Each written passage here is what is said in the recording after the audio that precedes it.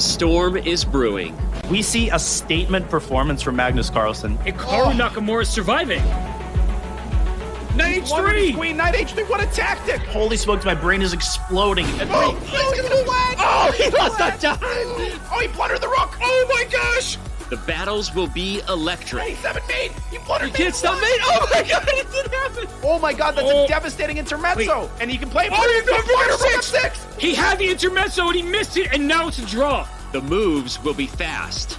Starting to seem Bishop C7! Oh my one god! move. Where's the mate, though? I don't know, but mate? it's gotta be there. Oh, he got it! He made it to Oh the my god! The stakes will be high. Oh my gosh! Rook Look at A5 this and you mate. can't stop checkmate. Oh. I gotta get out of here. The 2022 Speed Chess Championship is now.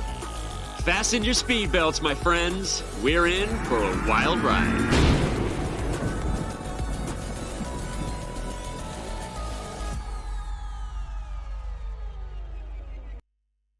This is Championship Sunday. The World Cup concluded earlier today. Now it's time for the Speed Chess Championship. I'm Grandmaster Robert Hess. Alongside me, my good friend, my co-commentator in crime, Grandmaster Daniel the Prophet Naroditsky.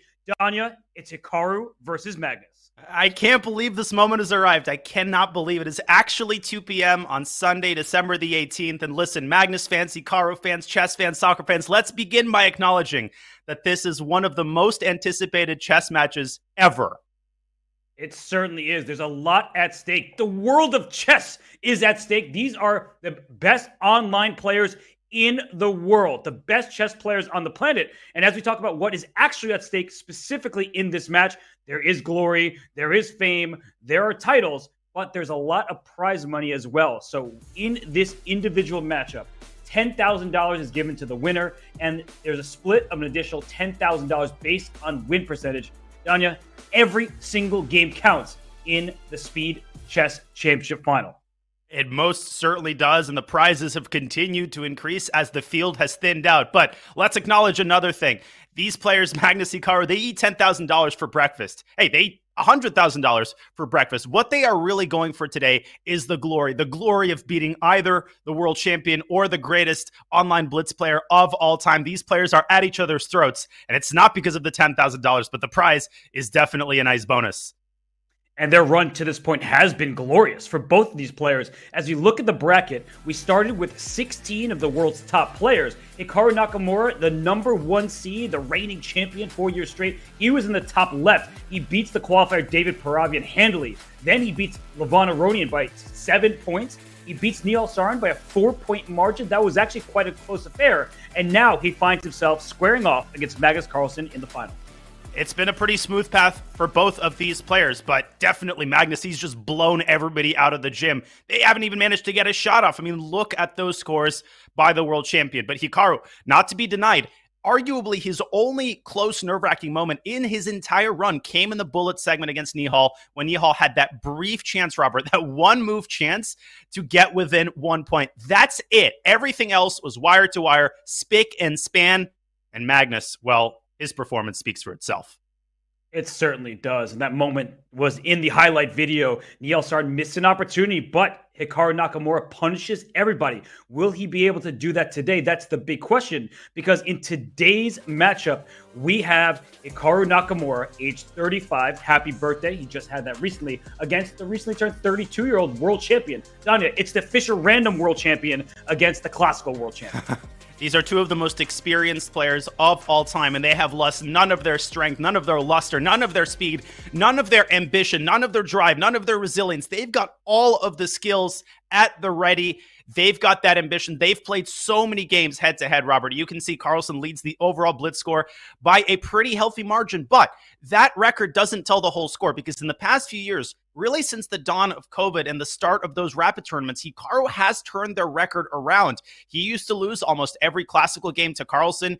Magnus was his most uncomfortable opponent, but ever since around 2017, he's struck his fair share of blows as well. And you mentioned 2017. That's when Magnus Carlsen doubled Hikaru Nakamura's score in the SCC final.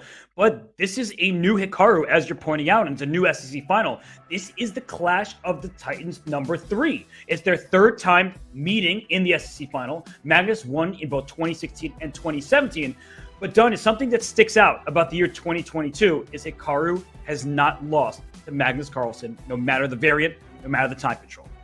It's been one of the best years of Hikaru's career. Wherever you look, I mean, it's been achievement upon achievement. Obviously, the Fisher Random World Championship, which is going to be underestimated. That was not an easy tournament to win. It featured the participation of one Magnus Carlsen, as well as a couple other decent players. A great performance in the CGC. Hikaru has been indefatigable this year. He has jetted from one corner of the globe to the other, and wherever he has gone, he has put through either tournament victories or, at the very least, Robert, extremely stellar performances. Well, he'll need to be indomitable today because against Magnus Carlsen, he makes people pay, that's for sure. And, well, we need to remind everybody of what's going on. If you're new to the channel, welcome. Subscribe, do your thing. But in all seriousness, we are looking forward to today's action because we started this event with 16 players, and they play in a format across 3 different time controls. If all is tied, when it's said and done, we will get 4 games of 1 minute plus 1 second increment. And if that still remains tied 2-2, we'll go to Armageddon with bidding. But that's not for the moment. We want to talk about the overall format, a full hour and a half of 5 minute plus 1 second increment. Then we get an hour of the Title Tuesday time control, 3 minute plus 1 second increment. That's Hikaru Nakamura's bread and butter. And then we have 30 minutes of bullet chess, 1 minute plus 1 second increment. So Donya, as you see the 3 different time segments, how do you see this panning out? Who is the favorite in each time control?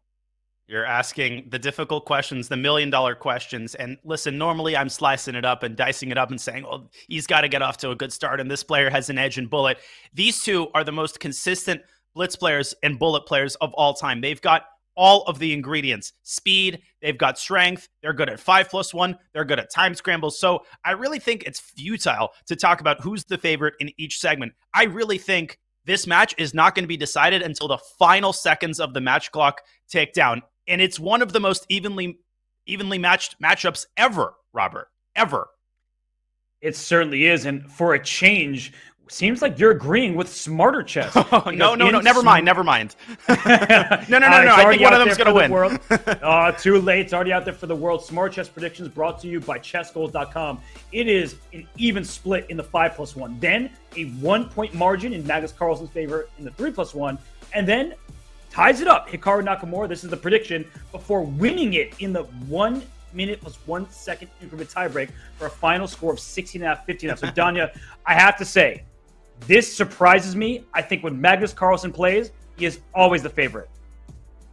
Definitely is. And I think there's 2 factors at play here. He is the world champion, and the world champion almost always gets the benefit of the doubt. Should he get the benefit of the doubt? Well, that's a debatable question. What's not debatable is, as we discussed previously, Carlsen's path to the SCC final has been unbelievable. It's been wild. He's crushed everybody, and his form has been, it's been unthinkable. And if he repeats the form against Fabiano Caruana, even Hikaru Nakamura will have to admit that he will have a difficult journey. But Robert, Hikaru is Hikaru, and he is always a safe bet. He never goes down without the fightiest of fights, and that's not even a word. But I enjoyed it anyway. We'll pretend that it is. And we must say that even the biggest Hikaru Nakamura fans seem to suggest that Magnus Carlsen is the favorite. The community got involved. Over 15,000 brackets were submitted, 65% of which predicted this very final matchup. And the nod goes to Magnus Carlsen. It's a slight nod, 56% to 44%. But still, the nod, the edge is given to Magnus. It is indeed. And to those who filled out the brackets, thank you for your engagement. The chat and the community really adds that additional element of magic. 65% predicting this matchup. We all wanted it, Robert, and we all got it. We certainly do get it. We are excited for it. And let's break down the nitty-gritty between these two players because chess.com provides insights, saying stuff about the styles, the speed, the wins by losses. So as we dive into some of the insights between these two players, we can see it broken down. That Hikaru Nakamura, I think one of the most impressive things, he never really loses by flag. He is just that good in time pressure.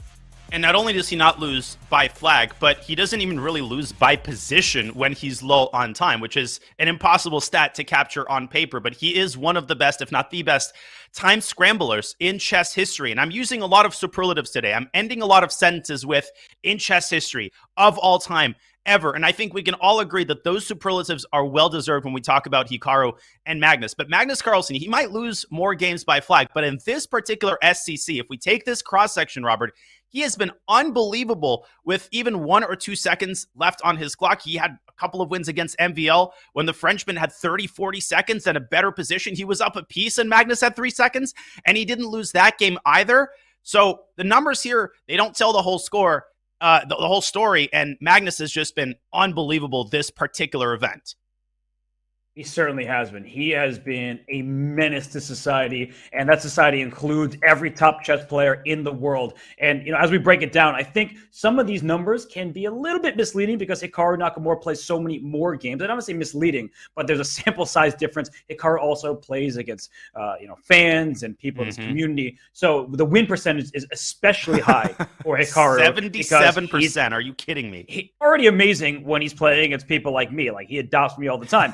But if he's playing against others, it buoys that percentage up. But that's neither here nor there because Hikaru Nakamura is special. He has been dominant in the year 2022. Go and vote. Chess.com Awards.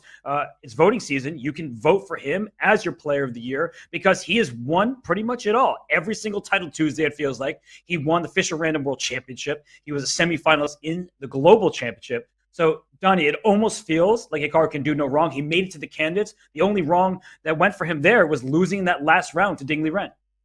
No, it's been incredible. And perhaps what impresses me the most about these two players is their ability to keep composure. It's crazy how when things just don't go quite according to plan, and no matter how successful you are, you're going to have matches and tournaments where you lose a game here and there, but neither of these players ever tilt. It's like they are totally untiltable. They can lose a game, they can blunder a piece, but they're just going to come back stronger the next time. And that ultimately, I think every great athlete shares that quality, Robert, this ability to keep getting up when you get knocked down. Whatever cliche you want to use, Magnus Carlsen and Hikaru Nakamura possess that skill to the maximum, and that, perhaps above all, is what I'm looking forward to in this match. How are they going to recover when they get dealt blow after blow by the other player?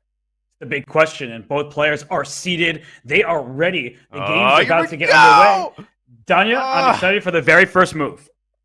I'm excited from the first move until the last move. Ladies and gentlemen, this is an amazing occasion. We live in the best time for chess. We're about to watch Hikaru take on Magnus in a 3-hour match. And Robert, I'm going to have to lean back from the screen. I'm going to have to keep my own composure because I can't even imagine how the players feel right now. Well, Magnus Carlsen, he has got those arms crossed. Hikaru, he's dressed sharply for the occasion. And here we go. Nakamura with the white pieces in game one. We see him use the king's pawn. No bong clouds today. I don't think we're going to see that. We get knight f3, knight c6, and a Spanish, Danya. Spanish, both of these players, we expect them to bring their A game from the very first moves. No 1a3, no 1g4 from Hikaru Nakamura. He is taking this seriously. And Magnus, repeating what he played against MVL, clearly indicating that he wants to play a Marshall, and he does. We get that Marshall, and it's c6 this time. So Magnus Carlsen, he is kind of mixing it up here, causing some problems for Hikaru, you would think, except for the fact that Hikaru is playing instantly. He is well prepared. And Magnus has played the Marshall before. C6 is the main move. Against MVL, Carlsen was playing the sideline, bishop b7. That has surprise value. This has the reputation. And notice Hikaru putting his pawn on d3. Robert, this line got very popular about 10 years ago. I think Vichy Anand was the first to popularize it at the highest level. Generally, it's considered a risk-free way to fight for a small advantage, and often white actually ends up giving up the extra pawn. And look at this move, queen h4. The bishop on f5 was under attack, but h2 was a checkmate threat. So that's why the pawn went to g3 to blunt the bishop on d6. Now the queen slides up into the compromised light squares, protecting the bishop on f5. And if that bishop can join the queen in the kingside party, there could be a checkmate against the white king. Oh, absolutely. That's why the Marshall was invented. Frank James Marshall was one of the greatest attacking players of the late 19th, early 20th century. And nowadays, the Marshall is often used as an equalizing weapon. Engines have breathed new life into this line. And what you often see white doing here is quickly bringing this knight up to e4. Robert, white has to start developing his queenside, or there will be hell to pay on the e-file. And he does bring his knight to d2, but look at this. Black is taking advantage of the fact that white lacks development. The move f5 is played. The rook on e1 is loose, but the bishop on d6 is also loose. But you take a bishop, you lose a rook. That might not be a good trade. And wow, what a concept here. Sacrificing a piece to win it. Whoa, look at this. Oh, they're following. I had a game just like this against Ding in the Pro Chess League 2 years ago. I remember this move. Bishop f3 check catches a card by surprise. He looks upset right now. And the point is that the king is dragged to the f3 square. Rook takes f4 is check. You win one pawn, and then you're going to win the pawn on e4 next by force. And remember, just because the knight is pinned, it still protects that rook on f4. You can't play king takes rook. The knight covers the square. P. Pinned pieces protect. You cannot take the rook. The rook takes the pawn. Material equality has been restored. And I hesitate to use the words dead draw because both of these players, Robert, they are known for their ability to squeeze a win out of the most unlikely types of endgames. They can win rook versus rook. Hikaru has won a lot of rook versus rook endgames throughout his career. But with the 1 second increment and plenty of time on their clocks, I think this first game is likely to end in peace. Now, is Hikaru the one actually fighting for the edge here as he prepares c4? Some people like the rapper Hoodie Allen. Others might like Hoodie Carlsen over here. He has his hood up over his head. He wants to be the Grim Reaper. Right now, it's even material. You're talking about the move c4. But let's talk about the king side. Black has a healthier pawn structure on g7 and h7. So it's clear what Hikaru's intentions are. He wants to push that pawn, go after the targets on the queen side. And I have to say that if white isn't careful, if the game is prolonged, I feel like the knight being able to hop from color complex to color complex can be very dangerous in this position. That's a fantastic point. The bishop obviously has to stay on its initial color, and the knight with every move switches to a different color. And speaking of switching to a different color, the knight hops back to e7 and then forward again to f5. And I think the point of this move is to keep the integrity of black's queenside pawn structure alive. If c takes b5, black can actually take either way, but I like a takes b5 to keep the c-file shut. I like the look of that as well. The knight on e7 is doing an important duty. And this king went to f8, right? It's out of the bishop's path. The king can keep marching towards the center. King e8, king to d7. And the white king at some point would probably want to go the f3 square, but the rook can even go over to h4, putting pressure on that isolated pawn on h2. So I feel like for Hikaru, he doesn't really have something to threaten just yet. And because black's pawn structure is healthier and Magnus is a healthy minute and a half up on the clock, I prefer his chances. I agree, and Hikaru should, I think, take the first opportunity to repeat moves if he can make that happen. There is a repetition with king f3, rook h4, and then king back to g3, but black does not have to oblige. He can jump into f5 with check and simultaneously defend the rook. So with every ticking second, the likelihood that Magnus starts playing with this for a win, Robert, I'm totally on the same page, increases. Yes, there it is. I'm so there. King goes after rook h4, if king g3, knight f5 check. It starts to feel like black is gaining some of the momentum in the position. So Hikaru cannot just make a draw here. And I want to give a shout out to the over 65,000 people watching this match. This is the clash of the titans. It's Hikaru Nakamura and Magnus Carlsen.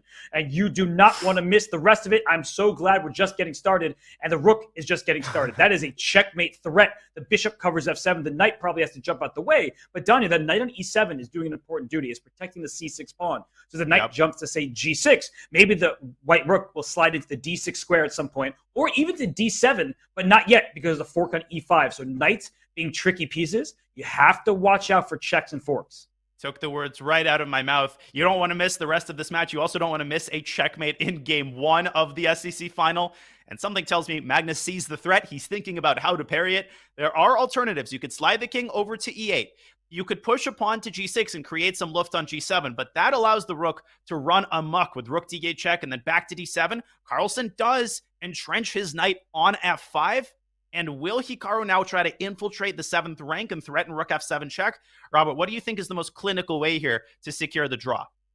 Well, look at Magnus. I mean, he just got up in his chair there. He is ready to pounce. And the reason why is rook d7 looks threatening because that check on f7, black simply slides the pawn up to g6. It's very important to note the rook on h4 is not just an attacking piece. It is protecting that vulnerable pawn on h7. Point. So rook d7, it threatens to win a piece. You can just protect that piece, keep your pawn safe and sound. Now the c6 pawn, that's the target you want to have. And let's talk about something long-term, Danya. We should not forget to mention that if white can play pawn b3 and pawn a4, there is some potential for an outside pass pawn as this game continues. So that's what Magnus needs to keep an eye on.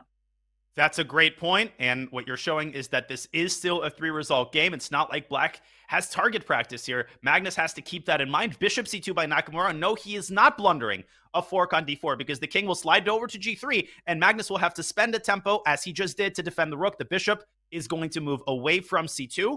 You can also protect it with rook d2. You can just sense that Magnus has the initiative. He's calling the shots, but for the time being, Robert, there's basically nothing to attack. That king on g3 is perfectly situated from a defensive point of view. And at some point, you have to be on the lookout for bishop takes h7. Because the rook on h4 like now gets distracted. What's wrong with it? Nothing. It wins a pawn. And it forces Magnus to enter the defensive. Right. If the rook takes... And they both miss it. They both completely missed that option. I mean, oh my gosh. That was a pawn that, if captured, distracts the rook away from the defense of the knight. So I'm a little confused what the players are seeing. Maybe we are missing something, but I don't think so. I think that was just a hanging pawn. I don't think so, Robert. I think this is pre-match jitters. The match has just started. Listen, these players... Hikaru's noticed it. Yep, you can just tell in the body language, how could I have missed bishop takes h7? A little bit of jitters here to start the match from both players. And Magnus Carlsen's talking to himself. He's like, where do I get these winning chances from? I'm up a minute on the clock. I'm better. c5 looks like a great move. He takes the bishop, which is surprising. I like it. But objectively, it might be best. Look at the evaluation bar. Better for Black. What's his idea? King activity. In the end game, the king is a weapon. It's an aggressive piece. He doesn't go up. Why not? King d5 and rook d4, and the pawn endgame is winning due to the massive disparity in king activity. Now, Robert, you pointed out that white could create a passer on the queen side. Well, black can do the same thing on the other side. Imagine if the rooks are off the board. c5, c4, and then b4, c3. That's a lot of pawn moves, but white is nowhere near creating a passed pawn either. So I think Magnus should go for the win here, but he's black. It's game one. Maybe he wants to play with an abundance of caution, and I'm kind of surprised. Yeah, it doesn't really seem like the Magnus we're used to, where he just beats everybody no matter the position. But I think it's a fine choice. He's like, I'm only slightly better. I get the white pieces now, and I think he believes that with the first move advantage, he could take down Hikaru. And a King's Indian from Hikaru Nakamura in game two. If you're familiar with Hikaru's career, you would not be surprised at that choice. At some point, Hikaru was playing the King's Indian almost exclusively. He scored countless brilliant victories in over-the-board chess. And the big surprise, Robert, is not the opening choice. It's what Magnus has just played, bishop to d3, rather than the typical bishop e2. What do you make of this? And it's the small things that make the biggest difference at the highest level. Look at that. Bishop d3, dragging the bishop out to g4, and then bishop e2. That looks like a loss of a tempo. But what is gained? That light square bishop is so important in the King's Indian. If the bishop takes the knight on f3, you're not going to get your typical attack when you eventually move your knight away from f6, push your pawn to f5, and storm on the king side. So black does not want to capture this knight on f3. So Magnus does what Magnus does best. He kind of lures his opponent into an unknown position, that deep, dark forest that Mikhail Tal liked to talk about. And he said there's only room out for one of us. And Leela, that's a great quote. One of my favorites. Leela and Stockfish, they have breathed new life from the white side of the King's Indian. I have to begrudgingly admit, as a biased King's Indian player myself, but they have found so many new variations, obscure lines that seem to give white a small but stable advantage. And you can see Magnus dropping his knight away, forcing the exchange of light-squared bishops. And that doesn't mean, Robert, that Hikaru is not going to try to go f5. It's just going to be a lot harder to infiltrate down the light squares with the bishop now absent from the board. It's just a lot less scary, right? Because f5 can always be met by f3. And one of the big features of the King's Indian defense is that dark square bishop for black is bad. I'm sorry to say it, Danya. I know this is your beloved opening. I say it out of the finals here. Respect and love. But that bishop on g7 is one only a mother could love, because it's stuck behind a pawn on e5. That is why sometimes you want a pawn break. It opens the board up. And look at this move, g4. You want to play f5? I dare you. Come at me, because gf, then it will open the g file, and that bad bishop on g7 I was just talking about will get in some big trouble. And I'm almost positive Hikaru is going to switch his attention to the other side of the board. Let's bring up our first analysis board of the day. I'll show you what can happen if you play f5. This is unthinkable. You never play f5 if it allows the g file to open. White can simply take twice. And we're not talking about the positional concessions black makes, giving up this massive e4 square for white's knights. Look at the g file. Rook g1. Let's say black plays a random move, and you can already resign after rook takes g7 and queen g4 with the knight sinking its teeth into e4 on the next move. Robert, Hikaru didn't even take a second to think about f5, and as predicted, he situates his knight on c5 instead. Yeah, it's why we study our openings, right? Hikaru Nakamura hasn't memorized this position, but he has a great fundamental understanding that F5 is too dangerous. Now, he might need to play that move just to get some semblance of activity, because what can you do on the other side of the board? You would like to push your pawn A5 back to A6 and play the move B7 to B5, but you can't do that. Pawns don't go backwards in chess, unfortunately. How else do you crack open that side of the board? Maybe C6, but C6 comes at a cost. The D6 pawn will be a long-term weakness. You're still not getting the move B5 in, so white has a free hand on the king side, Danya, where black has absolutely nothing to show for on the queen side. And black needs to get down to business to defeat the Huns here, because if he doesn't, the attack is coming at a furious pace. Magnus is about to play h5 and open up the h-file, and you basically have, if you're Hikaru, 3 or 4 tempi maximum to create some intrigue on the other side of the board. You can see Hikaru desperately trying, but Magnus, he calmly brings his knight to b1. Why is he doing that? Why is he contorting himself like that? It's to stop b7, b5, which is one of the only options that black has to open up the queen side, and the knight on c3 is integral in stopping that advance from happening. You know, contortionists usually freak me out. It scares me what they do with their bodies, but I'm loving the way that white is maneuvering those knights. The knight back to b1. Wesley So did this against Maxime Vachier-Lagrave. We talked about it a lot. He knows where to put his pieces. The knight is best placed on c3 here. And now, again, white has nothing to fear on the queen side. King b1 looks like a generally useful move, just in case black has any ideas of opening up the queen side. And you were just pointing this out. Black now closes the king side, and look at the Petrosian king march. That king is going away from the queen side to e1, to f1, to g2, where it will just sit safely on the king side. And then when white is ready to strike, will Magnus try to push pawns on the queen side. And I think the real reason he's marching his king, as you point out, is to go from defending to attacking on the queen side. But it's also to liberate this knight. Where does the knight really belong? Where the knight is eyeing this beautiful f5 square, where it's going to lord over the entire king side. Well, you couldn't do that easily with your king on the queen side because of b7, b5. And Hikaru is reminding Magnus of what is going to happen the moment he moves his knight away from c3. But Robert, I just want to point out, h6 by Hikaru was a necessary move. That was a really, really strong idea that freezes the king side and gives Hikaru the time he needs to set things up on the other side of the board. The engine might give +2 here, but it's actually incredibly hard to make progress even though you're positionally dominating.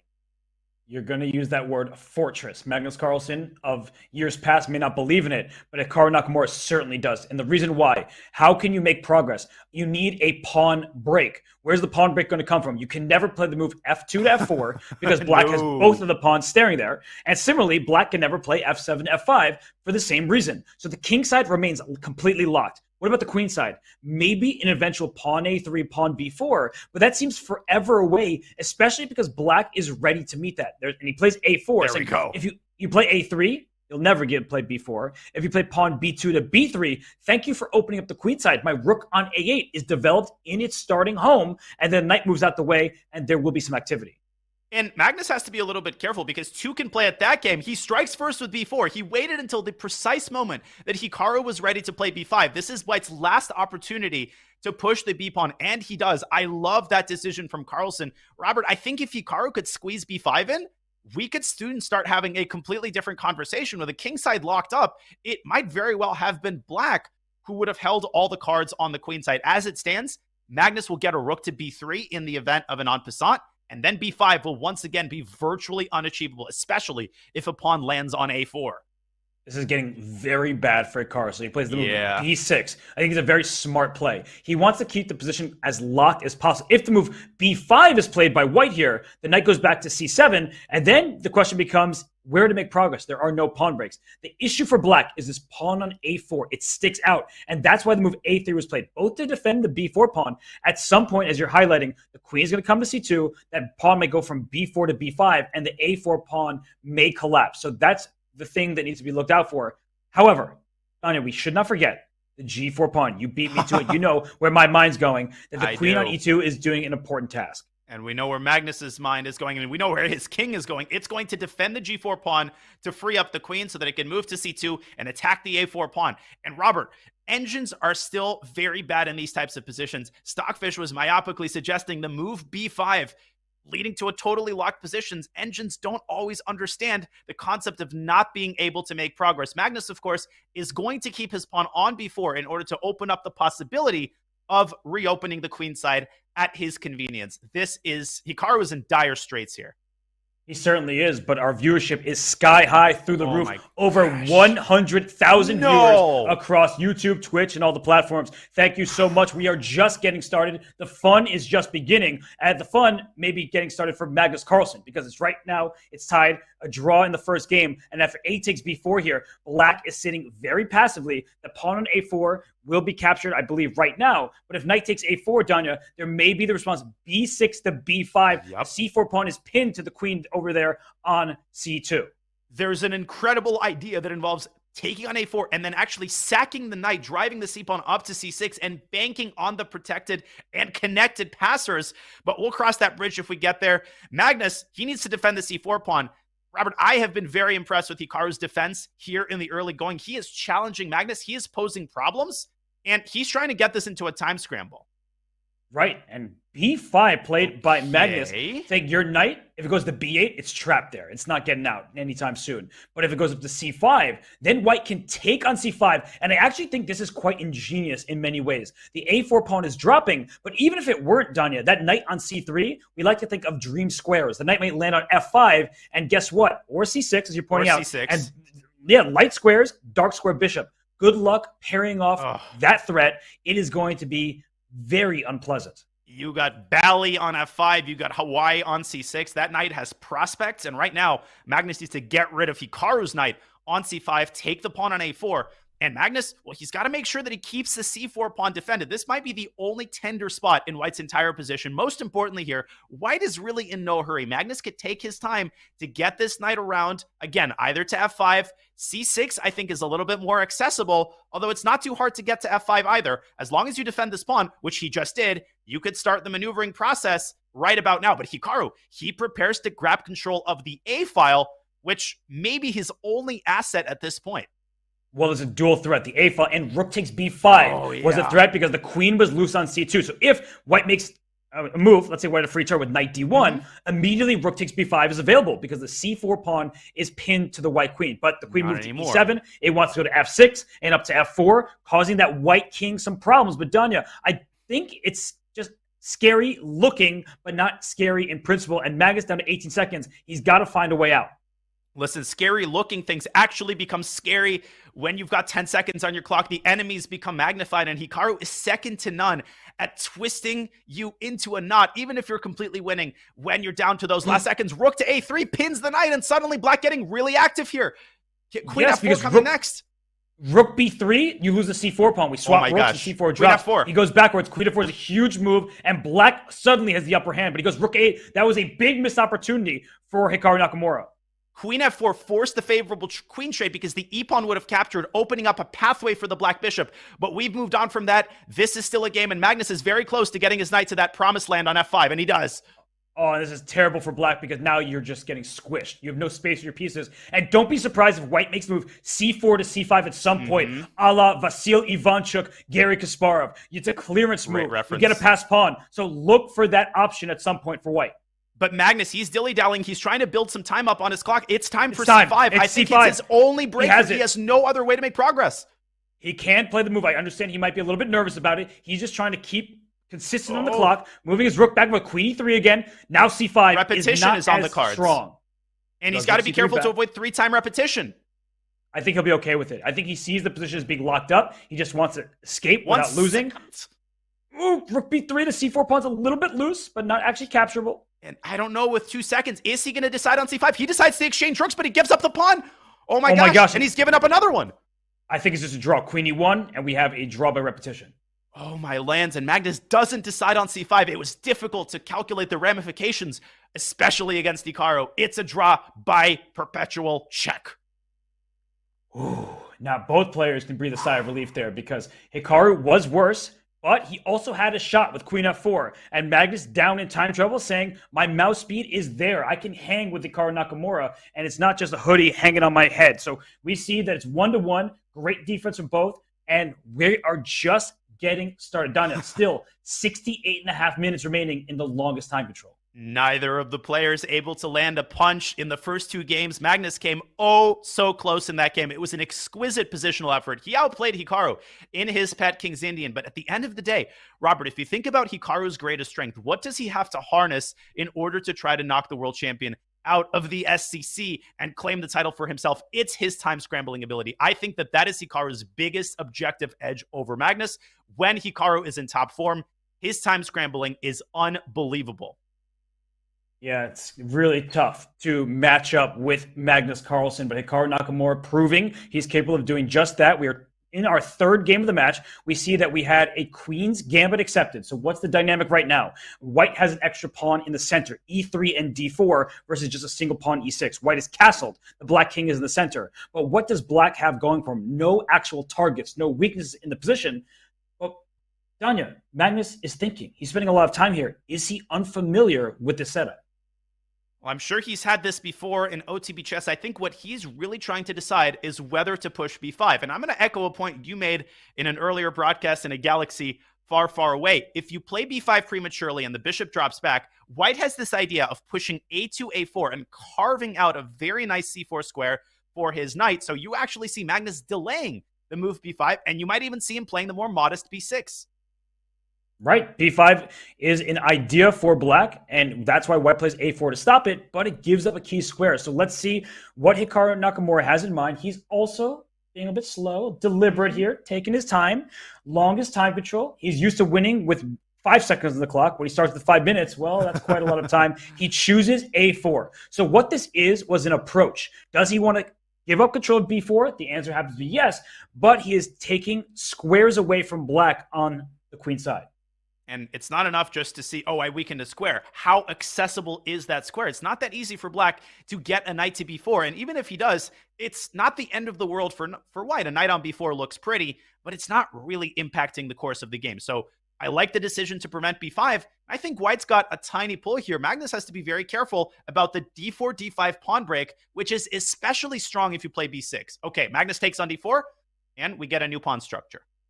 I think he can play the move knight to e5. The bishop on c8 wants to get out. The move b6 would be a blunder because it gives White the c6 square. So that's why knight e5 with tempo against the bishop. Now bishop d7. And Danya, I feel like these positions can get very dangerous for White. The reason why is that b4 square and the b3 pawn.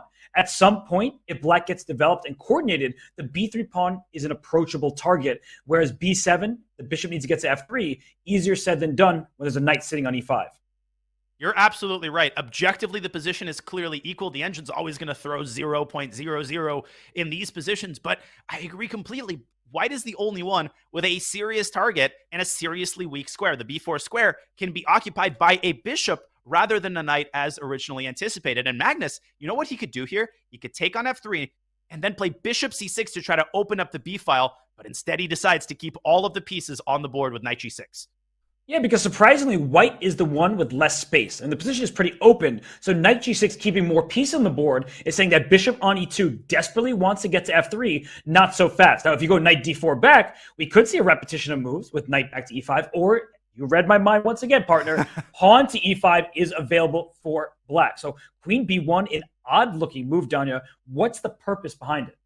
Well, it could be to prepare knight c3 to e4, and the purpose of that not only to relieve the pressure a little bit by trading a pair of binder pieces, but White's greatest asset, arguably, is his dark squared bishop sitting pretty on the long diagonal. It's definitely better placed than Black's bishop. So knight e4 is an attempt maybe to accentuate your strengths and minimize your weaknesses, but there's a lot of logistical problems with it. Black can take and then throw bishop c6 with tempo.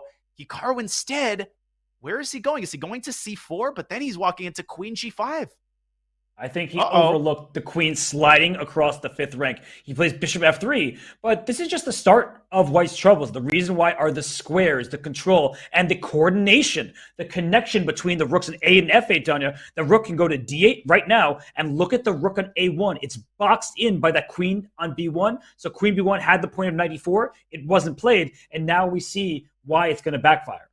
Hikaru definitely under pressure. That queen will have to move out of the way to make space for the rook, but where do you move it? Do you go to a2? Well, that looks ugly. If you go to c2, you walk into a pin. If you go to d3, you walk into rook f d8. So White's queen, surprisingly, is feeling mighty uncomfortable on b1. and Magnus could target that b3 pawn with a well-timed queen d5 or queen b4.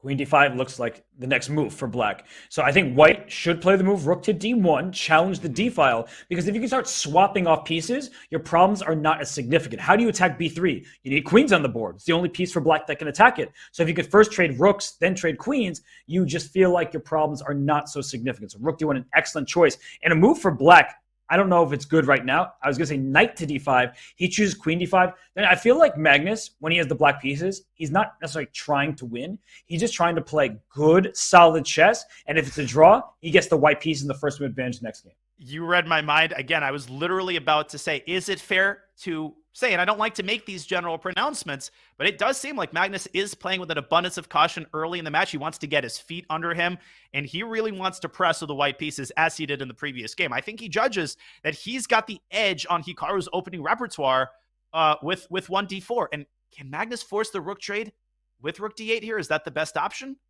Or is it to play rook c2? Rook d8 looks like just a simplification, forcing the rooks off. The problem there, though, is it's a dark square bishop. White has light square pawns. So does black. So that means if the knights can hop in, maybe white has a chance to win that game. That is not going to happen because it's nowhere near attacking those pawns on the queen side. But at least from a practical perspective, it's only white who would have winning chances at rook d8.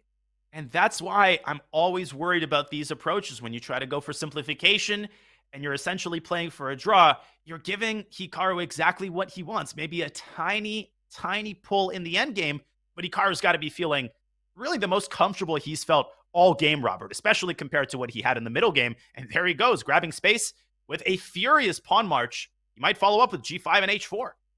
I love it and hate it at the same time. And the reason why, I like the aggression, the ambition. What I don't like is the overextension, because that pawn on g4 could be a target if you're not looking out for it, especially if you push it to g5. Then your knight is stuck in place on f3 defending that pawn. So I feel like with black's last move, king to f8, king e8 next, that rook is going to be booted from the 7th rank. And then I feel like most of black's problems are behind him. And then it's maybe Magnus who can say, I'm going to play for a win now. The pendulum continues to swing. I was really under the influence, under the spell of that rook on the 7th, but can you really blame me? Bishop to d8 sends the rook packing. But Magnus is actually not necessarily in a hurry. He might throw in a move like h6 if he wants to stop g5. You could also consider knight e7 to d5 because bishop d8 does compromise the activity of black's bishop, if only temporarily. Knight e7 is on the board.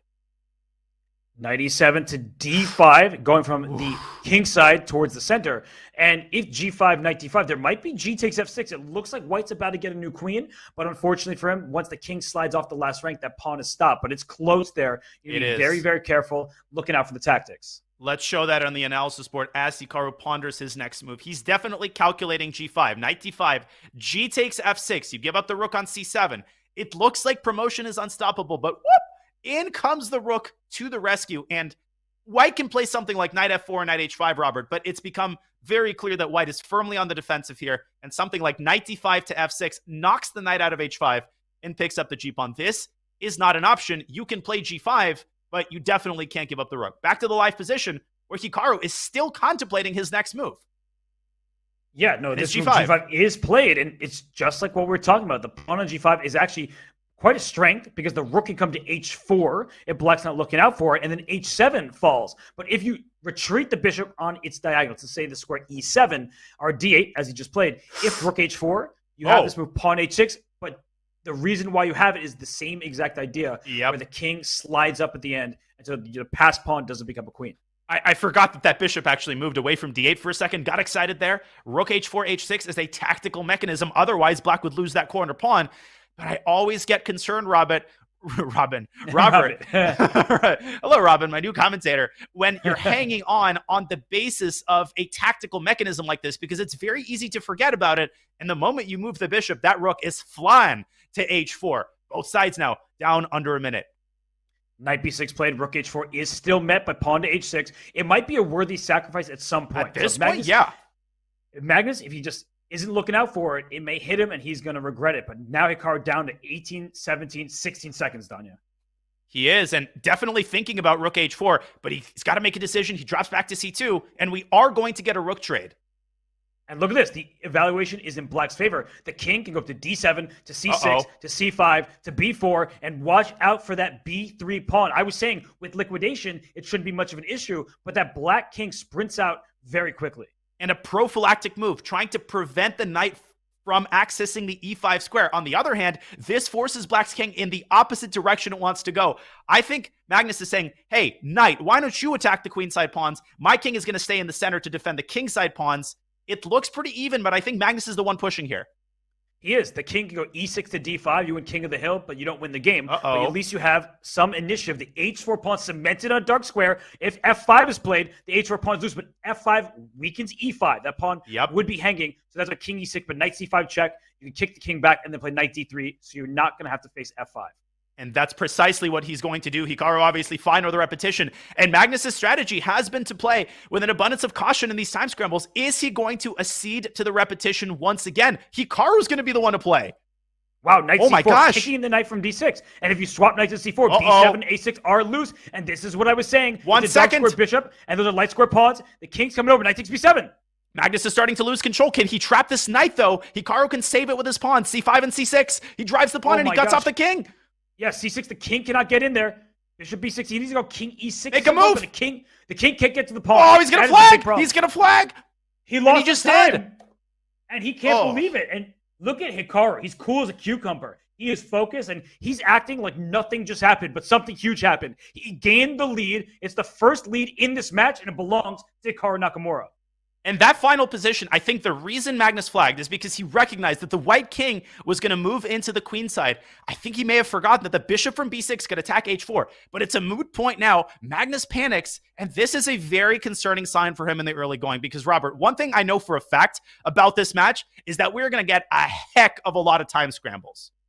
We're going to get a heck of a lot of time scrambles. We're going to get a heck of a lot of viewers. We have over 125,000 viewers right now. Thank you so much for tuning in. Your day is just getting started. You had the World Cup final. Now you have the Speed Chess Championship final, and it is exciting. Hikaru Nakamura with a 2-1 lead. He's looking to the side like he does, vintage Hikaru, trying to figure out this position. And Magnus with the white side, the Catalan. Danya, I think it's a good opening choice in a blitz match. And it's a good opening choice after a loss. You're sort of stabilizing. You're playing something on the safer side, something that you're comfortable with. And, man, facing Magnus on the black side of a Catalan, I know of few more appetizing prospects. Maybe facing a penalty kick from Lionel Messi. That's right about comparable. Yeah, that was not very fun, right? Lionel Messi scoring for Argentina multiple times today, leading them to victory. Congratulations to all of Argentina. But right now we're focused on the chess. And what I'm focused on, Danya, is the activity of white's pieces and the relative passivity of black's. Now, black controls the b4 square, just like in that previous game. That is an important one to keep in mind. And the knight goes to d7, often to go to b6, maybe to d5. When you have less space, you have less control. You want to exchange pieces. If the knight on d7 is exchanged for the knight on c3, that gives black control of the e4 square. And you don't want to see white push e2 to e4. Right now it's covered by both bishop on c6 and knight on f6. But if white could play rook fe1 and pawn e4 in one move, then white would have the advantage. Great insight and explanation. In these types of Catalan structures, you also sometimes see the light squared bishops get traded, and on paper that favors black. It weakens white's king, and obviously piece exchanges favor the side that's more cramped. But there we go, Robert. That doesn't tell the whole story because knights are incredibly good at chiseling their way into the opponent's weaknesses, especially in these close positions. And apart from that, I think Magnus is now fully ready to play e4. But will he? Yes, he will. There he goes. There he goes. He can play f4 as well, just start throwing up all of his kingside pawns. And one thing to note here is this should be reminiscent of the previous game, where there was a dark square bishop that couldn't really make an impact against some knights. Now, that bishop can take the knight on c3, but there's a huge problem. You play bishop c3, white plays pawn takes c3, the b file is open, rook b1, rook b3, rook other to b1, hitting the b7 pawn. So pawn chains are only as strong as their base pawns. The b7 pawn is safe and sound as long as that file remains closed.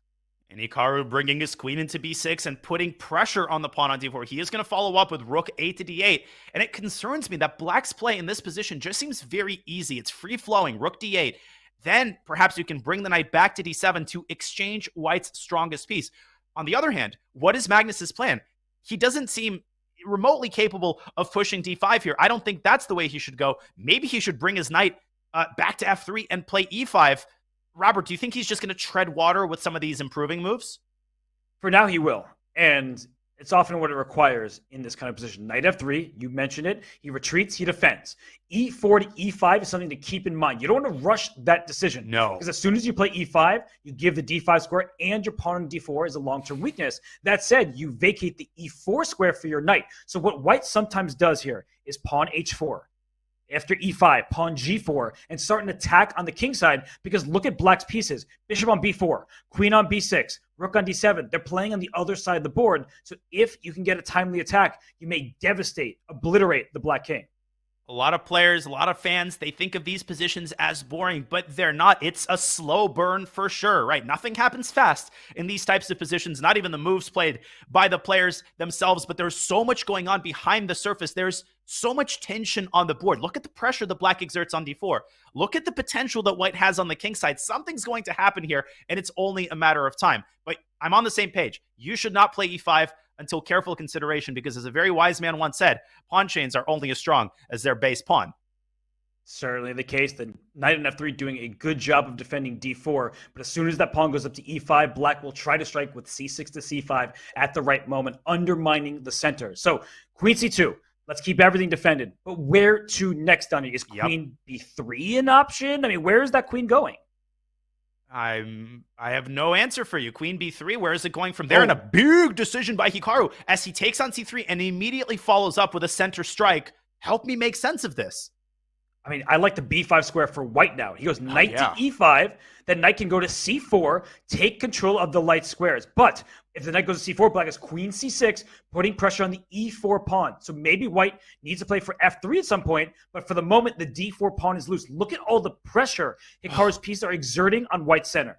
The knight's attacking e4, the queen's attacking d4. Knight c4 is played. What is Magnus planning on queen c6? I think it is your move f3, and it may seem to blunder due to c takes d4, but remember, after white recaptures, the knight on c4 is then defended. Hikaru goes the other way, queen to a6, chasing the knight away, but it re-centralizes to e3, and I think the trend of the game is, by a slight margin, starting to favor Magnus here. And I thought he was going knight a3 to b5. Like that b5 square was an outpost for his knight. Instead, he centralized. You can't really blame somebody for keeping their pieces in the center of the board, but that b5 square was juicy because it also defended the d4 pawn. So knight e3, and we're past that point for now. And as I look at this position, Danya, I'm thinking, do I start pushing my pawns? Is e5 on the agenda? I don't love it because it allows the black knight to slide into d5 again, but I'm just trying to figure out what Magnus has in store for Hikaru after Hikaru starts trading pawns. Well, if it was Magnus's move on the previous position, he would have played d5 and then cemented that pawn with c4. I think that's a big reason why Hikaru has traded on d4. Now, the move d5, it's still possible. It may still happen, but it loses a lot of its luster because after the exchange, that passed pawn, it's all alone, and passed pawns in the middle game can be a serious liability. It's true, though. That knight would love to jump to f5 eventually. So if you do trade off the pawn on e6, you get clearance for the knight to land on f5. That's something to keep in the back of our minds. But Danya, right now, Hikaru done a full minute on the clock. I was about to say it. Once again, partner, you're reading my mind. Can Hikaru strike with b5? Because right now that pawn is a backwards pawn. And if you play rook b1, you stop that pawn in its tracks. Now, Hikaru is saying, I've defended b7. I'm going to go after the d file. And he does just that. But Magnus claiming that he's safe and sound pushing for a passed pawn. Well, he's going to have to reinforce this pawn because Hikaru is actually threatening. I'm busy counting the attackers and defenders, but I think he is threatening to capture 4 or 5, however many times on d5. And see, the problem for the last couple moves for Magnus has been that the queen is kind of pegged to the e4 pawn. If you carelessly play queen b3, that move may actually work out tactically because after knight takes e4, there's d takes e6 and maybe e takes f7 check, but that has to be carefully calculated by Carlsen, and he slides his queen instead back toward b1 using the back rank to defend the pawn indirectly. What a move. And stops b5. It's defense by attack. The h7 square is covered. So if we swap everything on d5... I'll show this. Let's show it because it's very instructive. The white rook lands on the c8 square with not just check, but checkmate because the h7 square is covered by that white queen. That would be mate. That's why Hikaru, he took on d5 once, but he is not going to keep capturing. Back to the live board we go. He has indeed taken on d5. Magnus not rushing to recapture. I would have assumed that he could pre-move e takes d5. Maybe he's thinking about starting with knight takes d5, weighing the pros and cons of keeping the knights on the board versus taking them off the board. And because of the prospect of knight f5, he decides to keep them on the board. But Robert, now knight takes d5, that threat has been renewed. It has been, but the dark squares are compromised. So if this queen slides up to b2 at some point, watch out, because it does right now. Slicing across the board. The same back rank problem exists. If you take on d5, we swap everything. Rook c8, and as you're pointing out, rook or queen to h8 will be checkmate. Look at the queen on b2. It covers the entire length of the diagonal. This spells trouble for Hikaru, who simply slides his rook up at Danya. Maybe white can do the same, bringing the rook up on the d file. He can, and you mentioned it, a slightly different defensive mechanism, but the same result. The pawn on d5 was untouchable, and Magnus continuing to tighten the screws. This is where he is best, as he tightens the noose from all sides.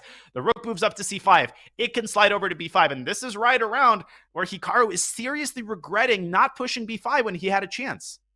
And you said all sides. I'm also looking at the clock. That may not be on the board, but it's definitely on Hikaru's mind. 22 seconds to over a minute. He goes queen a7, attacking the rook. The rook can simply slide over to b5. White can also make the move queen to c3, but you have to watch out because there's knight e4 with a fork. So watch out for these jumpy knights. You do not want to blunder here if you're Magnus Carlsen. And queen a7 is a classic Hikaru move. This is what he does. He poses problems. He forces you to make decisions. And before you know it, he's dragged you into another time scramble. Rook to d to c1 by Magnus, the eval bar disapproving. b6, Whoa. And Hikaru's going to go after the pawn with queen a8, but rook c6. I was expecting rook c7. Okay, so knight d5, rook takes d6, knight takes e3 is check intermezzo, but but there's queen a8. Back rank problem. He goes queen a8. Wow, what a move, because if rook d6, d5 will fall. Oh my goodness, and if it falls, white can end up a pawn down. Maybe queen takes f6 here is a good practical try. But you give up your queen for a rook and a knight after queen takes f6. I'm just thinking about this because the b6 pawn is also loose. And Robert, another detail. Queen e5, knight takes d5. Seems to blunder a rook, but knight takes e3 is a double check against white's king, and white's the one who gets mated. And look at this. Look at this. Magnus down to 15 seconds. We've got another time scramble, and Hikaru is once again in his comfort zone. Yeah, and Max needs to move. He's still thinking. He could sack the queen. He could take b6, but d5 will fall if he doesn't move that knight off the board. So the pawn is gone. The rook is protected on c6. But that king is in some trouble. He goes h4 instead. He wants to win. He wants to win, but he's down to 4 seconds. We've seen this story unfold before. It's an equal position objectively, but both sides making threats. Magnus down to 1 second. The rook can't move from d5. The f7 pawn is loose. The queen hits the rook. Queen lines up with rook on f7. Watch out. The second rook for white can come into the game. It can come in the game through c4. There goes black's rook. Hikaru offering a queen trade, and that's basically a peace offering by Nakamura. Well, white and black both have one active and one passive rook, but white's passive rook on f4 is still more active. There's nothing to attack. The player shuffle. Hikaru gets a draw. Magnus shakes his head. It is still a 1-point lead for Nakamura, and we're just about halfway through this time control.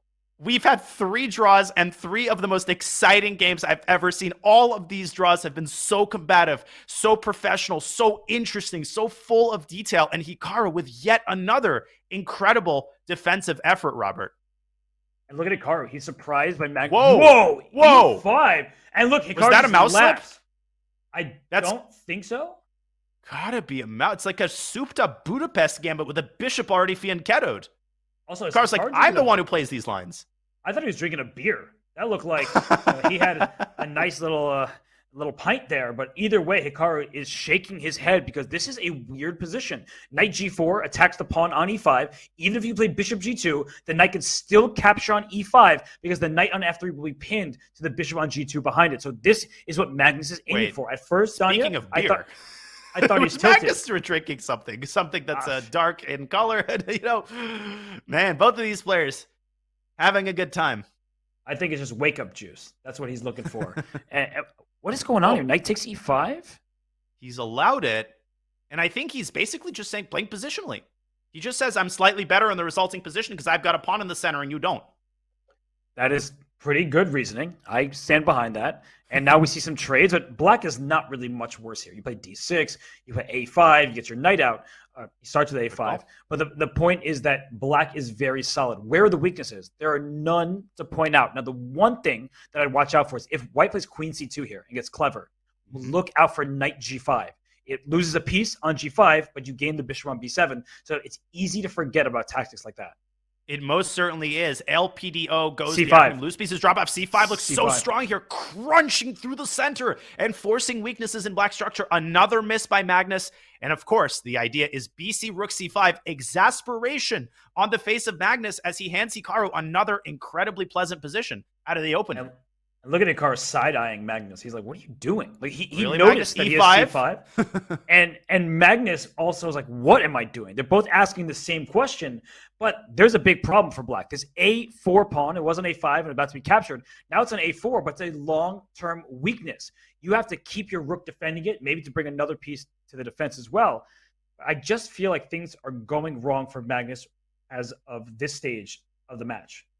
Definitely. Hikaru's up a point. He's in control. He's in control in this game. But to take the devil's advocate side, it's really not the end of the world for black. Black has this pawn chain. It's relatively well defended. What's funny is that Hikaru doesn't actually have to move the rook away from c5 just yet. He can make a calm move like a3. Now, he does move the rook, but not because he has to, because he wanted to. He's attacking a4.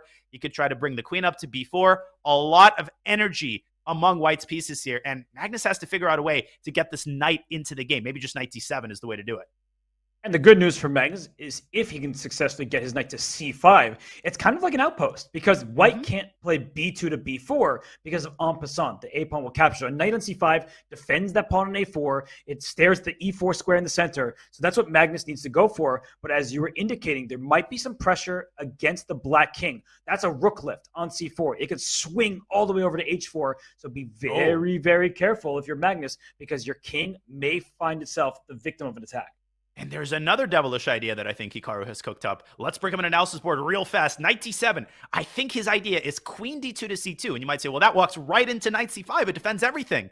Look at that rook on d1. There's an x-ray going on, and rook takes c5 wins material. You win a queen and a piece for two rooks. And then you top it off with knight g5, the idea you mentioned earlier. This is out of the question. And if knight c5 isn't possible, then how, Hikaru might politely ask, are you defending the a4 and c7 pawns at the same time? I think black has ways to tactically defend them. Maybe rook takes c2 against rook c7. But Robert, all of that has to be calculated and planned out very carefully. When you're down a point, you don't want to walk the tightrope. You want a nice, solid game. Yeah, and there's bishop a6 ideas for black as well. At some point, bishop a6 hits the rook on c4 and the pawn on e2. But right now, I think black is just a little bit too loose to play that move because the a4 pawn is that important. But you know that Magnus is calculating bishop a6 with rook e2 to follow.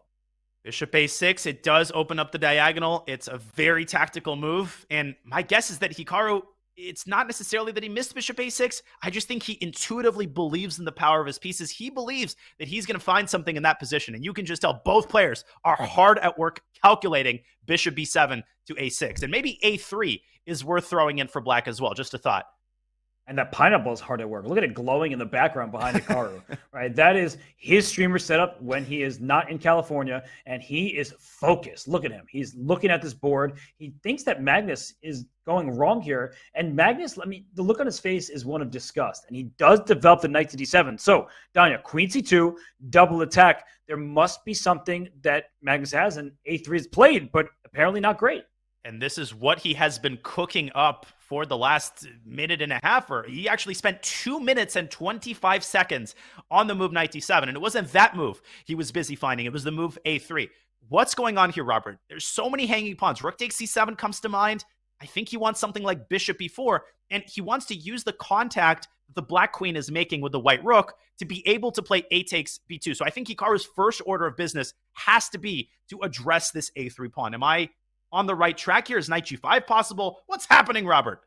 So many questions. And I think that if you go b3, a very calm move, just avoiding the pawn trade, there could be a move rook a7. So he goes knight g5, hitting the h7 pawn. The queen has to take the knight. The bishop takes the bishop on b7. And after black is rook a to b8, saving the rook and attacking the bishop, the c7 pawn falls. White goes up a pawn. It looks like a healthy extra pawn. So unless Magnus can drum up some counterplay, he is simply worse.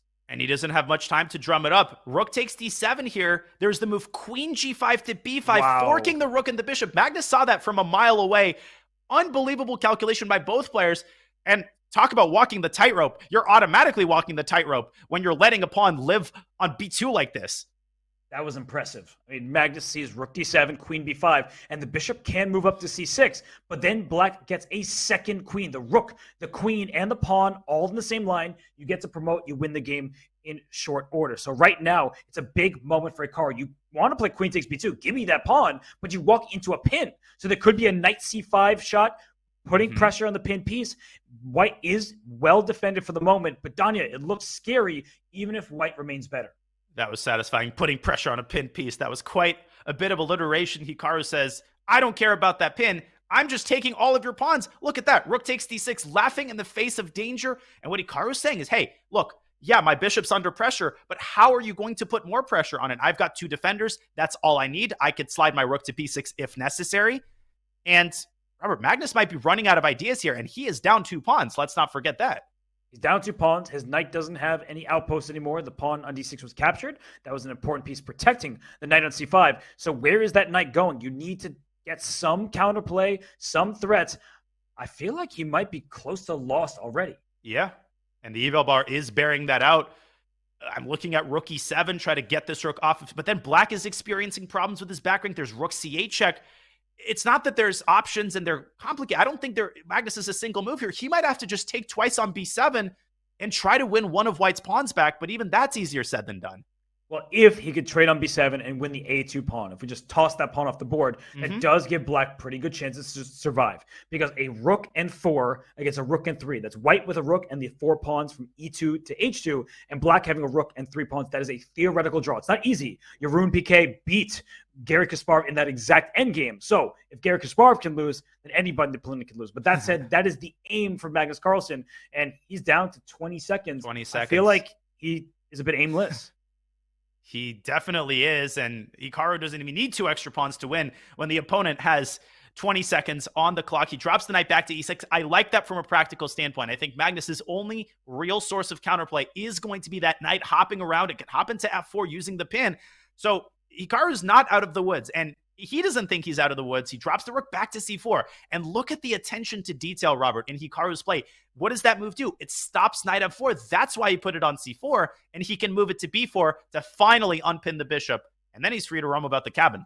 Although rook b4, there could be the queen c5, just keeping the pin alive. He goes rook b6, queen a5, queen e1 check is kind of a threat. Doesn't lead to anything significant just yet, but the e2 pawn may collapse. So be very careful. I see a tactic, actually. If black can move queen e1, king g2, knight f4 check, giving up the knight, taking on e2, things like that, great it recognition. looks a bit worrisome. And Hikaru sending the queen to e1. I think after knight f4 check, the rook takes on f4. I know you were talking more hypothetically, but what's not hypothetical is that Magnus has 5 seconds on his clock. His counterplay is getting just brutally extinguished, and Hikaru just a couple more accurate moves away from solidifying his material advantage and winning this game. Is he going to move his bishop? Is this the time to move it to d5 or c6?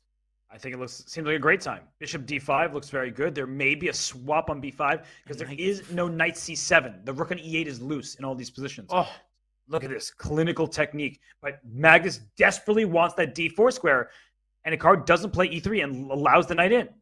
And the reason he played a4 was in order to meet rook takes b5 with a takes b5. This is a passer, and he's going to push it. And Magnus has no choice but to get a pair of rooks off the board, stopping knight d4. Hikaru eliminating every sliver of counterplay that Magnus is coming up with here.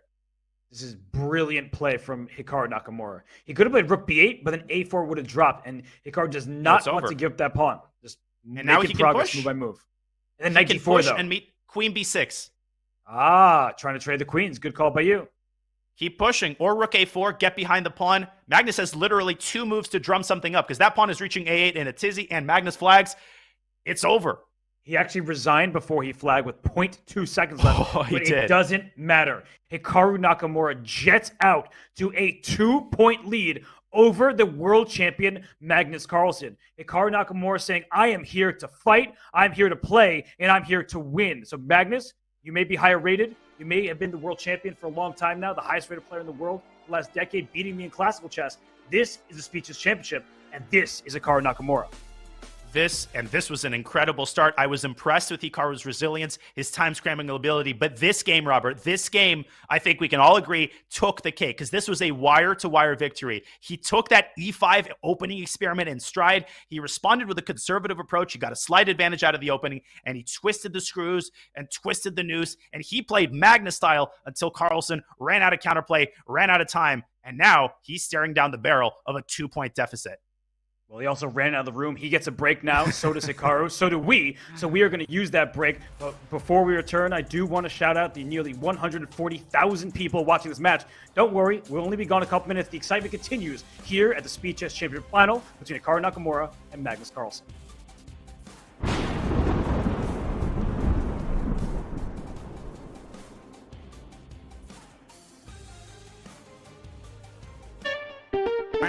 What is this? This is duck chess, you guys. This is a new variant. It's called duck chess. Chess, but with a duck.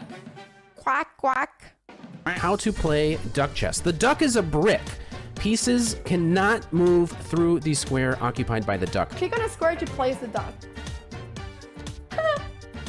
Oh, you put the duck to prevent moves of opponent, not yourself.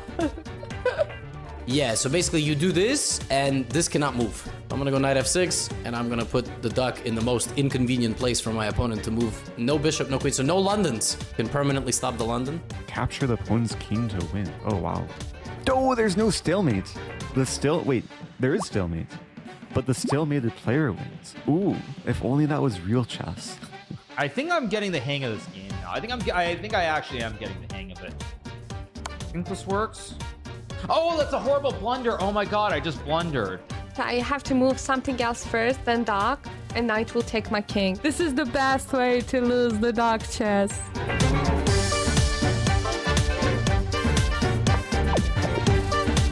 Those some real bullet skills right there, boys. This is the first time winning duck chess. That's so exciting. Oh no, mouse slip. No. I won! Yeah! Duck chess champion. Give me those points, baby.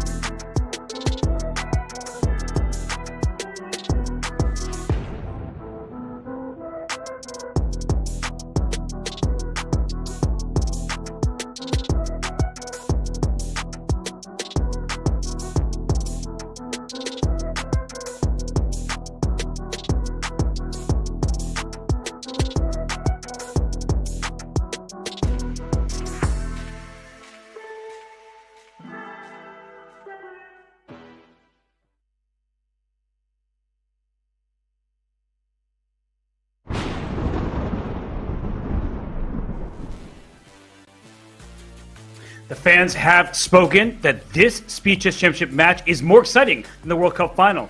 Chat said it, you have to believe it. But I am Grandmaster Robert Hess. Alongside me is Grandmaster Daniel Naroditsky. Danya, right now, Hikaru Nakamura with a 2-point lead. It's been surprising, but it's been powerful from Nakamura. It has indeed. And before I delve into that, Robert, just wanted to take a step back and say, first of all, that I'm having a huge blast. I'm having the time of my life, and it's an honor to be a part of this event. I cannot believe the viewership. I can't believe the activity and energy in the chat. And this is going to be one of the most unforgettable 3 hours of my life. I can already tell you that. And so far, it's been an unforgettable first half of the 5-minute portion for Hikaru Nakamura. He has displayed the whole gamut of skills, from time scrambling to positional ability to tactical sharpness. He hasn't made a single blunder. Early signs pointing Hikaru's way, Robert. They often say third time is the charm. This is the third clash of the Titans. It's Nakamura, Carlsen, number 3 in the SCC final. Magnus Carlsen won the first 2 bouts in 2016 and 2017. And in speed chess formats, Magnus does quite well against Hikaru. It's not surprising, but it is close. And Hikaru is getting better and better. In the year 2022, Hikaru Nakamura has not lost a game to Magnus Carlsen. And Danya, if I'm not mistaken, Magnus has yet to win in the first 5 games of this match. And he's come close. He came close in the first game, and he played with an abundance of caution in the early part of the match. And maybe he's starting to regret that. And maybe that's the change that Magnus needs to make. In those 50-50 situations where he's got a tiny edge in the end game, he's been kind of opting for those drawish continuations. And maybe we're going to see Magnus consciously start to take on more risk. He's got plenty of time, right? There's an eternity left on the match clock. But you just know Hikaru has a way of stepping on the gas pedal when he smells blood. Well, he's up 3.5 to 1.5 at the moment. Hikaru Nakamura, he has won 2 games. 3 games have been drawn. Magnus has won none. And Magnus Carlsen has changed. Quite literally, he has changed his attire. We are going to bring him on screen now. And you can see that something was not right. Chess players can be quite superstitious. And now Magnus is in green, and he wants to win that green by taking down Hikaru Nakamura in this final. That's hilarious. It reminds me of those psychology studies where they show that you're actually not attentive to change at all. I'm impressed you noticed that, but I was like, green? Magnus Carlsen? We definitely didn't see that before. Am I crazy? We have seen Berlins before in the chess career of Hikaru Nakamura, haven't we? We certainly have. We see A4 played by Magnus, and Hikaru looks to the side. He's like, what is Magnus aiming for? What is my preparation? And let's not confuse the matter. Both of these players prepare. And maybe they don't prepare it right before the match for this specific game, but they are so well prepared throughout their careers that when Magnus plays some sideline, Hikaru says, yeah, I've seen this one before. Mm-hmm. They're locked and they're loaded and they review their lines constantly. And this move A to A4, it might strike you as puzzling. It was the recommendation of opening specialist Grandmaster Darius Schwirch in a recent book that he wrote on the Ruy Lopez. This is what he recommended against the Berlin. And the idea is to keep this bishop on B5 for the time being. Now, eventually, it often slides back to F1 anyway, and then the pawn advances to A5, just kind of clamping down on the queen side. But look at this from Magnus. He goes D4, sacrificing the pawn. And Hikaru says, no, I want the Berlin. I want the structure. He gives the pawn back on E4, and that's what great players do. They don't get materialistic. They say, I will give you that pawn back, but I will get time and activity. He played D5 with tempo against the rook on E4. The rook slides back. Now the light square bishop can get out from C8 and go to G4 as you're indicating. So one big thing that Magnus and Hikaru need to figure out, is bishop takes C6 a threat? You're reading my mind. It's black crazy. Pawn structure, and the knight is trying to come into E5 to follow. So bishop G4 at least eliminates the knight E5 follow-up, and that's why Hikaru played bishop G4 with the pin. And Magnus delaying for the time being. He procrastinates on the decision, but he improves his position nonetheless. The move C3 is necessary. It takes the sting out of bishop takes F3. Will he take on C6 now? Something tells me he'd rather keep his bishop on the board, but who knows? He can also play the move A5 right now, and there's a reason why. If black responds to A5 with the pawn push A6, now it is time to take on C6. So if we can actually bring up an analysis board and show that, I think it's very instructive that what white wants to accomplish in inducing the move A6 is to get a clamp on the dark squares. B4, no C5 pawn push for you. And once you've established this control of the dark squares, yes, right now the eval bar says that black is better, but in the long term, black is stuck with these pawn weaknesses in place. You're absolutely right. I think this is a great line, and this shows that there is a lot at stake here. Well, there's $20,000 at stake in an SCC title, but in this particular position, what's at stake is the future of Black's queenside. This is an idea Hikaru has to take seriously, and after a5, he might decide to drop the knight back to e7. Maybe this is part of the reason he put his bishop on d6, but first, Magnus takes a rain check on that and asks politely, or not so politely, whether Hikaru wants to stay on this diagonal, and I think he does. Well, if he wants to play bishop h5, he has to be ready for the move g2 to g4. We often tell our students, don't push pawns in front of your king. It makes your king weaker, less safe, but sometimes you want to break a pin. It's that important. So g4 is a possibility in some positions with knight e5 galloping into the center. So right now, Hikaru plays bishop f5. He drops it back. Knight e5 still a possibility here for Magnus. It is indeed, as is bishop b5 to d3 if you really want to bail out. But if you want to fight for the advantage here, I think you need to introduce some form of imbalance, Robert. I don't think you're beating Hikaru with a pawn structure as it currently stands. Bishop takes c6 and knight e5 looks pretty tempting, and it's funny that Hikaru is actually provoking this. I think he's doing that consciously. I think he senses that Magnus isn't quite as comfortable as he normally is taking these kinds of positional risks, and he's inviting it and taking the Hess approach. Is there knight a5 and c6, though? Wow, that's a big tactical shot. And if it's available, that would be huge for Hikaru. And he's going to look at it. I mean, he's looking quizzically at the board. He plays a6. He missed That's it. a big opportunity for Magnus. Hikaru doesn't see that little tactical shot here. And now, Danya, bishop c6 and pawn b4, it looks like you get the clamp that's desired on the queen side. That was a fantastic call, and you get an even better version of it because the knight is now free to jump into e5 when necessary, supplementing the potential move queen a4. And that pawn on c6 is going to be under fire from all angles. Right. And so Magnus hasn't moved yet. He might play your bishop d3, just try to gain space on the queen side first, then trade bishops. But I like bishop takes c6 with knight e5 or b4 first. The point is that you are just getting the activity that you desire. There is no pin on that knight any longer. And correct me if I'm wrong, it doesn't seem like bishop takes c6 is that much of a risk. Yes, you're giving up the bishop pair. Yes, in the future, you might have to consider some sacks on h3 and you have to watch for the safety of your king. But it's not like bishop takes c6 burns any bridges, and Magnus doesn't want to burn any bridges at all. Is he playing a little bit too conservatively? Not to criticize the world champion, of course, but I think you kind of get what I'm saying here, Robert. Of course I get what you're saying. I think that he is just a little bit sloppy in the early stages. He'd be the first to say that. That's not undue criticism. And for Hikaru, when he's been making mistakes, it feels like they're not as consequential. I mean, that game where Magnus won a pawn, he had some great chances, but he just couldn't make the most of it. And Hikaru, on the other hand, he won a game on time. That was big. It was a must. And then he won another game by stealing a couple pawns and converting it with precision. So queen d7. Is bishop takes h3 a threat? Magnus didn't want to find out, so he takes plays knight h4, and he's going to play queen g4 and try to get that knight into f5. And this is the kind of chess that we are accustomed to see from Magnus Carlsen, tightening the screws, playing on both sides of the board, and he moves the queen up, not to g4, but one square behind on f3. You're not threatening queen takes d5. Don't blunder bishop h2. But what you are threatening is knight h4 to f5, and that is why Hikaru engineers pressure on the e-file to distract White's attention away from the f5 square and force White to address the subtle threat, Robert, of rook takes e1 checkmate.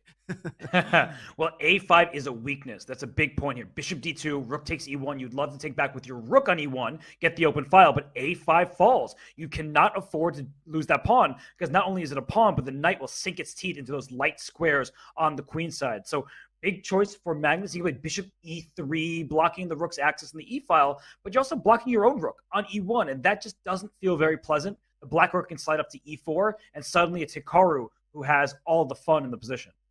Well, you like to observe when offense changes into defense, and I think we're seeing, and vice versa, we're seeing that here. Magnus drove that pawn up to a5. It was unequivocally a strength. You were grabbing space on the queen side. All of a sudden, it's turned into perhaps White's biggest weakness, and I think we are going to see Hikaru taking on e1. And is Magnus going to recapture with the bishop here? No, he's going to sack the pawn. Wow. And I think he's going to make a serious play for quick kingside attack based on knight h4 to f5.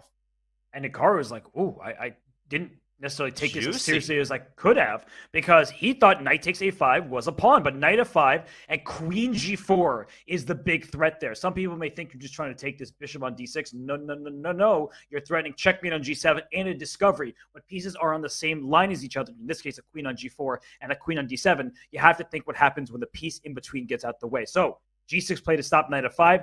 Magnus can play pawn to b4 here, Danya. That's available. And he just says, I've gained all the space on the queen side, and now I don't have to worry about losing that pawn. And another wise decision by Hikaru that's easy to gloss over. He says, I'm avoiding knight takes a5 with a 10-foot pull. But not only that, he didn't take 90 seconds to make that decision. He keeps his edge on the clock. You're surprised by the move g3.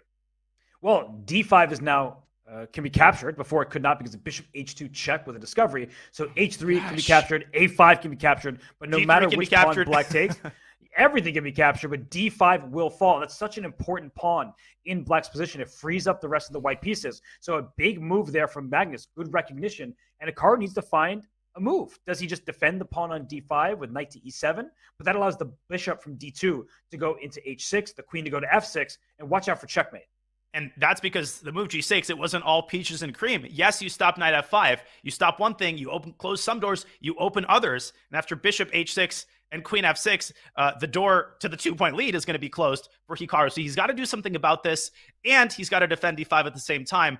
He's got a lot on his to-do list here, Robert. Maybe bishop back to e7 should be considered, but that is a little bit passive, and I think Hikaru's hesitating to basically hand the initiative over to Carlsen. There's also this knight maneuver to f4. So just because you defend the pawn once doesn't mean you're going to keep it alive forever.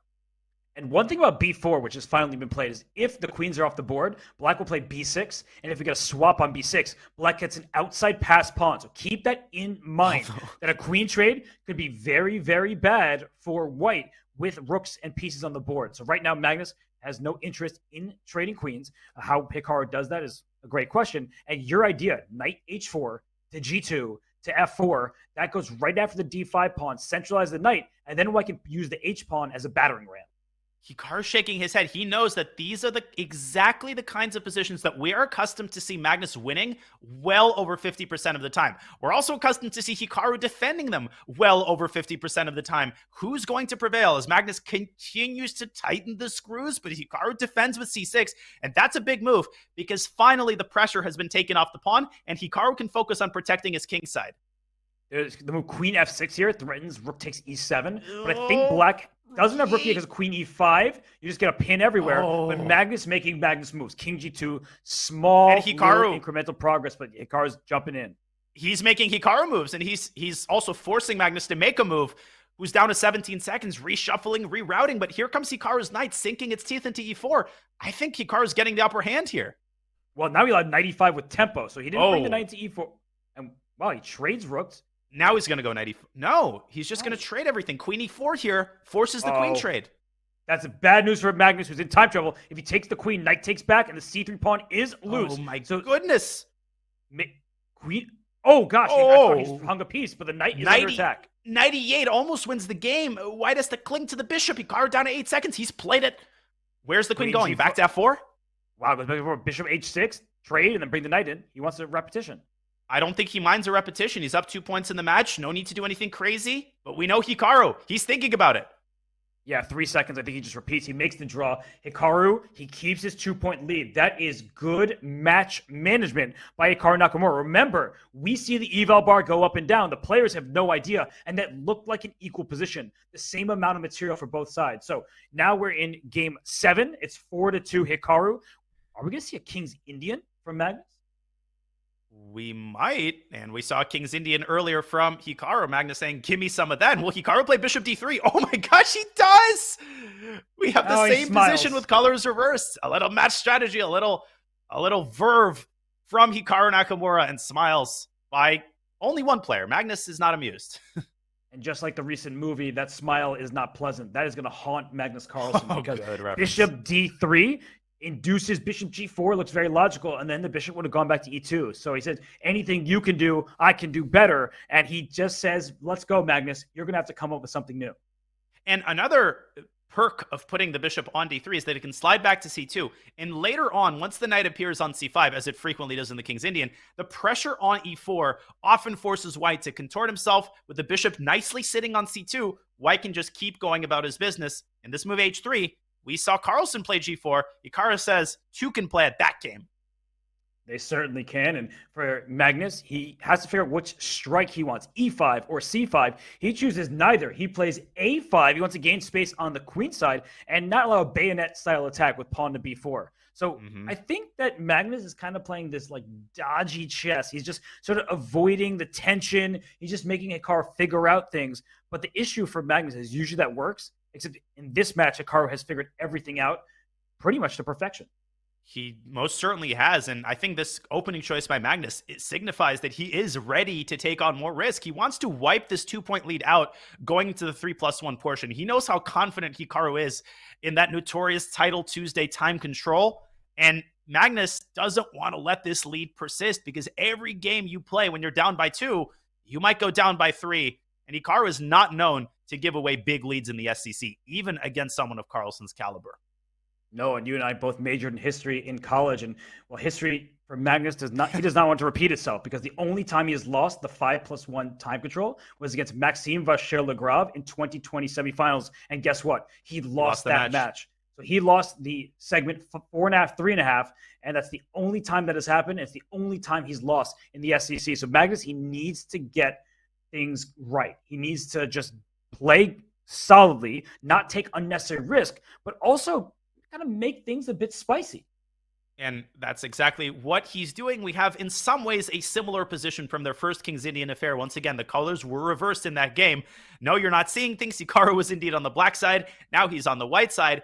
And he's taking a different approach on the king side. Robert, the reason you don't want to go g4 here is because the knight is going to jump into f4. Never go knight back to f6 in these positions. That's a King's Indian crime. You don't mind sacrificing a pawn to open up that dark squared bishop. Right. I mean, let's go for an attack. And, well, Magnus says, don't mind if I do. a4. The problem is a3, one pawn can attack all of the enemy forces. If you play a3, white pushes the b pawn, keeps the file closed. So I'm looking at this. I feel like Magnus, sure, he wants b5. Easier said than done. Right, Danya? Because I can take, then bring a queen to e2, try to protect that pawn at all costs. Yeah, and you also have to watch out for a well-timed bishop takes c5. Normally, white doesn't want to give away the dark squared bishop, but when the circumstances are right, black's position, it's really flimsy, it's cramped, and we're also not talking about the king side. At some point, white could get the wheels turning on the other side of the board with, you know, a well-timed g4. You could try even knight c3 to e2 and g4. On the other hand, you got to be very careful about not allowing b5 because black's attack comes really fast once the b file gets opened. What do you make of Magnus's decision to play a King's Indian against the world leader in the King's Indian? I feel like it's a little bit almost desperate. I was attracted briefly to knight g5 check, but Hikaru doesn't take the adventurous route. I agree that it smacks a little bit of desperation, and I don't appreciate that you're calling the King's Indian a desperate open. No, just kidding. I agree completely. Yeah, I just feel like Hikaru is so good at the King's Indian when he is the black pieces. So, you know, he knows how to parry off the immediate threats. And you're pointing out knight h4 to f5. The reason why that's a viable option is the knight on h5 is loose. Hikaru plays it. But something about the move is not favored by the engine. And I wonder what it is, Danya. Like, how does black proceed here? c6 is a typical plan. It doesn't look so ideal right now. So what can Magnus do?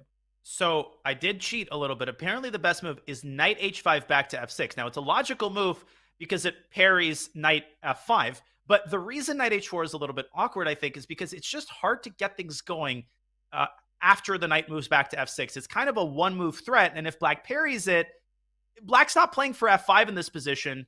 But Magnus does not parry it. He allows knight f5. And I don't like that one bit. Even though the bishop is bad from an attacking perspective, Robert, it's integral from a defensive perspective. And I really think Hikaru can get things going on the king side once he eliminates this bishop. And I think Magnus is trying to use your plan. He'll play queen, I think, e8, and then try to go b5 as quickly as possible, right? The queen, the bishop, the rook on b8 all stare at the b5 square. So I believe that's what Magnus is aiming for, but he keeps pausing. He's down 2 minutes on the clock. There's a knife on f5. It's daggers, and he goes queen e8. But I feel like he's just a little bit slow right now. And Hikaru's definitely not so. He can now play the move F2, F4, assuming black takes with the knight. And why can he play that move? Because there's no longer a bishop on G7. So that bishop, it had a lot of potential energy. It was preventing white from striking on the king side. Now, I think Hikaru's got to step on it and play F4. Throw those pawns forward, go for an attack. Black is very much trying to do the same with b7 to b5. Like, that's Magnus's big idea. But as you point out, bishop e3 takes knight on c5, will shatter black's pawn structure. So b5 doesn't just get you an attack, doesn't win the game. It gets you a really bad pawn structure, and you better hope your attack is in time. And there we go. Ladies and gentlemen, fasten your speed belts. This is a good old school attack on opposite sides. Clearly, Hikaru much, much better. The engine isn't a fan of what Magnus is doing. But at this point, Magnus has no choice. He literally has one idea in this entire position. It's to open the B file, pile up on the B2 pawn, maybe look for some knight B3 tactics. But largely, he's playing hope chess.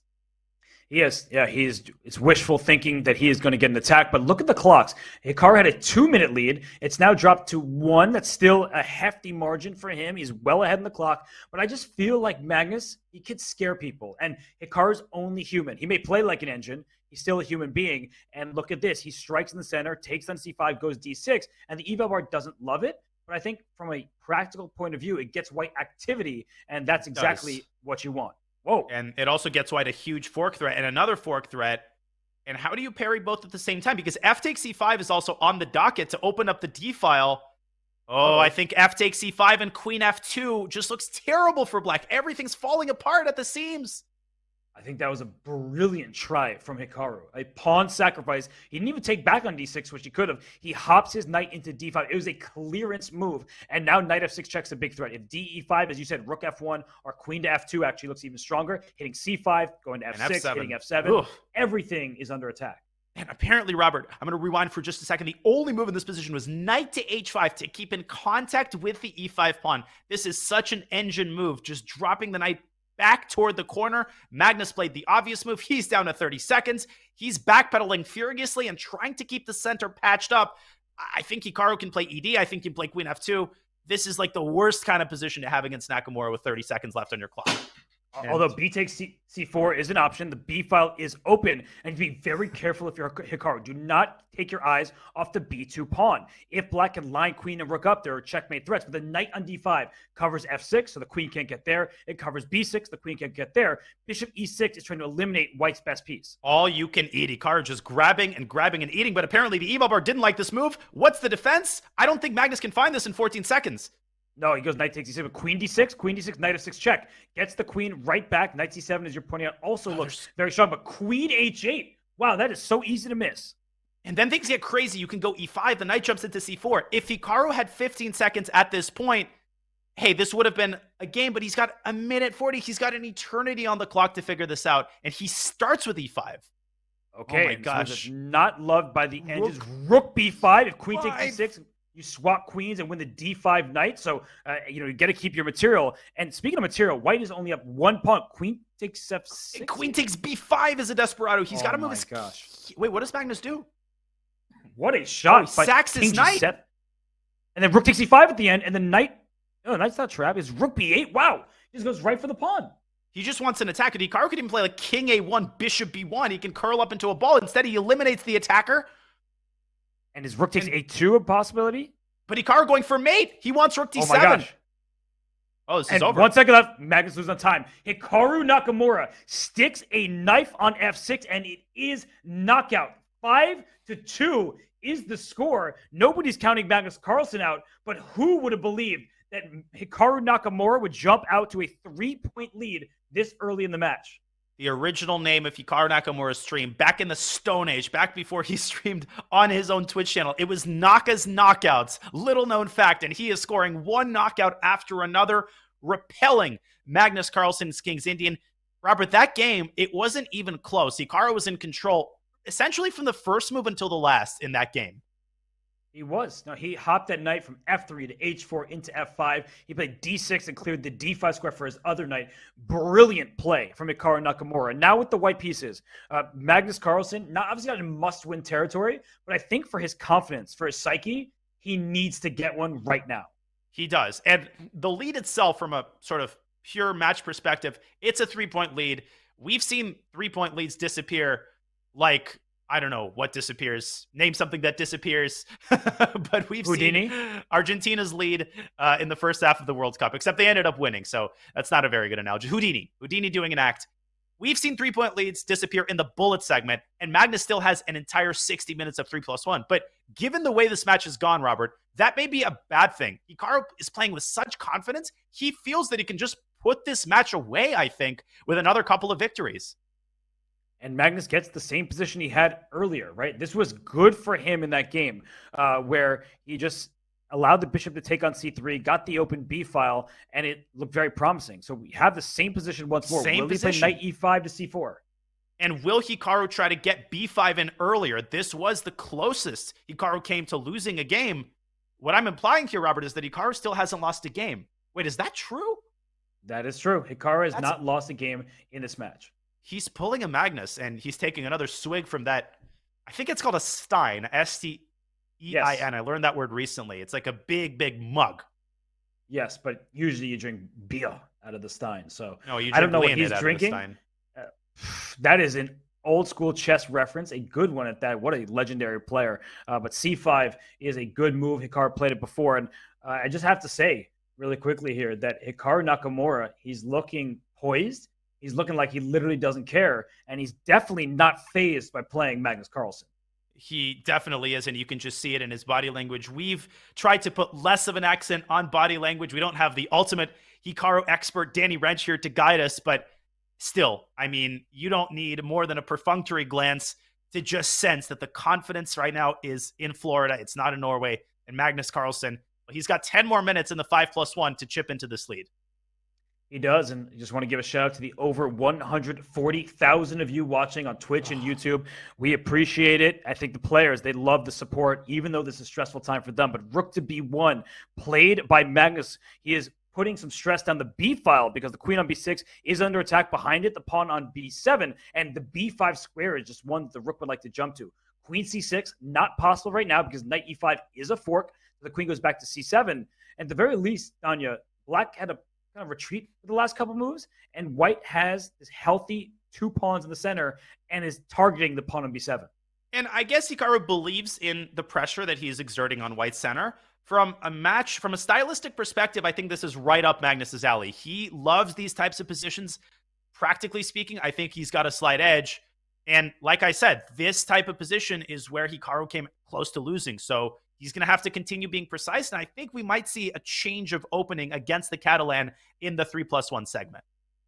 And in their third head-to-head SCC final, this will be the first win against Magnus in any time segment. So Hikaru in Blitz against Magnus, he has not won those time controls. He is going to win this one because there's at max this game and another remaining. So it looks like Hikaru is going to take a lead heading into the shorter time controls. It most certainly does, and he piles up on the d4 pawn, which is currently safely defended by the knight. The problem is that if you try to jump into e5, you take your eyes off of the pawn, and the d7 rook just has this nice parking spot on d6. You can keep chasing it, but that doesn't really lead anywhere. Or does it? Magnus sinks his teeth into b5. I like that move. Why not? That's a good square. You force the trade, no more tension. And b6 played quickly by Hikaru. That pawn now is targeted by this rook. The d4 pawn well defended, but down in the e4 pawn, that feels just a bit loose. And if black can induce the move e4 to e5, then the knight on f6 hops to d5 where it protects the b6 pawn. We've talked about this in these types of structures. That's precisely what Hikaru is trying to engineer. And Magnus says, I'm not playing e5, I'm playing d5 first, and now I think he's going to play e5, basically filling the cavity with a pawn before pushing the pawn to e5. And then he gets this d4 square for his knight. He takes on b6 first. He might take on f6. Okay, he doesn't, but I was looking at a possible exchange sacrifice on the f6 square. Instead, Magnus pushed to e5. Now, the knight going to d4 is excellent for white. The knight goes to c3. Maybe there's queen g4, Danya, with knight f5 to follow. So maybe there's a rook sack on b1 for the attack. Oh my gosh, and maybe another rook sack on g6 later on. And literally, this is exactly what Magnus needs to do more of. He needs to take these tactical risks, but he just doesn't believe in himself tactically thus far in the match, and he lets another opportunity go by the wayside. Yeah, I think knight d4 was a huge attack. It looked very strong, but he wants to bring his second rook to b6. So after the queen slides away to c8, the rook on b1 goes to b6. There could still be a rook sack along that rank over there, and knight d4 is to follow. But see, the problem is that you've given Hikaru a tempo. Now, what is he going to use this tempo for? I think he's going to go rook d7 to c7, not so much to infiltrate, although that does become a big threat, but also to involve the queen in the defense. And the move knight d4, it loses a lot of its luster because the knight doesn't have access to f5. The queen's going to be controlling that square. It's a really good point because knight d4 to f5 was the threat. Now the queen covers. So rook c7 looks like a good option because knight c5 back, Danya, giving up the a5 pawn. Whoa! Playing for a win. Passer. He's playing for a win. He wants to take control of the initiative here. But sometimes playing for a win is playing for a loss. Right? This is a double-edged decision. All three results possible. And if I am Magnus here, I'm trying to find a way to stop that pawn before it becomes a runaway train. And it's supported by two rooks. The pawn is guarded from a distance. Maybe rook b6 to d6 can be considered. He slides his queen into c4, but Hikaru easily repels that move with rook c7. That's the great thing about being doubled. The other rook still protects d4. This is anybody's game. And knight b7 becomes a huge threat. And discovery against the queen on c4, hitting the rook on a5. So you have to watch out for that. You could play rook a5 to b5, for example, and then rook b8 is available, but you still have to watch out for this passer. The black queen can jump into the action. You should play on knight b and d7. And d7. Available. You can actually attack both of white's rooks. And, I mean, let's not forget about the passed d-pawn. That's still in play, and it might remind us of its existence on this very move. Queen b4. What a choice. If pawn to d3 it goes knight d3 instead, using the knight to hop in, and that rook can go to c3, the queen can go to g4, knight f4 check is available. This is scary for white. Black's position is filled to the brim with tactical potential. And what's not filled to the brim? Look at Magnus's clock. He is again down 2 minutes, and the position is just getting more and more out of hand. It is. He's just allowing... Knight f4. Knight f4. He's blundered knight f4, and it's mate. Yeah, Hikaru sees it. He's like, Hikaru can't believe it. He looked at the screen. This is basic Brian, Robert. This is an idea that occurs across all openings. This is universal. And you can't step back to the first rank because of rook c1 with mate. It's over. Yeah, no, Hikaru saw it, and look at him. He's like, are you serious? Am I really playing Magnus? This is all you got, he says to Magnus. He's going to be up 4 points, and Magnus has got a match on his hands, doesn't he? Oh, a match. I mean, he's going to have to work hard to stay in rook this c1, match queen h3. Oh, look at that mate. Yeah. Oh, done. It's over. Pack Hikaru your Nakamura. bags. 6-2. And you know what Hikaru's face said? It was the double question mark. You saw it in his eyes. He's like, is this really Magnus Carlsen, or is this an imposter? This isn't Among Us. You got to play chess. And right now, Magnus Carlsen is down 6-2, Danya. Can you believe it? I cannot believe it. He's under Magnus's skin. He is filled with confidence. He believes right now, does Hikaru Nakamura, that he can win every single game in this match. It's like what basketball players talk about when they start hitting shots. The net is as wide as the ocean right now for Hikaru Nakamura, and that is a terrifying prospect for Magnus. He's down by 4. This is the final game of the 5-minute portion, and once again, Carlsen going for a very tactical opening. And look at Hikaru. He meets him at the top. He says, you want a Najdorf? I'll give you a Najdorf. I'll give you the sharpest Najdorf because I want to win this game and get to a 5-point lead. I just am in disbelief. Bishop d7, covering the c6 square. So you I'm can not familiar with that move. And neither is Hikaru by the looks of it. we did it again. Why does this always happen to us? It only took 87 minutes. Well, we've been here the whole time. The players giving it their all, and Hikaru, he's giving it that stink eye. He's like, this smells fishy. I don't believe in it, but it actually looks quite solid for black because the one downside of playing bishop d7 is your pawn on b7 is a bit loose. E5 comes to mind for white, just trying to get at that pawn on b7. But there might even be like a knight c6 follow-up in that position. So you have to be very careful before you push e5. That is a worthy line to show, but we're not going to show it because they are past that. Hikaru decides to continue his development. It is very typical in this line to castle queenside. And is it time for e5? No, another developing move. And the eval bar, not a fan. Is that bishop going to be vulnerable after black puts something on the c file? Yeah, queen c7. That's a standard Sicilian move. The bishop, that kind of sows in bishop on c4. Not great here. It's vulnerable to attack. The knight can hop to a5 later. So I feel like the black position is extremely solid at this point. And so Magnus has everything he could have hoped for out of the opening. This was a very astute choice. Bishop d7, taking Hikaru out of his comfort zone. I assume he'll meet queen c7 with the Sozin-esque bishop b3, where the bishop is very safely protected, but I suppose the problem in that position isn't so much the bishop as the attack that black can unroll on the queen side of the move like b5. It can get really scary. So I like the move queen c7, just getting off the d file. I just don't like the look of e5 with some kind of like knight takes e6 at some point. It just looks scary to my eyes. I know it doesn't work, Danya, right? You get too many pieces, but I just don't like the queen staring down the line towards an enemy rook. No, you're absolutely right. I don't either.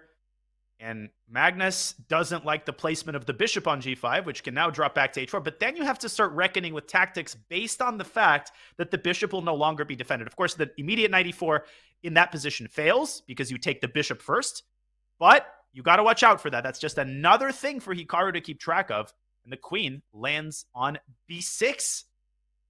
And Hikaru does not want to take on c6. That will improve the light square bishop. The light square bishop on d7 and the knight on c6 fighting for the same square. I see an argument for knight to b3 here, just trying to play on the queen side, but bishop f2. Great awareness from Hikaru. He improves the location of his bishop because you didn't want to take on f6 anyway, and he defends the center. And perhaps forcing the bishop on f2 actually did more harm than good, because now the knight, it's a little bit more solid.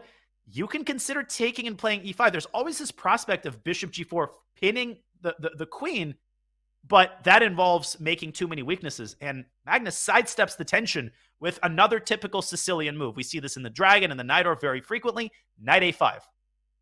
And the big question is when or if black will castle, right? Castle kingside, you may be walking into an attack because you created a hook. The pawn on h6 wishes it could push back to h7 so that when g4, g5 happens, the king isn't open. So he castles queenside, and it was an objectively terrible choice, apparently, but I think practically it could be hard to punish. Yeah, but look at the c-file, Robert. Look at the c-file. He's going to get a rook to c1, and he's going to harass the queen, forcing it to the side of the board. This just looks terrible. What you need for black is to trade that dark squared bishop away. Because if you could get your queen to e5, that would be excellent for black.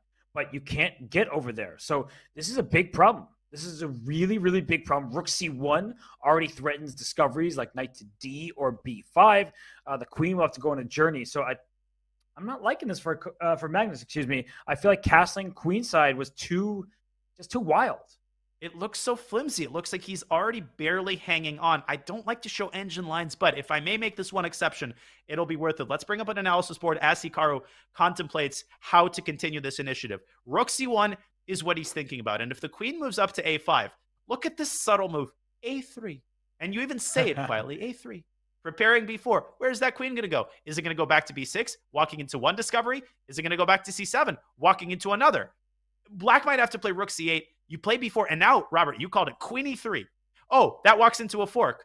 No, it doesn't. Knight c6 check with queen a7 coming to a theater near you. The attack is decisive, and white's going to pick up the queen after that with bishop b6 check. Well, I don't think Magnus wants to await that theatrical release. That looks horrible. That looks scary. And Hikaru, of course, is aiming for just this variation. He plays b4 right away.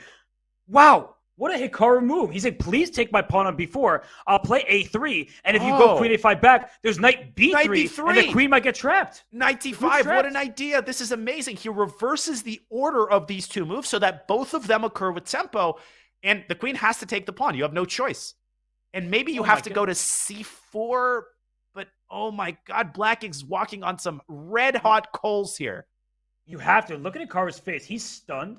I think he's playing it up for the fans right now, but he truly is stunned that this is happening to Magnus Carlsen. And if queen c4, these knight d5 discoveries, you may be able to take on d5.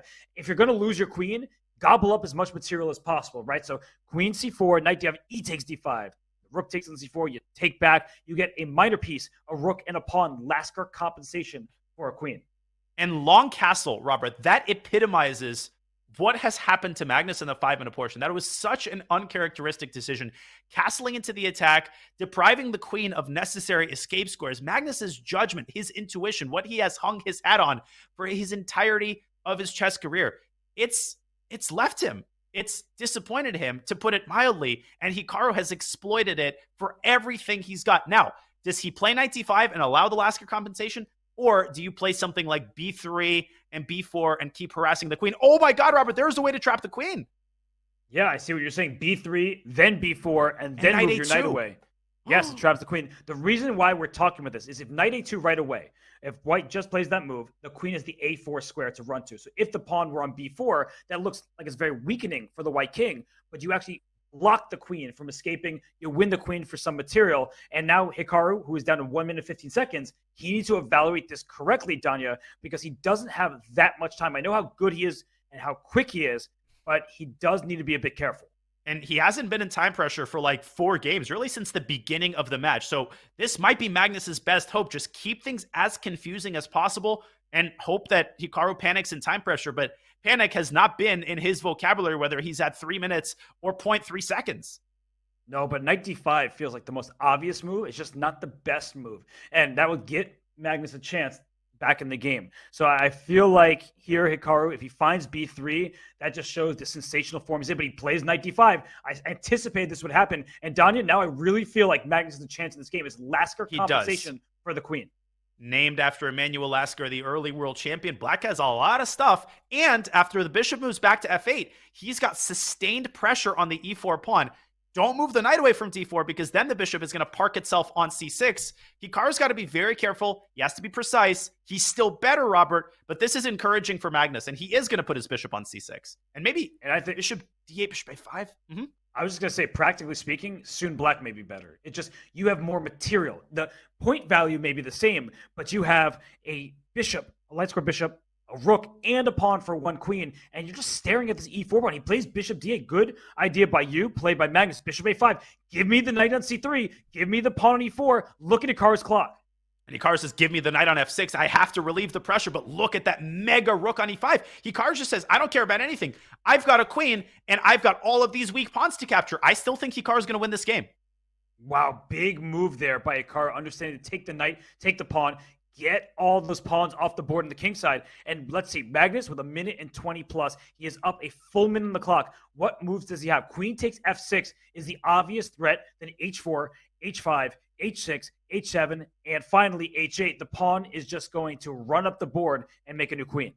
And he's going to run up the lead to 5 with a victory in this game. I think Magnus's only chance might be to use his rooks and actually try to checkmate the king in the corner. Try to put one rook on b6, the other rook on a5. It's slow, it's cumbersome. I think he's trying to do something like that, but it's going off the rails. Hikaru just keeps munching on pawns.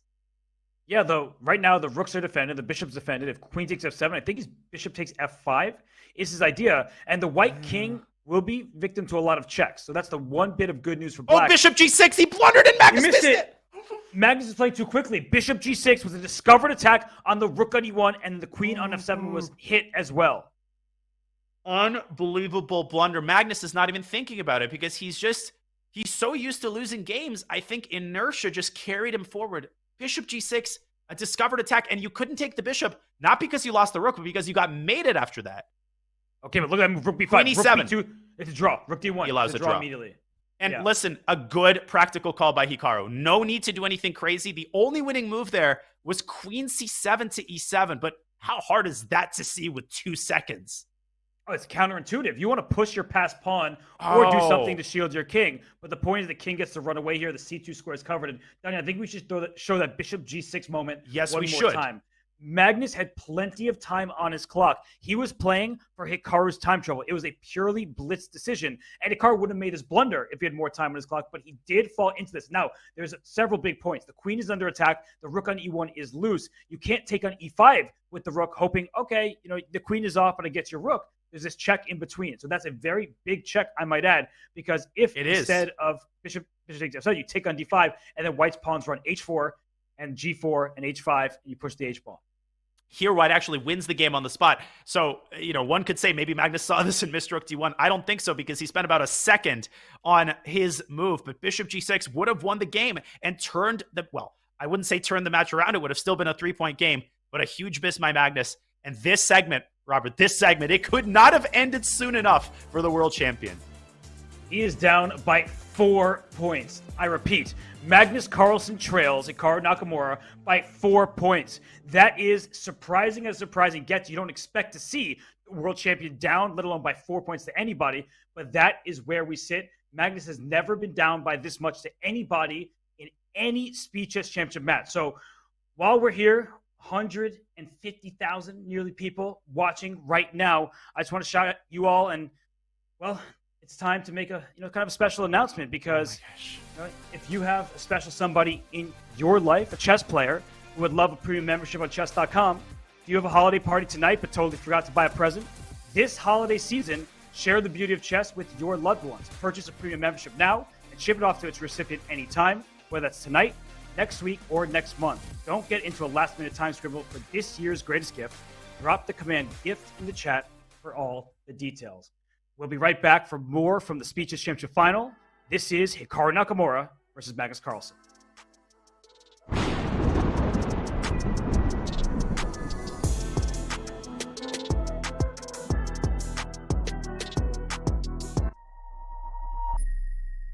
International Master Danny Wrench, Chief Chess Officer, back again with more chess terms here for you today.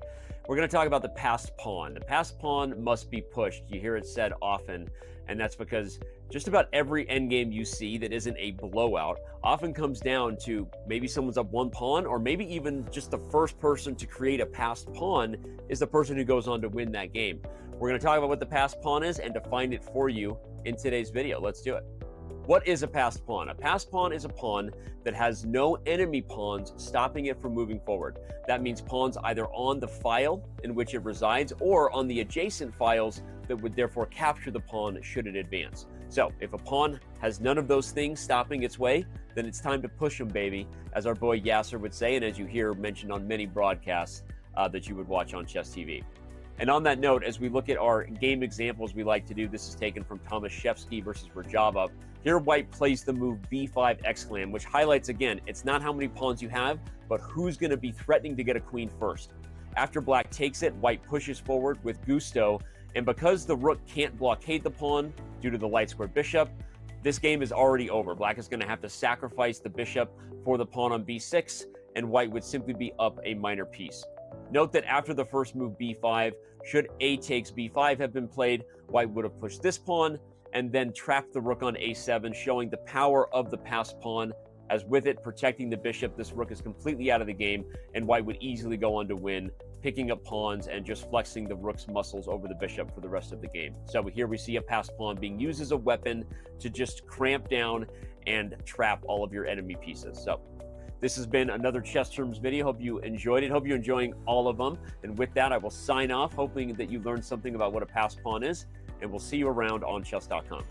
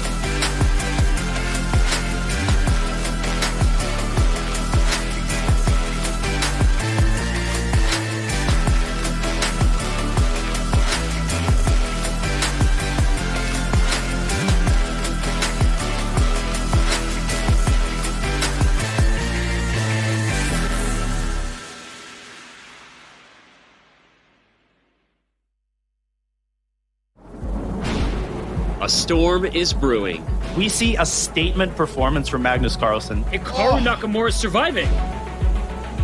Knight H3! Queen, Knight H3, what a tactic! Holy smokes, my brain is exploding. Oh, he lost a dime! Oh, he blundered the rook! Oh my gosh!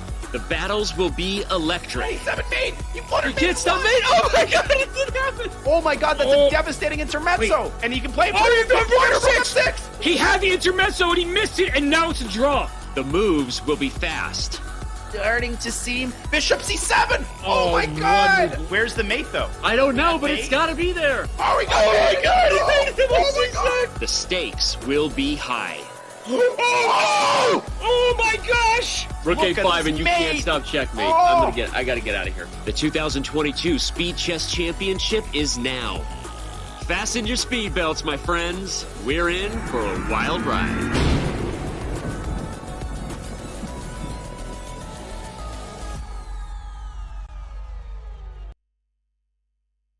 When you don't lose, you don't tilt. That's what Magnus Carlsen said when he defeated Fabiano Caruana. An unbeaten match for Magnus. But right now, he is getting beat down by Hikaru Nakamura. Nakamura currently leads this match by 4 points. Danya, it is shocking. I'm still processing what we just saw in the 5-minute segment. I will be processing it for a long time. But Magnus Carlsen, he's got to process it real fast because he's got 60 minutes in arguably Hikaru's most comfortable time control. He's staring down the barrel of, I said 2-point deficit when we were going to the halftime break. It's now ballooned to a 4-point deficit.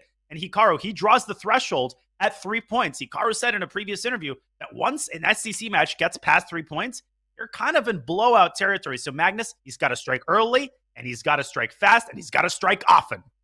And if there's any player who can do it, it is the #1 rated player in the world. Magnus Carlsen, the 32-year-old from Norway, with the highest blitz rating on site, at least before this match began. He won the Speed Chess Championship in 2016 and 2017. He defeated Maxime Vachier-Lagrave. He destroyed Fabiano Caruana. He also opened with a nice match victory over Gukesh. And his strength, Danya, is everything. But today, his kryptonite is Hikaru Nakamura. And speaking of strength being everything, Hikaru, he has shown skill after skill. Doesn't matter what kind of position he's gotten. He's under pressure, resilient. He has a tactical position, sharpness and calculation, great time management. I mean, this is what you need to do to defeat a GOAT like Magnus Carlsen. And Hikaru Nakamura has done all of it. But it's a clean slate, Robert. It's a clean slate. There's an hour on the clock. And as we look at Magnus's speed chess resume, I mean, mouth-watering stats and the resume of a champion. He is a champion. He actually was rooting for France to become World Cup champion. That did not happen. He doesn't want to suffer a second disappointment of the day, but Magnus Carlsen, he is a beast at bullet. So even if the blitz doesn't fully go his way, he can make up ground in the bullet. One of the only players on the planet who can do that against Hikaru Nakamura. But Hikaru is just locked in. He has yet to lose a game to Magnus Carlsen in the year 2022. This year's almost over. If he somehow doesn't lose in the SCC match and it doesn't play him in the World Rapid and Blitz, that's it. He will go a full year without losing to Magnus Carlsen despite playing many games. That would be the biggest accomplishment, perhaps, of his entire career. And let's see what changes Magnus Carlsen is going to make, both in terms of his opening play and in terms of his match strategy. There's a change. A2, A3 on move 3. Taking a page out of Hikaru's book a little bit, isn't he? I thought you were going to say there's a change because Magnus's undershirt is gone. Oh, now God. His attire has changed. He's, nothing going right for him thus far. He's just, I'm reading the featured chat. What do you want from me? It's beyond my intellectual pay grade. I was going to compliment you. Give me a chance to finish. I was going to say that is, beyond the kind of humor that I'm capable of. You know me, I'm nervous. I'm always worried that you're going to come out swinging at me, just like Hikaru has come out swinging at Magnus Carlsen. But right now, Daniel, with this early A3, we have a pawn structure that is not symmetrical. White with these double G pawns, a semi-open H file that's good for an attack. So if Black castles kingside right now, watch out. So first, Hikaru plays H6. He says, what are you going to do with your king? If you commit your king to the king side, I will very much do the same. So Hikaru is playing a little bit of a waiting game. Yeah, and of course, you can't castle queenside anymore. You've already moved the rook. He does castle kingside, and Magnus saying, yeah, I've got some visual damage on the kingside, but that pawn on g3 could also potentially serve as an anchor point for a knight that jumps into h4. You see this move sometimes. we have a trade on e4, and is Hikaru contemplating d takes e4 to push the knight off of f3? Pretty risky decision because you don't want to get caught with isolated pawns, or double pawns, I should say, in this position, but he goes for it. And now a big choice for Magnus, who dropped his knight to d2. So c5, knight c4, knight d6 for white, but as you're indicating, black is fighting for that very same pawn push to try to chisel at white's pawn on d4. And there is a second pawn push, e6, e5, which has the benefit of undoubling black's pawns. But you're absolutely right. Hikaru doesn't mind these doubled pawns. Both of them are serving a purpose. The e6 pawn is protecting the bishop, which is protecting e4. This is like one defensive unit. And Magnus driving his queen up to b3, forcing a little weakness and making space for his rook to enter the party. And here might come knight b1, knight c3, improving the knight. Or he goes queen c3, he wants b4. Perhaps white is essentially up a pawn in many ways because black has these doubled e-pawns. So let's slice the board in half. You know I love to do that. If we look at the A through the D file, white has 4 pawns, black only has 3. So if you can force that pawn off of c5, Danya, like let's say c takes b4, a takes b4, we have a passed pawn ready to roam. Hikaru is going to keep this pawn on c5 as long as it is humanly possible to do so. One idea that you can't fall asleep on, right? The bishop on e2 right now is serving a very important purpose. It's preventing the knight from jumping out to g4. Otherwise, I could play knight g4 and then queen g5, h5. And before you know it, you actually could end up paying the price for that open h file. Magnus keeping, as you said, chiseling away at black's pawns and creating for himself a mega pass pawn and a big square on d4 for his knight. Yeah, and he essentially is up a pawn. Look at the position. That one pawn on e3 covers 2 of black's pawns on e4 and e6. And that bishop on f5 doing nothing. You have to play e6 to e5 just to get your bishop back in the game and stop the pass pawn. But white may play queen a5 next move, just to trade queens, then play c6, and just try to get that pawn as far up the board as possible. This is a very nasty position for Hikaru, and for a change, he is the one down a minute on the clock. And Robert, it's hard to overstate what a first game win in this segment will do for Magnus's confidence and his verve. Yes, and you see Hikaru grimacing. He's like, this position is really bad. And the worst part for him, we know how good he is at defense. There's like no defense here. It's like you see what's coming, it's going to happen, and there's nothing active that black can do. So Hikaru is down to 45 seconds. He's in big time trouble, and his position just stinks. Trying to drum up some counterplay. Magnus saying, no such luck. I'm not engaging at all. Maybe rook d1 can be tried, but the problem is that even if the rooks are off the board, that might actually help white because the knight is more than capable of seeing the pawn through to promotion. Hikaru has to keep the pieces on the board, and he does. And queen a5 here is still possible.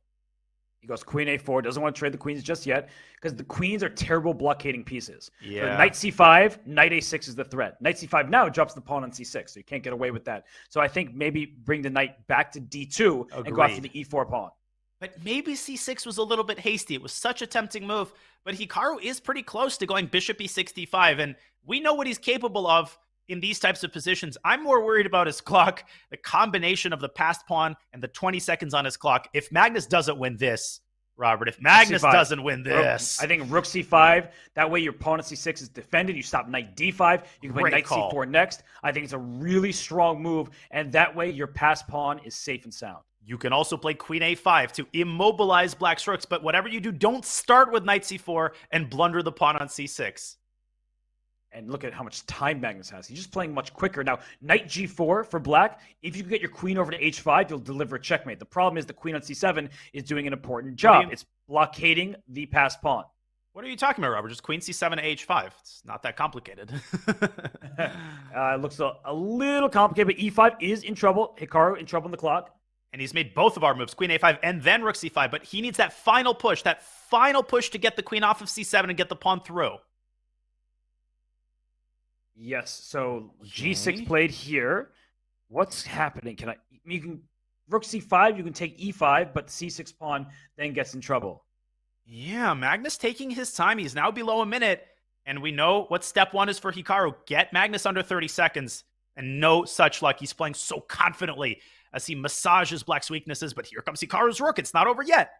It isn't, because queen e5, you swap, because rook e5, you traded queens, there's rook c1 at the end. Now, c7, queen d1, okay. Oh, well, rook f1 and queen d1 is almost made. There is queen e1, though. I think you can just push. So wait, no. c7, queen d1? Queen c4. I love that move. Love the move rook b5. Oh, the only move to win, apparently, according to the engine. And Hikaru's just going to lose on time. And the reason why rook b5 was so good is that rook on b1 had no moves on that last rank. So you had to trade. The rook was actually trapped in place. Magnus Carlsen strikes back. He wins the first game of 3+1. That is huge for his chances. That is just what the doctor ordered. I'll just contribute to what you just said by mentioning that when the rook moved away from e5, the knight on f6 became pinned. You couldn't use it for counterplay, and black was out of resources. And very interesting development here. They are repeating the opening from game 1 of the match. Who is going to deviate first? Or is Hikaru just saying, hey, I'm more than happy with a draw? Kind of an interesting decision, I think. Wow. Maybe not Look at this. Great one. Look at that. Well, black was the one pushing here, wasn't he? I mean, Hikaru must have looked at it, right? He must have looked at it, but is this really what he wants to do, to get a position where it, Magnus seems to be the one drawing from a position of strength? I guess Hikaru has looked at it to the point where he feels super confident that he can deprive black of any remaining chances. Bishop c2. That allowed knight d4 check, but king g3 was there, and that's when Magnus played g5. But bishop takes h7 was a possibility. And it is again. It's just a blunder. Knight e2 check, I guess, is his point, but then you go king f3, and white's better in that endgame, because at the end of the line, Robert, you're going to go rook d6 and hit the pawn. Magnus looks puzzled. What's he doing? I don't really know, because when you play something, you expect your opponent to look at it. So I think Magnus could have spent a little bit more time before venturing into the same exact variation. Now, it's only one pawn. And I say only, not because it's not a big deal, but because in many rook endgames, being just one pawn down still gives great chances to draw. So, Donnie, I do think that this game is much closer to equal than any sort of advantage for white. I just am a bit confused by this whole repetition of the game. And this was unnecessary, right? You didn't have to do this to yourself. And now Magnus is on the defensive, but handily drawing with that knight being as active as it is. We should point out, Robert, to those just joining, first of all, welcome to the party. We're glad you're here. But the reason they played this quickly is because they had the exact same opening up to move 24 in game 1 of the match. So as impressive as it looks, they're following a well-trodden path, a path that they themselves had laid out before. That's right. Bishop goes back to d3, and knight to f3 will win the pawn on h2, but white will then slide the king up to g2. That's very important. You don't want to get checkmated in the corner, because knight f3 actually threatens checkmate in 1. An Arabian mate is not going to be on the menu in this game. Knight f3, king g2, and if you greedily capture h2, white can play f3, locking the knight, and now the knight is checkmated on h2. That would not be good at all. So Magnus thinking he could play pawn to c5 just to protect the knight on d4, but that does loosen your control of the b5 pawn. I like c5, but I think white should respond with b3, and that way you are not allowing the pawn to keep pushing. And perhaps white can play b4 to beat black to the punch. Of course, the pawn on b4 then becomes itself a liability. So game is kind of hanging in the balance. The Magnus that we're used to, Robert, has no problem drawing these kinds of positions. I think he will have no problem holding, but something makes me a little bit nervous. Yeah, it's the fact that he repeated a line. Bishop takes h7 happen. He's playing relatively quickly. His king goes to f6. Look at Hikaru. This is the type of game that he wins against most anybody, but the problem is Magnus Carlsen isn't just anybody. He is the best player on the planet. He plays c5 the night he's defended. So, Donnie, let me ask you, are there any winning chances for either side here? At first I was going to say yes, and I'm influenced by the course of this match.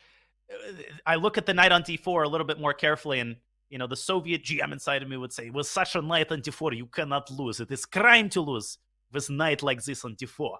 So perhaps I can play b4 and lock up the queen pawns entirely. Of course, the drawback of that move is that your own pawn chain loses its mobility. So Magnus keeping his options open and preparing to swing his rook to a8. Which might win a pawn if you're not careful. And the one pawn on g5 takes care of both of white's pawns on the f and h file. That's the problem with having split pawns. Isolated pawns are not ideal. And if rook a8, I guess bishop b1 is Hikaru's plan. A very passive defense, but it's a defense that gets the job done. Now, wait a minute. Hello, the pawn appears on c4. That's the first passed pawn of the game. And white's going to get a corresponding passer on a2. Robert, not the greatest pass pawn in the history of pass pawns. If white's not careful, I could actually see Magnus making a sudden push to play for the win. Am I delusional here? You're not delusional, but I do think there are ways to force a draw. For example, even if it costs white a bishop, as long as you trade off the remaining black pawns, it would still be a draw. So I think you can take and play rook e4, as I say, rook c3. Ooh. What now? Is he going to try to trade the pawns preemptively so that you can then give the bishop up for c2? And listen, a knight and rook versus rook, it's not a given that you draw it with 5 seconds on your clock. So can Magnus milk Hikaru's clock down? I think that'll be his only chance to turn this game around and actually win it. So should he go rook c8 here? Just try to push B8. that pawn? Rook b8, I guess he can go back to e4 even, counterattacking the knight. Yeah, that's just equal. So this rook e4 idea is frustrating for black to deal with. And you can't play c3. There are no forks. The king is very well placed on g2. It's out of the checking zone of the black knight. Rook c8, your call. And if knight b5, there might be rook f3 check, and then a4. But now if rook f3, there's knight f4 check. So you just block the check with another check and then push the pawn. But now can you check and play c3? You got to be careful not to lose that pawn, because white's king could suddenly make a mad dash toward the queen side. Black is definitely better here. This is uncomfortable to play with 47 seconds. Oh, yeah. And Hikaru trying to whip up some counterplay with his own passer, distracting black from the c8 square, but the king can move into d4. Oh, and then there's h4, undermining the knight. Watch out for that tactic. Although c3 is so tempting right here, then bring the knight back around. He goes, watch out for 91. That's a fork. Hikaru avoided that with a 10-foot bull. He's like, I'm moving out of there. But king takes g5 is not a threat, because rook g8 check, the king has to go to the side of the board. That seems uncomfortable. Magnus recognizes it. Rook e2 check opens up an attack on the knight, but the king slides into d4. Here comes Hikaru's pawn. We've got a good old-school pawn race. And we 20 do. seconds on the clock for Magnus. King d4. Finally, king takes g5 looks good for white. You probably have to take that at some point. But Magnus, by the way, down to 18 seconds. Yeah, this is a 3-result game. I know it sounds crazy, but Hikaru is known to create crazy chances in these positions. There's a case in point. Rook e4 is the threat. You got to move the knight. And he does. King g5, knight takes f3 is check, and the knight goes to d2. Uh-oh, intercepting the rook and stopping rook e4 check. Still a draw, but Hikaru's got to be careful. a5 is falling. Maybe throw in rook a6 first, but he takes the pawn at h4, Here h5. comes the other pawn. Yeah, it's crazy. I think Magnus has to be careful here. That pawn moves really fast, and c3 is restrained by the bishop. So rook f1 check first, and he wants rook h1 at some point, but maybe he's just making a draw here. I think it's time to make a draw. With 9 seconds on the clock, no need for Magnus to do anything crazy. No. And he won the first game of the time control, so he draws the second with black, repeating a variation from earlier. This bishop takes h7 pawn didn't amount to anything, but I'm still surprised to see them repeat the opening. But that was a good result for Magnus Carlsen. And tentatively, a good start to the 3-minute segment. He wins the first game with white. He draws from a position of strength with black. And the lead hasn't reached the kind of proportions where you need to go crazy in every game. I think he's realized that. He's departed from, King's Indian and e4, c5. He's doing what makes him comfortable. And I think that's Magnus's path to coming back in this match.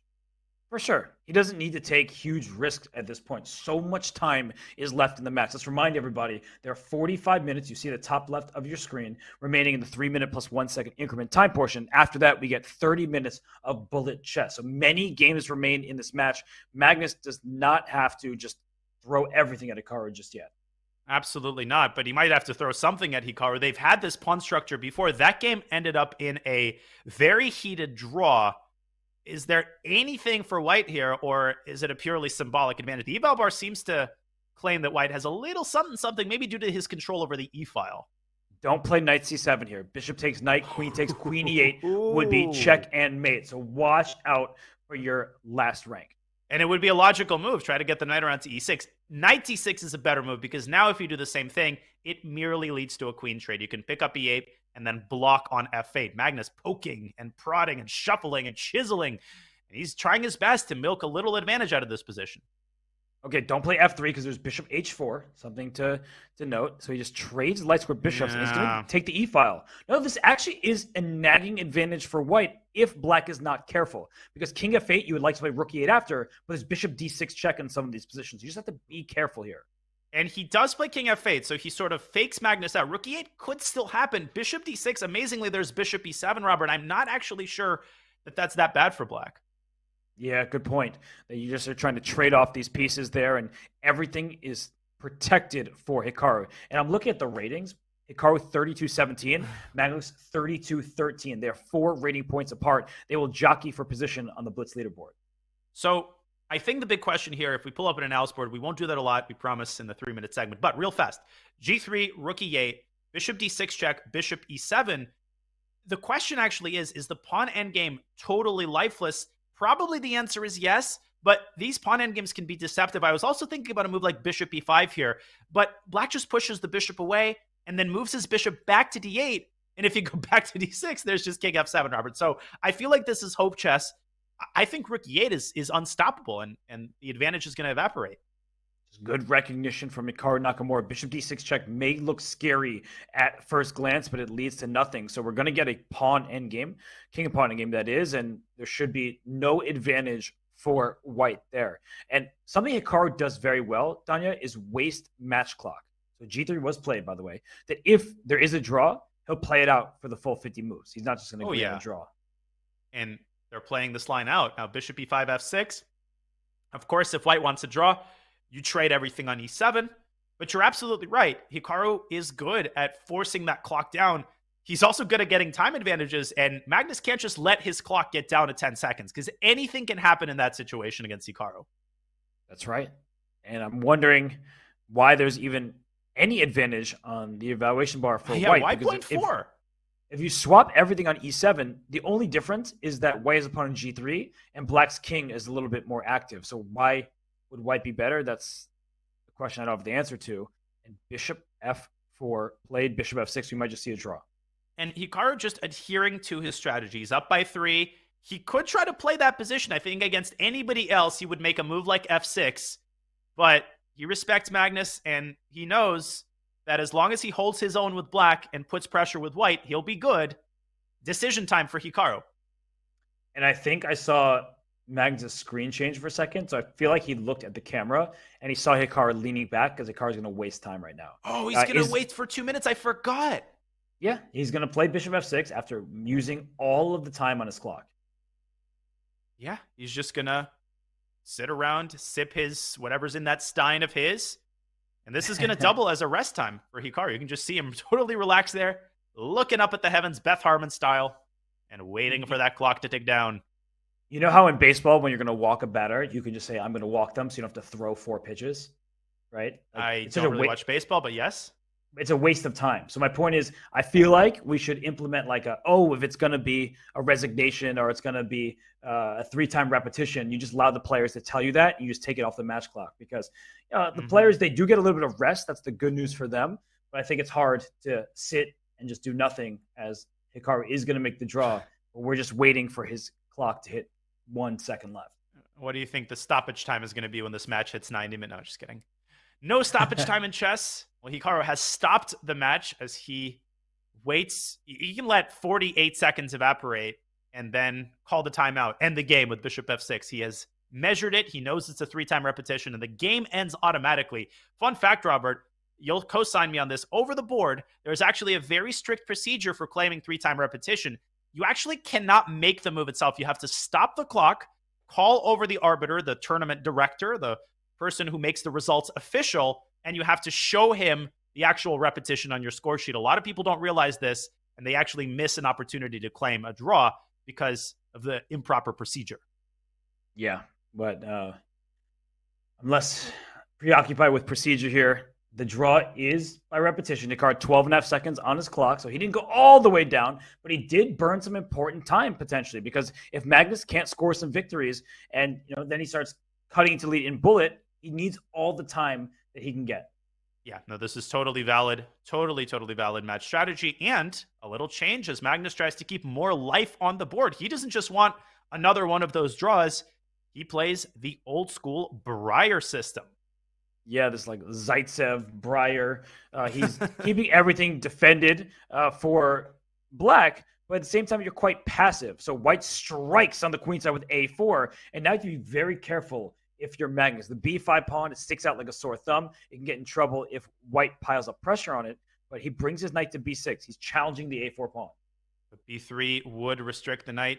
The Breyer system, named after Gyula Breyer, Hungarian player from the 1920s, one of the hyper-modernists alongside Richard Redi and Nimzovich and others who modernized openings and played a lot of stuff that we still play to this day. And I think modern computers don't particularly like the Breyer, but it is a relatively fresh position and one that Hikaru might not have looked at in a while. That's at least what Magnus's thinking goes. And that's smart. That's how you prepare at the highest level, because all players are well-versed in a variety of openings. You need to catch your opponent off guard. And the last move, bishop d3, may have caught Magnus a little bit off guard, because he's sitting and thinking his idea behind the move a6 to a5 was to put his bishop on a6 and start taking over light squares on the queen side. So the bishop comes to d3 to stop that plan. In comes Hikaru's bishop to b5. I don't really like the look of the move c7 to c6. I know you block the bishop and attack it, but your bishop on b7 will look silly. Ooh, and neither does Magnus, but neither does the eval bar like the look of rook to e6. This invites d5, Robert, and d5 opens up a pathway for the dark squared bishop. Isn't d5 just good for white? What am I missing? It is. All right, we see the evaluation bar go up, but I feel like if you're not precise, this is a position that gives black some chances to strike back, because you've closed the center, and maybe at some point you can try to play on the king side. The issue is you're never getting f7 to f5 in, even if you move your knight, because look at the pawn on e4 and the knight on g3. White is just ready to meet that pawn break. Yeah, bishop to g5, inducing f6. Now drop the bishop back to e3. He goes bishop f6, but still, you now can no longer play the move f5. Wouldn't be surprised if Hikaru plays h4. He plays bishop e3 instead. I thought he might just try to keep his bishop in place. But the knight comes up to c5. Take me, please, says Magnus. Give me the bishop pair. And maybe it's, I was going to say time for bishop g5, but I forgot the rook is awkwardly placed on e7. I don't like this. I don't like this one bit. This is actually a position very reminiscent of a King's Indian structure on both sides of the board. And normally when you get a knight ensconced on c5 like this, black freezes white's pressure. But here comes the knight. Around to b3 it goes. And once white goes c5, that's like stepping on something with your shoe. Bang, crunch. And black's queenside can collapse real fast. It's looking bad for Magnus Carlsen right now. He would like to connect his knight. But as you're pointing out, the knight is going to b3 anyway. There's just no pressure in the position. Black has nothing here. Nope. And I'll tell you what black has. A 1-minute deficit on the clock. Not good. King g7 is a very Magnus-like move, but he has to already watch out for bishop takes c5 and knight b3. That you might just lose a pawn in positions like that. Knight b3 by itself is looking strong, and you see Hikaru. He keeps raising his eyebrows. Like, what is going on in this match? Something about Magnus's play seems very off.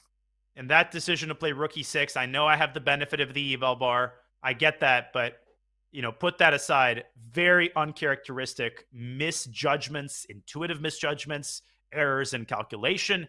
And the problem when you're down by 3 is that you lose all of your momentum. If Hikaru wins this game, it's as if nothing ever happened. It's as if Magnus never won that first game. It's true. Bishop g5. Look, bishop g5, f6, and bishop takes f6. You don't have rook f7. So he trades. But what's the idea here? He sacks the pawn to keep the knight alive on c5. That I actually really like from the world champion. This is positional brilliance, because he gives up material to keep the knights on the dark squares. And if you can play bishop a6 or bishop d7 and trade off that light square bishop, a4 and c4 and e4 and d3 and b3, all these squares are vulnerable to black's knights. You're absolutely right. And this is the Magnus that we're used to. He's shown signs of life in the 3-minute portion, but can he finish this defensive effort? He's still worse, right? No question about that. Hikaru very much still playing for the win. And Hikaru might try to trade places. Maybe go bishop c6 and knight b5. He trades and will go knight b5, I assume. No, he puts his rook on the open file. And the good news for Hikaru is he has all of those pawns protected. Now he's got a beautiful pawn chain, connect 4, and then other knight comes to c5 for Magnus. I wouldn't be surprised if there's a g5, h5, g4 at some moment, just to get some kind of play on the king side. You're down a pawn there, but you can open up lines for your rooks. And white has all the open lines he needs. He has exactly one open line, and he might put a second rook there and try to infiltrate b8. I don't know who exactly benefits in the event of a rook trade. What if both rooks are off the board? Is that knight endgame drawn? Questions that Magnus just doesn't quite have the time to answer. But Hikaru's thinking here, because he goes knight e2, And I guess if there's ever G5, he has knight G3 to F5. So you need to be careful before you push any pawn because the square that was previously under your control gets weak. And maybe Magnus just wants to lock up the king side with H4 and G5. No, he does go G5. He allows knight G3, and I think Hikaru's going to play it. There might be an exchange sack. I was wondering if he was going to play H4 and sack the exchange and bring his king up. He's going for an attack. He wants to checkmate the white king on G1 eventually. And he plays G4. The point is you take twice. E4 is hanging with check. So you cannot keep capturing on G4. The lines are opening up. And that's good news for Black's rooks and potentially bad news for the white king. And even better news for Magnus, the clock situation beginning to equalize. Hikaru forced to calculate, and this has been phenomenal defense thus far by Magnus Carlsen, but can he keep it up? Rook to H8, preparing to occupy the open file he's created for himself. He's got the most counterplay he's had in a while. And there's knight D3 check if you're not looking out. If you're Hikaru, there could be a knight D3 to F4, so he plays rook D1. He hangs the A4 pawn because he wants rook A1 at the end, winning the A5 pawn. And maybe Magnus will just double on the G file. That pawn is a decoy. But it's a juicy pawn indeed. Watch out for rook takes c5 and d6. I'm wondering if there's an exchange sack here. Oh, just going for that knight on f5. No, Hikaru brings his rook back to a1. Magnus fine with a repetition. He would be fine with repetition. Why not? He has 16 seconds. He's go rook b8. Down a pawn. He goes rook b8. And I'm wondering if rook takes c5 will be played by Hikaru. That would be an incredible call and very risky move, but a potentially rewarding move. That knight is a beast. But no, a draw. And a dodged bullet by Magnus. In a different game, in a different match, perhaps Hikaru would go for it, but he doesn't need to take a risk. He's up 3 points. He's up 8-5, but Magnus Carlsen gets the white pieces, and we have another Catalan. Another Catalan, another A4 system, and I think that was a really big result, Robert. Even though it wasn't a win, that was one of the biggest games of the match. Magnus loses that one. Like I said, it's back to a 4-point lead. I think he's played a couple confidence-boosting games thus far, but can he make the most of the white pieces? That defense was unbelievable, right? He just gives up the F pawn and then makes it look easy from there. So a great job from Magnus. He's getting this position again. We keep seeing this opening played. And this time there's a knight on b4 and the dark square bishop remains for white. It does indeed. And have we had a slight deviation from the 5+1? I feel like they haven't had this exact position. They've had this exact structure. The rook usually comes to d8. We know the drill by now, don't we? Yeah, the bishop on f4 is gone for that knight on b4. So it is a different position. More pieces remain. And that should be good news for white because black is a bit cramped. And h4 by Magnus using tactics to defend the pawn. The bishop will drop back to e3, pinning the rook to the queen. And queen a6. So if you trade queens, the knight goes back. And look at this, knight c4, bishop c7. You might just win a pawn. Not quite yet, though. The knight defending that square. But at the moment it moves, you are leaning into c7. No, I got you. I hung a piece there. Yeah, but, you know, it's my rule as a commentator. You always have to be willing to be incorrect. I blundered a piece. It happens. But no, bishop c7 would be great except for the... Oh, no way! Oh, my gosh! Oh, my gosh. Are you kidding me? I think I should apologize to Magnus Carlsen. Is this a dream? If it is, Hikaru never wants to wake up. Did you just do what I thought you just did? That is the ultimate commentator's curse. I don't think I have ever seen a call like this. I think I should retire. I think Magnus probably prefers that. I think you should republish the new edition of Nostradamus' Prognostications or whatever his book is called. That was insane. Oh my gosh. Well, if anybody wants predictive advice, I'm GM Hess on chess.com, so you can find me there. No, but that was just crazy. When does Magnus blunder a piece like that? Name a time that he's done that. And look at him. I mean, he just looks just confused, upset. He's not like that was a one-move blunder in a good position. There was a knight on a6. He played bishop f4 to c7, putting the bishop on pre. We don't have to show it again. That's literally all that happened. He's still shaking his head. He's got to put it behind them, though. Right? The good news, 30 more minutes. This lead is what it was at the start of the segment. So it's important for Magnus not to blow this up into greater proportion than it was. But, oh my lands, what a blunder. And I'm looking at Hikaru. He remains very focused because I think when your opponent blunders, Yeah, it's easy to laugh. It's like, okay, that's not going to happen again. But it's also easy to lose your focus. So Hikaru, he's still evaluating every single turn that's played. And this position is one where I would say Black doesn't really have problems. Look at the coordination of Black's pieces. The bishop on b7 is stellar. The rook on d8 staring down the line towards many of White's minor pieces. So I actually like Magnus's position in this game. And what I would compare this to in a weird way is the match with MVL. The first couple games of the 3-minute portion where Maxime was in control every single game, and all 4 of the first games ended in a draw. He was not able to cut into the lead, and ultimately I think that was the match-deciding storyline. We're seeing something similar here where Magnus is playing much better, but he doesn't have anything to show for it on the scoreboard as of yet. No, he does not. And we see the queen go out to e2. Rook goes to 8. That's the only open file. The d file is open, no pawns in its way, but there are minor pieces in the path. So I still like Black's position. White has a long-term advantage. And what I mean by that is you have 2-on-1 on the queen side. That's good for a pure endgame. But with many pieces on the board, it's often good to have more pawns in the center because that restricts the enemy pieces, gets you good control of important squares. This is essentially a dream setup, and Magnus inducing yet another weakness. F2, F3. Ben Feingold cringing somewhere. Hopefully he's watching the match. Where is the knight going to go back to? Because you actually have to be careful. There are some knight takes e6 tactics hanging in the air. That would be just an absolute shot if you can get knight takes e6 to work. And knight c5 protects the one. B4, not out of the question, though. It's very loose, right? B4, knight A4. Even if it works out, it's scary to play. It's hard to see all the way through. Hikaru making some progress. Knight to B5, knight C4 to E5 opens up a line of contact between the queen and the other knight. And it just feels like Hikaru is more comfortable in all these positions. Magnus just seems discombobulated, and so do his minor pieces. Yes, they are connected with one another. That's the good news. His rook's on A8. That's an open file. The push does hurt White's dark square, so you can count your blessings in that way. But as you're highlighting, the queen is in the rook's path. If it goes to D1, you can get that open file. The rook A1 for Black, maybe at some point, is worthy of consideration. But also look out for knight takes F7, and then the E6 pawn collapsing. And you can preface that with B4 to knock the knight out of C5. And actually, I think White is very close to making that work. Hikaru definitely going to spend some time to calculate it. But if he doesn't want tactical complications, he can just play a calm move like Rook D1 and keep the tension.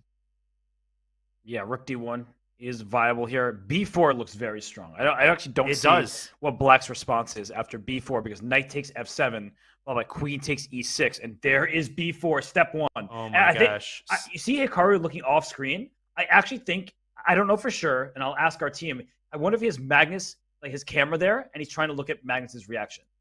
Which is a totally viable thing to do, because at this point, he can still double back. He doesn't have to play knight F7, and if he would see Magnus huffing and puffing and shaking his head, I think that would increase the likelihood of knight takes F7. But let's see it, Hikaru. Come on. Knight F7, queen E6, bishop C4.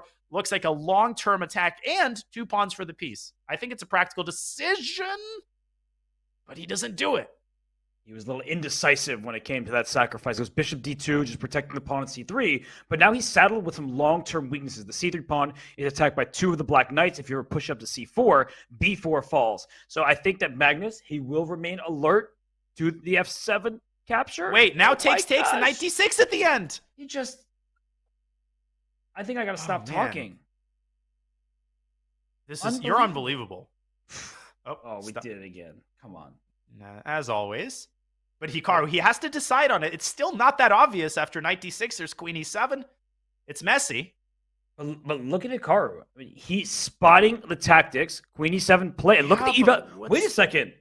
Was knight d6 the best move? Because I feel like... Yeah, once we got here, the evaluation went down. And the reason why is if queen e7, the bishop takes back, you take this on b7, c3 falls, b4 falls next, and then knight is kind of trapped, stranded on b7. You called it earlier. White is beginning to pay the price for the move before, the positional price. And now Magnus actually keeping pieces on the board. What a move by Hikaru as he squeezes his way into c6. And another blow for Magnus. I don't see him holding this with 30 seconds. Yeah, I because think Hikaru's taking this one. Knight e7, there's bishop c4, threatening checkmate on f7. Oh. Yeah, you stop one idea, but you open a different avenue there. And Magnus, he's down on the clock. He might have to just take on c3. Like, I think he just has to. Don't you dare. Yeah. I was going to say, don't you dare call knight e7, bishop c4. Whatever you're saying seems to become the truth. Where does the queen go, though? Everything's collapsing. Pieces are hanging. Queen a7 on the board. And he found the best move. Take the knight. Okay, bishop takes c6 with a knight on c3. If you take on a8, queen takes a8. You have everything covered. Perpetual. It might be time for white to bail out.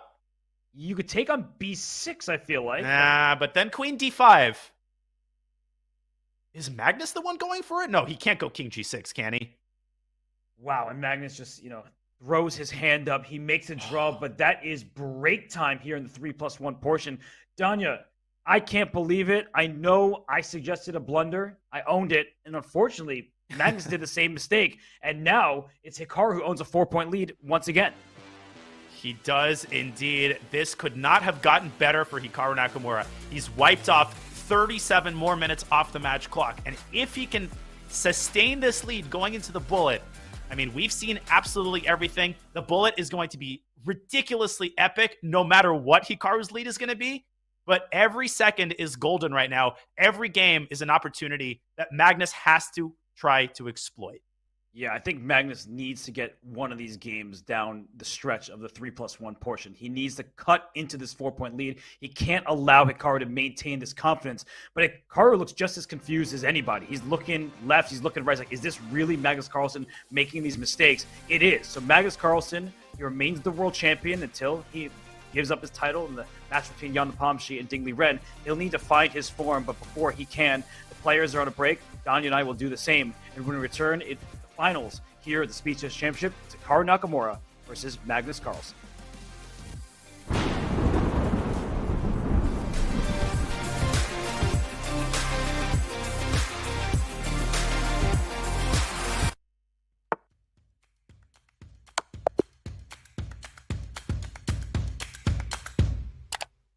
Just played an exciting game and want to see if you got a brilliancy?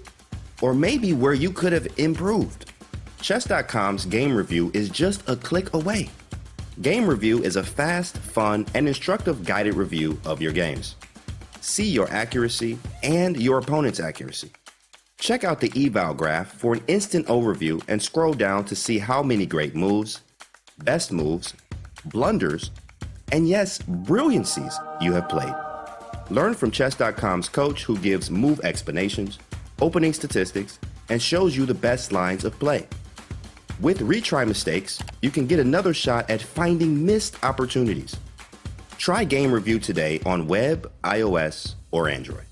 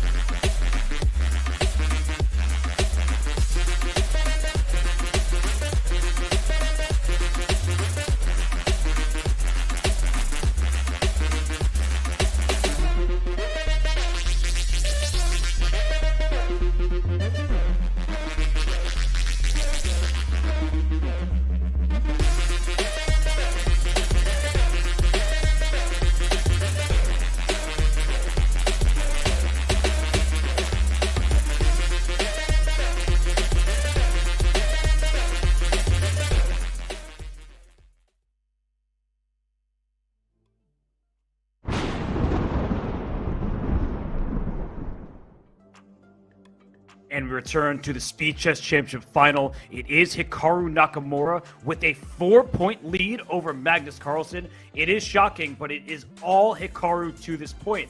And Hikaru Nakamura, the player, is somebody that the chess fans are very familiar with. Tanya, he has had so many successes to his name, and 2022 may be his best year of all. Indeed, and his dominance over online blitz really dates back to the early 2000s, back with his marathon sessions against Alexander Grishuk and other grandmasters at the Internet Chess Club. And as he's gotten older, perhaps Hikaru has lost a tiny bit of speed in time scrambles, but that's about it. And he's gained more composure. He's more well-rounded. He's got more opening experience. He's got a lot of skills that aren't talked about enough. When a player gets older and he keeps himself in good physical form, in good mental form, as Hikaru undoubtedly does, you acquire other skills. You acquire a certain maturity and composure to your play that has made Hikaru Nakamura an absolute beast in the last couple of years. And I think this is very meaningful to him because beating Magnus Carlsen over the course of several hours, that is a big accomplishment. Beating him one game, Hikaru has done that plenty of times in his career. But beating him like this in a match, that has not happened because Magnus Carlsen has only lost one Speed Chess Championship match. It was to Maxime Vachier-Lagrave. And Hikaru Nakamura has only lost to one opponent, and that is Magnus Carlsen. So he has revenge on the brain. We talk about the elements of greatness. What makes the GOAT the GOAT? And one of the qualities that all greats share across all sports, basketball, football, chess, is the ability to get up when you're knocked down. I mentioned this in the pre-show. Magnus hasn't been knocked down at all in the SCC. He's knocked people down. How is he going to react when the hunter becomes the hunted? It's a great question. And, well, Hikaru, he's out there. He is pouncing on his opportunities. And right now, Magnus, he has the white pieces. He needs to get this one. He plays A3 again, and you see Hikaru laugh.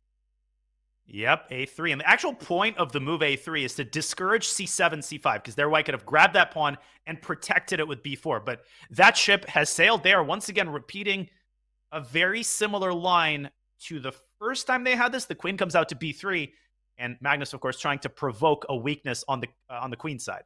Right, if you play the move B6, as Hikaru just did, there's some light square problems in the long term. White's pawn structure positioned very healthy. It's not like there's an advantage, but you just hope that at the right moment you take on D5 and try to use the light squares to your advantage. I've been fine with Magnus's opening choice. I think he's just trying to aim for the positions that he feels comfortable in. But Hikaru is just so solid. He's so hard to break down in these types of symmetrical positions. Magnus trying to whip something up on the queen side. He takes on D5. And what's Hikaru going to recapture with here? Big question. And notice how Magnus waited until the rook went to C8, because now the bishop can go to A6 with tempo. It's a shot against the rook on C8 as Magnus tries to gain control of the C file. So bishop A6, there is rook C7. Then you can even play a move like knight B8 at some point just to get that bishop out of there. And we might see just that. You have to be careful about the move B5, locking the bishop on A6. Is there a knight B5? Rook C7, queen E5. That is sick. The bishop on F5 is loose, as is the rook on 8. And look at Magnus. He's looking at the board from the side, and I think he can't miss this. He can't. He has to find the move. And knight takes D5 does the same thing, right? He plays knight B5. It might have even been better. Knight takes D5, there might have been bishop E6. And yes, Magnus delivers. He had no right to miss that tactic. This is what he eats, not for breakfast. He eats harder tactics than this for breakfast. And a big miss by Hikaru. How lost is this, Robert? Is this just a pawn down and you're losing a second pawn and your position is collapsing? Or is there any hope for Hikaru in the ensuing position?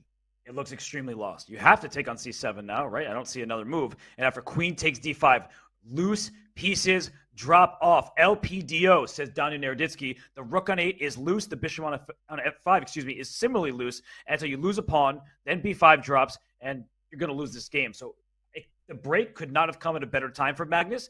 And, well, he's trying to break his losing streak and finally get a series of wins. Bishop A6 was such a devilish move, and Hikaru blunders the rook in the corner. Or does he? He's trying to trap the queen? So bishop E4? No, he didn't blunder that. Okay, bishop E4 is the idea. But what if White plays, for instance, D5 here, just to intercept the diagonal? Whoa, Hikaru, what is he doing? I don't know. You know, he's always looking off to the side, and of course there The chess.com staff, they're looking at his screen. They know everything's good. But I wonder if he is looking at Magnus. But either way, he is trying to trap Magnus's queen in the corner. And after bishop e4, there is that d5 move. I'm skeptical. And yes, we have the eval bar. I will admit that's coloring my interpretation of this position. It's a creative idea by Nakamura. No, he did not blunder the rook. He saw that it could be captured. But what he might have missed is that after bishop e4, d5, there is the massive, unstoppable threat of knight e5 to c6, pinning the knight on b8 and fully extricating the queen with interest from its perch in the corner. Hikaru actually is going to go king h7 to try to free up the knight, but it's too late. Look at Magnus forcing the exchanges. Yes, and with the lead in material and the lead in the clock, it should be Magnus Carlsen's game. And the reason why Magnus is winning this game is he timed the release of the tension well. He went c takes d5 when he had bishop a6 with tempo, and then he found the tactical shot. So this was a really good game thus far by Magnus. If he doesn't win this game, I mean, he just has nothing going his way today. But it's not over. From a practical perspective, that bishop is still imprisoned. Now, it's not in danger of being trapped. Black can't attack it. But listen, the king on g1 is feeling the heebie-jeebies just a little bit, and maybe it's worth bringing the queen to g5. You can grab another pawn, but I think White's got enough of a material advantage already. Magnus's priority right now should be to repel the initiative. Black is kind of threatening bishop e4, maybe knight e4, knight d2.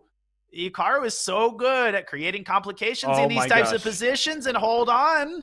I mean, you are right that our judgments are being colored by the evaluation bar. It's still heavily in White's favor, but it was sky high, and now it's shrinking a little bit, and that's how Magnus Carlsen, Hikaru Nakamura, that's how he even wins games like this. We saw him do it against Niall Sarin. Yeah, we most certainly did. He chips away at the advantage. He forces you to solve problems. He gets you low on time, and that is my biggest concern right now. 50 seconds for Carlsen. He hasn't been up to his usual level of sharpness. Let's see if Hikaru can keep this complex. Very complicated, because the king on g1 doesn't have many defenders around there, right? Bishop e4, queen g5, things of that nature go after the white king. The bishop on a6 is imprisoned over there. It can't get back in the game very easily, and the rook and the queen are not coordinated, at least not optimally. Hikaru making a one-move threat, and then another one. The queen can drop back to c1 for defensive purposes. If you slide the rook up incautiously, then the knight's going to jump into e4, and the rook is suddenly trapped. So that's how easy it is to lose control of the game if you're Magnus. Yeah, that would be terrible. And even that still should be good for White, I think, because you could take the bishop and take on f7. But why get into a situation like that? He slides his rook to e1, and somehow his rook is untouchable there. The queen can't attack. Incredible. B4 was defended, c3 was defended. Hikaru has no choice but to drop his queen back. But he's keeping the tension. And the clocks were at a minute. Now they're both at 30 seconds, and this only favors one player. Right. Knight e4, there's queen d4. That's the good news for Magnus. He's essentially forcing the queens off the board in short order. So queen d4 is a massive threat right now. And I think it's going to be played, and Hikaru might be preparing queen g5. Slippery as an eel. He sacks on f3, the last attempt. Okay, king f1. There's always queen c2 check. Knight f5. Knight and the queen, very strong pair, but this is obviously lost. Queen c2 I would play. He just makes a mad dash for the center. Yeah, the king runs away, and you can get a couple pawns. He didn't take on f3. Bishop c8. Bishop e2. Okay. You can give up all your pawns as long as you get checkmated. Yeah, and Hikaru has only two of them at the moment. Bishop d3 forces the knight off the board and ends the game. Hikaru's not going to resign, though. He's going to get every possible second off the match clock. Right, he should. There's no reason to resign if you're Hikaru Nakamura. You should waste the match clock. And it's not, we've seen crazier things happen. I don't think Magnus is giving this game away, but with 9 seconds, hey, it's chess. And e5 is a great move. Yes, shattering Black's pawn cover. Magnus could take on f6 with the queen. He could take and get e6. That was a big moment there. Because if he took on f6, Danya, at any point, Black would have 2 pawns, passers against a rook. So then it's a 3-result game again. This was accurate play there by Magnus. He trades the queens at the right moment. He gets a new one. And, Hikaru's going to continue trying to waste a little bit more time. And he's going to do it. It's not mate just yet. It's going to take a couple more moves. A ring around the rosy. And there it is. Mate on the next move. Well, king f2 still. Queen e2 is mate. Okay. And a win for Magnus. Another great win. Knight b5. He was tactically alert. And his technique was exquisite. Let's give Magnus some credit for the way he converted that. because Hikaru Nakamura is a tenacious defender. He put up some resistance there, but Magnus, he got that one. And now he's playing one of the cagey openings, the modern, the Pierts. He wants Queen A5 to come. But Hikaru Nakamura has been playing this since he was a child. This is a very dangerous line from Black's perspective. I hope Magnus did his theoretical homework here, because this is, as you said, one of the most dangerous theoretical lines in chess. And if Hikaru knows it, you're going to be in trouble. I know there's a forced draw here. There's some sort of draw. Yes, that's it. And Hikaru's going for it. And he's forgotten about it, I think. Yeah. This was from Lev Albert's Perk Alert, that book from way back in the day. I had that book. I played this opening from Black. And the point is bishop f2 check, king d2, bishop e3 is a forced draw if you take the queen on d8. Now, White has the possibility of playing knight b5. Hikaru's not going to dip his toes into that toxic pool. He's going to accept the draw. A great result for Magnus. But he's not going to accept it until he spends the rest of his time. I've forgotten again. Yes. So Hikaru's clock is 2 minutes and 30 seconds. He's going to take it down all the way to a couple seconds, and then he's going to play king d2 and king e1 back. Black has no choice. You've given up your queen. And so you have to play this forcing sequence of bishop e3 check and bishop f2 check. And both players going to sit back. Magnus with a bit of a smirk on his face. But at this point, plenty of time. There will be 12 minutes left. That's at least 2 games, probably 3 more games. And if Magnus can keep putting the kind of pressure he's been able to do with the white pieces, Robert, he could get this lead down to 2 or maybe even 1 if he continues to play well. Look at Magnus. I mean, he's probably just annoyed right now. But there's a lot of good news here for Magnus, right? When this is happening, you can compose yourself. Get ready to have the white pieces. He did just win a game, so he should be feeling better about his chances. And he actually did just smile for the first time in hours. And maybe in days. He didn't seem to be in the best of spirits after his previous match. He expects perfection from himself. He can't be happy with the way he's playing, but he's definitely happy there's time left on the clock. Hikaru making one more move, and now he's going to wait again. He's not waiting. He's thinking. He's contemplating, choosing candidate moves. King d3 here is tempting move that needs to be calculated, wouldn't you say? Illegal moves, sorry, unfortunately, can't be done. So yes, this is a forced sequence. The bishop on the light squares cuts across the board. No king runs for you. And so this is a known forced draw. Unfortunately, it was forgotten by Hikaru heading to this game. So that makes Magnus's opening choice look pretty brilliant. And that's another thing. You mentioned, what are you doing during this break other than crossing your arms and sipping water and smiling? You're thinking, if you're Magnus Carlsen, about what you want to do in the next game. You're reviewing your files in your head. And I know that sounds crazy, but these players have so much going on in their head. These extra 2 minutes, as you said, it allows Magnus to compose himself and make an informed choice about his opening in the next game, which if I had to predict, I'd say he's likely to repeat that A3 shenanigans that we've seen him play thus far. The same holds true for Hikaru, though, because he could spend this time thinking about how to play as Black. So that's exactly what he is thinking about, is the next game, the next opening, what he should do. And, well, this game is about to be a draw as soon as King E1 is played. And don't lose on time. There we go. Okay. We have the drawn game by repetition. 10-7, still a 3-point lead for Hikaru Nakamura. And Magnus keeps going back to the A3. If it wins you games, why not keep going? If it ain't broke, don't fix it. And obviously, it's not an ambitious opening. It's not like White is aiming for a big opening advantage. You're aiming for a relatively fresh position where White has a tiny bit of pressure. And given the state in the match, this could get annoying for Hikaru. He knows that a loss in this game will get Magnus the closest he has been all segment long. And they've transposed, Robert, into a pretty well-known line of the Queen's Gambit accepted.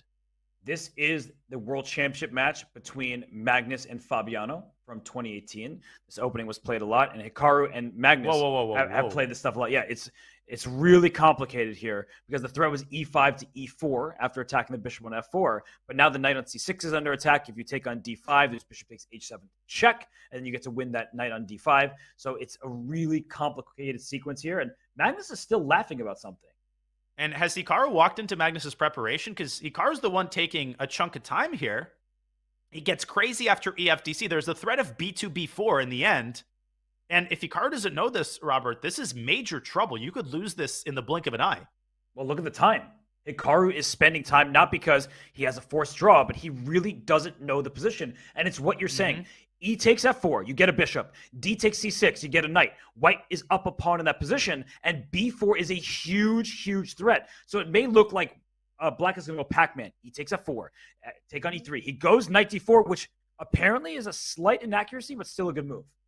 Boom shakalaka. That knight opens up the E-file, and white is up a pawn. It could be recaptured on the next move. Magnus still seems to be in his preparation, which is pretty ridiculous. But, oh, here comes the knight. Knight E5 is bishop E6. But even if you trade the bishops there, Danya, it's clearly an advantage for white. And the reason why is that dark square bishop for black can't really attack anything, and white is kind of up a pawn.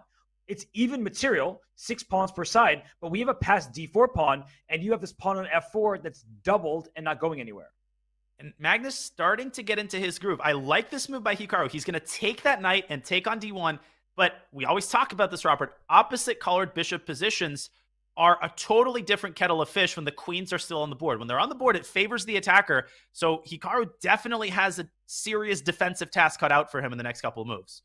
Yeah, and this king on G8 is not the safest piece on the board because E6 at some point will be a strike. Rook D7 is also a threat. And B5, speaking of strikes, huge move from Hikaru. He's still my beating heart. Don't take on B5 because then the white king will not have a beating heart. But maybe the bishop can move to D5. Maybe the bishop itself can take. But then you've cut out the pressure on F7 and black can capture this very annoying pawn on E5. What a move by Hikaru. And actually, after bishop b5, there could be rook b8. You got to be careful for that move because rook takes b5 is suddenly a threat, as is pawn to a6 because the bishop is pinned, the rook on d1 is loose, the queen on b3 is overloaded. Great point, bishop b5, rook. I think Magnus should just go bishop d5, and then do not go rook d8 if you're Hikaru and walk into bishop takes f7. He's probably going to go rook c8. But then e6. Then there's e6. Oh, so then is he going to go rook b8? I love how we did that process of elimination style. I feel like I'm back in like 3rd grade, you know, like doing a little math problem and not that one, not that one. Oh, okay. So rook b8 is the only move there. It's a very important move to find, and Hikaru will find it. But bishop d5 hits the rook. The rook has to slide over 1 square. And if I may show something on the analysis board real fast, I promise. Bishop d5. If you go rook to e8, I don't think we discussed this, but there's still e6. You might say, well, what's the problem? I'll just take. And you can't take because the queen recaptures with check. And here, bishop slides into f7 with a fork. So literally, process of elimination yields only 1 square. And Magnus has to see that. Hikaru has to see that. Carlsen, not only is he no longer up on the clock, he's down 20 seconds and still thinking. And finally decides on bishop d5. Hikaru saw that instantly. I wonder if he's thinking about bishop takes f7 check, queen takes f7, pawn to e6. It gets really sharp there because if the queen tries to blockade the pawn, so there's no discover check, the rook flies into d7. There's a lot happening in this position, and it's not forced by any stretch of the imagination, but I'm guessing Magnus is considering options like that. Great call. I definitely think he might play bishop f7. No, he makes a very Magnus move, but is he taking his foot off the gas pedal here? Well, bishop c5 is a great choice. You actually would prefer your pawn to be on b6 if you're black to keep that bishop stable. But the f2 pawn is a target. Queen h4 at some moment can be annoying, or queen to e2, even more threatening. It's unbelievable, but Magnus was up a full minute as they entered the middle game. Now he's down a minute, and he hasn't played e6 yet, and the tension is still building up. Can Magnus handle a position of this complexity with 20 seconds left? So he goes rook c1, the bishop goes back to b6, queen takes b5, bishop f2 does not work. You lose your queen, but you get a checkmate. Wow. What a find by Magnus Carlsen. And queen takes e5 blunders as you're showing. There's discover checks galore here. White's works, black's doesn't work, and that's because white has some luft and black does not. And maybe Hikaru should create some luft, but then you have to watch out for e6. It gets ridiculously complicated. E6? Wait, can you sack the queen? You could have. I think he could have. E6 was winning. Wow. He could have got a new queen and won the game. But king f1, I can't blame him for that. King h8. What a cool move by Hikaru. But I would argue that an on-4 Magnus, we might show this later, would have seen e6. Nonetheless, he's got a big advantage in the end game. You like to point out the pawn majority. Black's pawn majority is fully crippled, and you might not have a pawn majority if white takes on f7 at the right moment. Although if he took on f7, there would be bishop b2. So he goes rook c4 first. That way bishop b2 doesn't come with tempo. He can put a4, then b5. He has a clear extra pawn. Does Magnus on the queen side. Material is even, but the position is not. And neither is the time. 11 seconds for Magnus. He's got to build some time up here. Can he win this? Basically blitzing out his moves. trying to maximize the activity of the rook. We're accustomed, Robert, to seeing Magnus win these types of games. Can he pull another vintage endgame victory off? Look at this. King c4. His king is going up the board. The king is a weapon in the endgame. Rook a6, pawn a4 coming. First b5. Bishop c6 is possible. Oh my goodness. This looks very unpleasant. Progress being made, but after the king parks itself on d6, you can never really go b6. Hikaru throws off a pawn to cripple white's pawn structure. But the king just comes back. He wants the f2 pawn. He's not getting it. He's not getting a single pawn. And here comes the a pawn. And here comes black's king. Yeah, maybe. Oh, he trapped the bishop. Trapping the bishop. If that rook can get back around, the bishop is trapped. But look at this. The h6 pawn and the f6 pawn both target. And the f6 pawn. King g4, king h5. King h5. Oh my G6. goodness. He's infiltrating. He's taking. He's pressuring. He winning. Still has time. He's just moving his king around now. Move the bishop back and sack on f6. He wants b6. And if you go king c5, there's rook takes a7. It's winning. He's knocking on the door of having this lead. Can he finish it off? Whoa. He goes there because bishop b6 is king takes f6. It's winning. What recognition? And King this F6. is winning. King f6. And just go back. You can take on Where? g5. I don't... Move! Oh, the h3 pawn is lost, but the bishop moves back, I guess. And then the king moves out the way, and the f pawn runs. But do not trade that last pawn. No, because then it's a draw. Wow. King g7. What recognition? Magnus is the king of that. Rook h4 and rook f4. It's not over yet. Hikaru might Look at this. Bishop g4. Oh, he is this so is insane. Precise. And this was necessary because Hikaru would have otherwise given up the rook and traded the last pair of pawns. And look at Magnus. You see the relief on his face? He gets this last game in the 3+1. He can cut the lead down to 1 point heading into bullet. And Danya, that was insane precision. He found every single move that liquidated, that kept the advantage, and let him win the game. This is the Magnus that we know. And I'm not implying that this is normal in some way. Or, yeah, well, of course we're seeing this. Magnus is the only person in the universe who can win an endgame like this with 5 seconds. And he has been winning endgames like this throughout the whole SCC, and they're repeating this again. Yeah, Hikaru keeps going back to this line, which seems to be more or less a forced draw. I mean, Magnus has never been in any trouble. But look at the clock situation. 3 minutes and change for Hikaru. 3 minutes of change on the match clock. So if Hikaru does nothing, this will be the last game of the 3+1, and he will retain a 2-point lead. And he went for this at the start of the 3-minute portion. I didn't like it. He goes for this now. I do like it because a 2-point lead is still significant for Hikaru going into the bullet. And clearly he's found an improvement during the break. A4 rather than what he was doing previously, which is to prepare C4. What do you make of this? Well, I think at least gives us something new to talk about. But I don't think that there's much going on. Now, you have to be very careful if you're black because A takes B5. A takes B5, rook A6 is a huge threat because you're removing the defender of the knight on D5, and the geometry is such that you could lose all your pieces as black if the C6 pawn falls. So Magnus has to be careful, and Hikaru, he just switching a little something here. And a professional approach by Magnus. He takes as long as it takes to find what was the only move to maintain the balance. I checked. And now you are just in time. AB, rook a6. The rook captures on b2, but more importantly, it forces the bishop off of this diagonal. Hikaru basically has to bail out with bishop takes d5 check. This game, I'm quite confident is going to end in a draw. Just look at Magnus's body language. He feels satisfied and confident. He seems as engaged as he's been all match. More engaged than he's been all match. He really is. And if you're Hikaru here, don't take any unnecessary risk. I know you're probably displeased that you had a 4-point lead. Now it's down to 2. And you're playing Magnus Carlsen, who can beat anybody at any time, right? Once he turns on the jets, he may never look back. But if you're Hikaru, he's look what he's doing. He's just going to spend a lot of time. He's probably going to simplify, make the draw, and then go into bullet with the lead. Both players have to take a breath. As experienced as they are, there's going to be a lot of jitters to go around in the bullet segment. He does take b5. How exactly do we bail out without losing a pawn here? Because rook takes b2, Robert.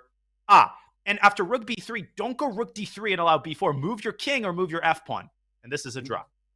Dead draw. Rook takes b5. We just have king, rook, and 2 against king, rook, and 2. There's 1 minute remaining in this time control.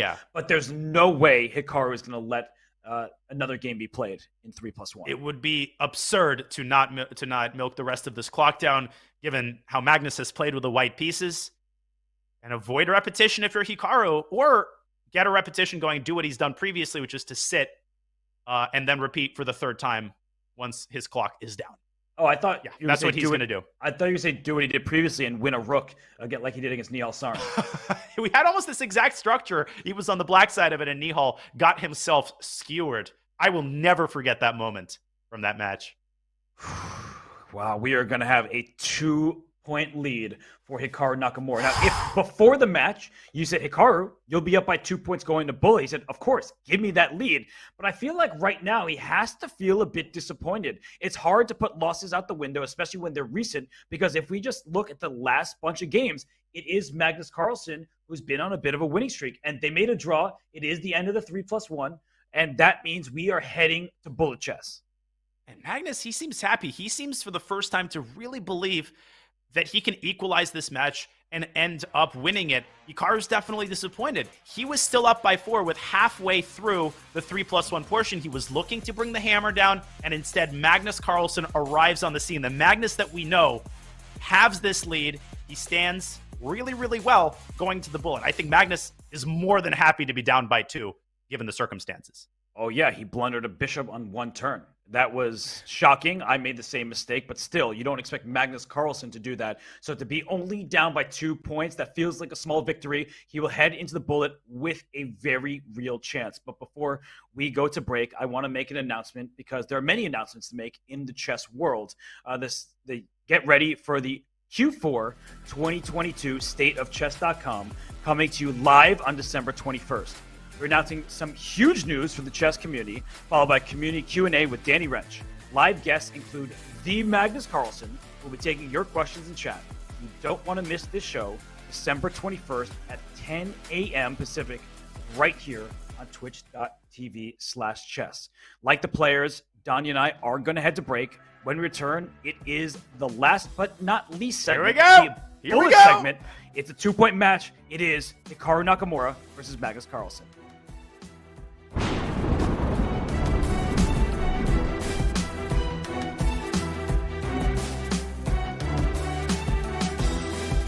Your subscription makes shows like this possible, which is why our Twitch subscribers will never see ads on chess.com. Connect your chess.com account and Twitch account at go.chess.com/connect accounts, and bang, boom, voila, you're done. 100% ad-free bliss forevermore. Whether you're following our events on site or on stream, type the command connect in the chat, and thank you for helping bring these shows to life.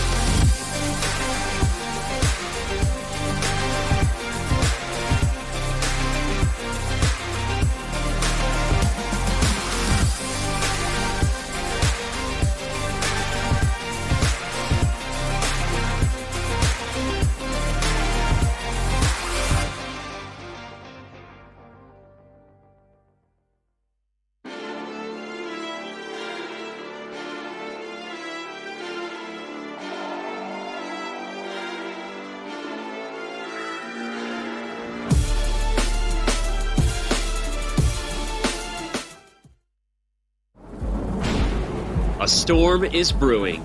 We see a statement performance from Magnus Carlsen. Hikaru Nakamura is surviving. Knight H3! Queen, Knight H3, what a tactic! Holy smokes, my brain is exploding. Oh, he lost a dime! Oh, he blundered the rook! Oh my gosh! The battles will be electric. 97 mate! You blundered You can't stop mate! Oh my god, it didn't happen! Oh my god, that's a devastating intermezzo! Wait. And he can play Oh, he's on six! He had the intermezzo and he missed it, and now it's a draw. The moves will be fast. Starting to see Bishop C7! Oh my god! Where's the mate though? I don't know, but it's gotta be there. Oh, he got it! my god, he made it! Oh my god! The stakes will be high. Oh my gosh! Rook Look at A5 this and you mate. can't stop checkmate. Oh. I gotta get out of here. The 2022 Speed Chess Championship is now. Fasten your speed belts, my friends. We're in for a wild ride.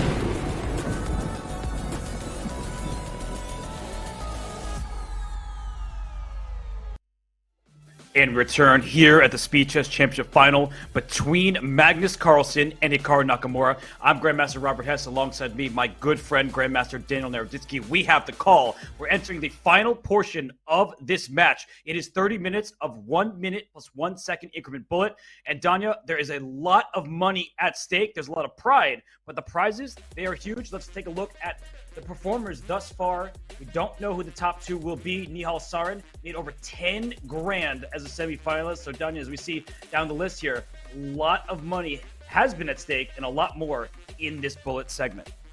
The entire SCC is at stake. Those are some sleek totals. Even Fabiana Caruana taking home over 3K. Nihal Sarin's total enough to buy a car and more money to be distributed between Hikaru and Magnus. But right now, what's on the line is pride. What's on the line is the opportunity, if you're Hikaru Nakamura, to keep his lead and defeat the world champion, reversing their lifetime trend. And there is our scoreboard, ladies and gentlemen. It's 10.5, 8.5. But Magnus Carlsen, he has gone from down 4 to within 2, and he is most certainly in striking distance, Robert, especially given his bullet record against Hikaru in the SCC. He has previously defeated Hikaru 7.5, 2.5, 1 year, and the other year, it was close. I think he lost 6-5. So he's got a shot. He certainly does. And you mentioned the word trend, and this match is trending in Magnus's direction. He was down by 4 points and looked really bad for him. He won 2 games down the stretch of the 3 minute plus 1 second increment time control. But this is chaos. This is mayhem. This is bullet chess, and this is the Speed Chess Championship Final. It's Hikaru Nakamura with a 2-point lead over Magnus Carlsen. We are about to have liftoff. Oh my gosh, folks, it's an honor and a privilege to be a part of this. It all comes down to these 30 minutes. Speed belts fastened. Here we go. Carlsen with the white pieces and a Queen's Gambit declined. Carlsbad structure in game 1. Magnus once again sticking to a solid approach, Robert. Wow, and knight h5. Knights on the rim are dim, but that knight attacked the bishop on f4. But look at the knight remaining out there. The queen on d1 spies it. At some point, knight e5 might be a good move. But look at Magnus just playing smart chess. But knight f4, he allowed the knight out. Oh! An early oversight. He has to move the bishop back. That gives Hikaru a tempo. Now, it's not the end of the world because his pawn structure can sustain it, but he'll need to smoke that knight out of f4 ASAP. Well, he's about to castle queenside, and the knight will have to move to c. Ooh, now the c6 pawn is a target. He goes knight to e2. He smokes the knight out. c6 is loose, and now it's a backwards pawn. So, Dominic, even if knight e2, bishop e2, we just get some trades. White has the structural advantage, but he blunders with knight d2. Queen b2! Queen b2! Oh, what a move! Oh, what a tactic in game 1 of the bullet! It's going to win a pawn. The knight's jumping back to c4, and Hikaru's basically winning in the endgame.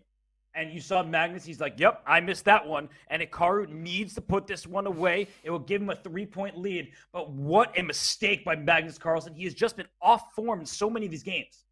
So many one-move blunders, and we're just not used to that. But Hikaru, as you said, he has to put this game to bed, build up that cushion early in the match, because almost all of the bullet comebacks we've seen, they start from the very first games, and this is not moving in Magnus's direction. Robert, the f-file is going to open. The f2 pawn is a sitting duck. Look at that rook aiming hungrily at the pawn.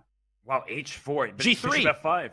G3 is also really nice, but the pawn f2 is going down. If you go rook h2, then g3 comes with tempo. And you just have nothing here. You might even think about resigning. Hello, knight e3, bishop d3, knight f1. You can take anything in any order. Magnus needs to resign, and he needs to do it now. Every second is golden right now.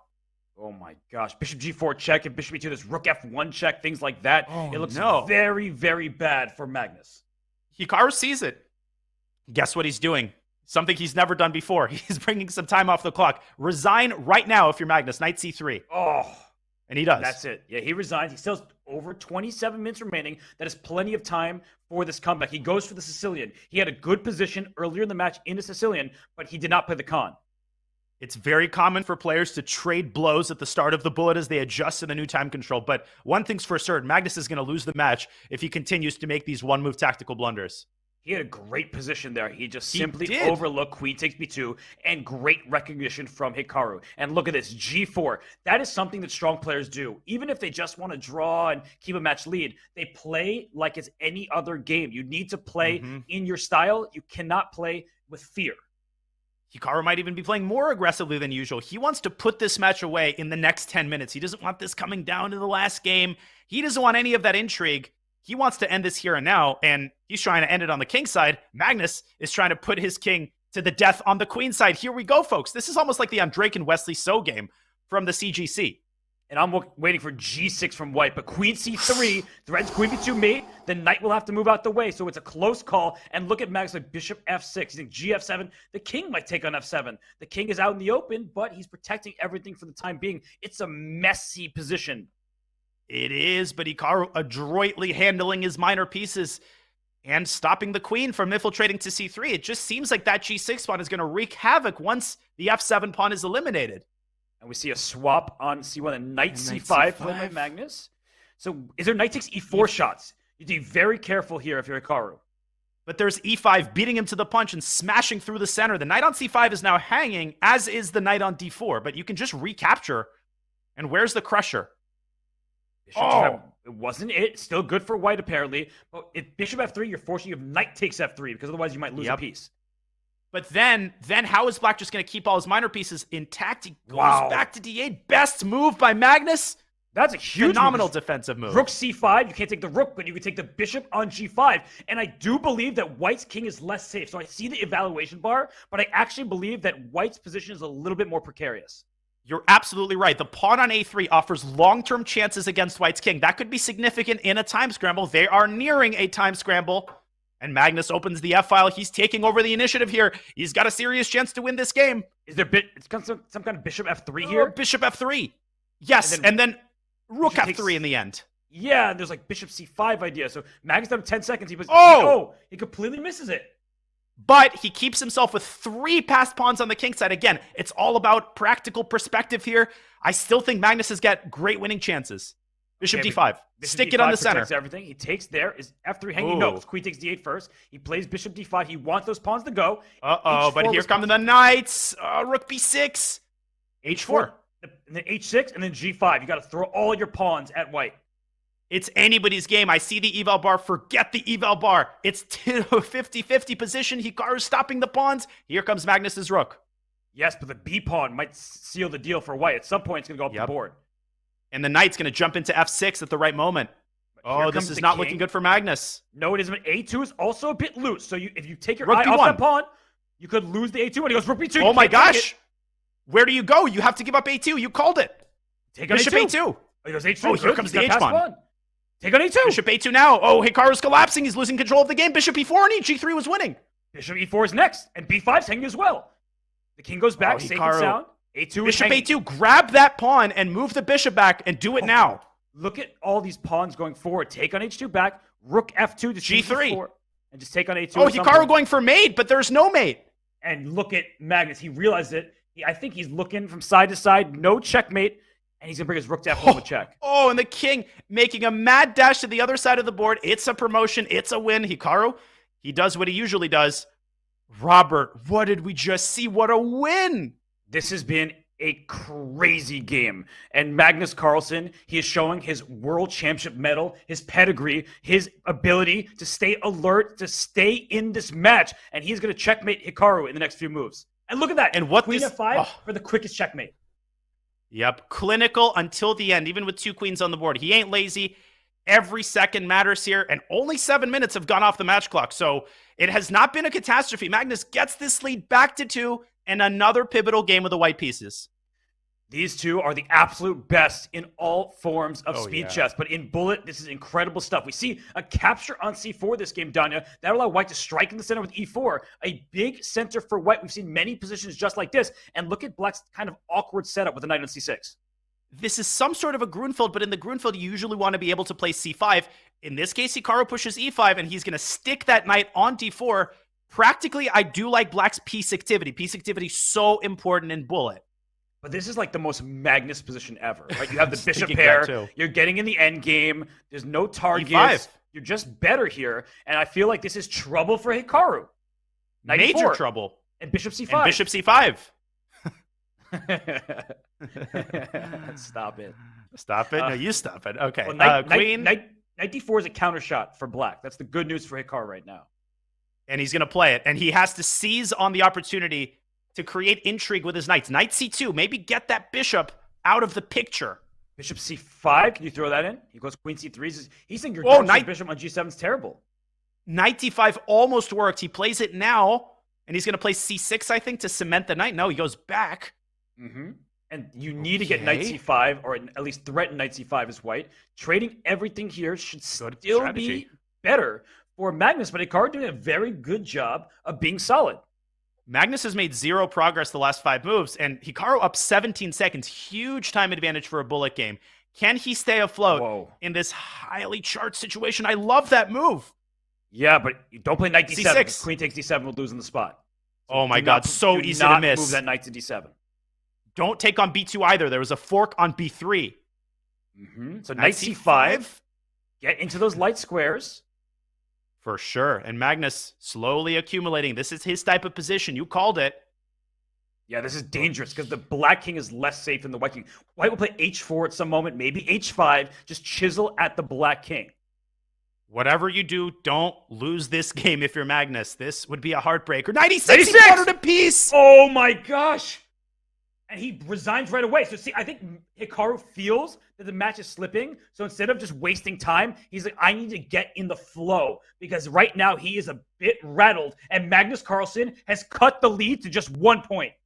He ties the match with a win in this game. But look at Magnus adhering to his strategy. He's not going to try to do everything at once. He's going to play solid chess. He does not mind a draw with the black pieces. It's the same strategy that finally got him success in the end of the 3-minute portion. Knight takes d3 as a threat. I like the way this is going for him again. Knight f4 threatens, knight d3 right away. You don't have to take a pawn. Just hit the rook, hit the bishop, and then maybe go queen h4 next. Or queen d7 and rook a to e8. You need to bring that rook to the e-file stat if you're black. He's thinking about queen h4. You can tell. It's a big move, and Hikaru might have to play g3, but the knight goes into h3 with check. Things like that. It looks a bit dodgy, but perhaps the white king is just safe enough. Hikaru is mad. He is really frustrated with how these games have been going. The first 2-game winning streak for Magnus this entire match, and it comes at the perfect moment. But can Magnus produce compensation? He's down 30 seconds, Robert. This isn't looking good all of a sudden.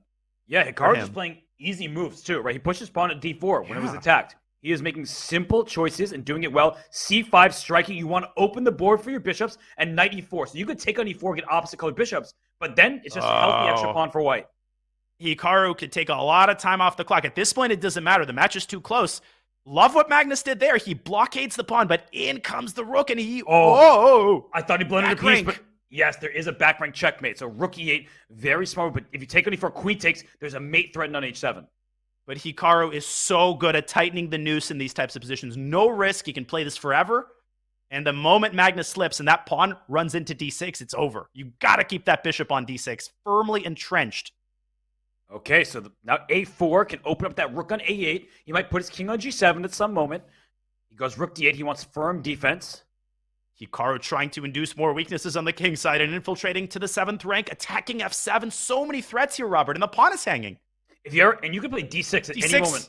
Wow, rook d6, huge move. Opening the diagonal, attacking f7. Magnus pushed to the back.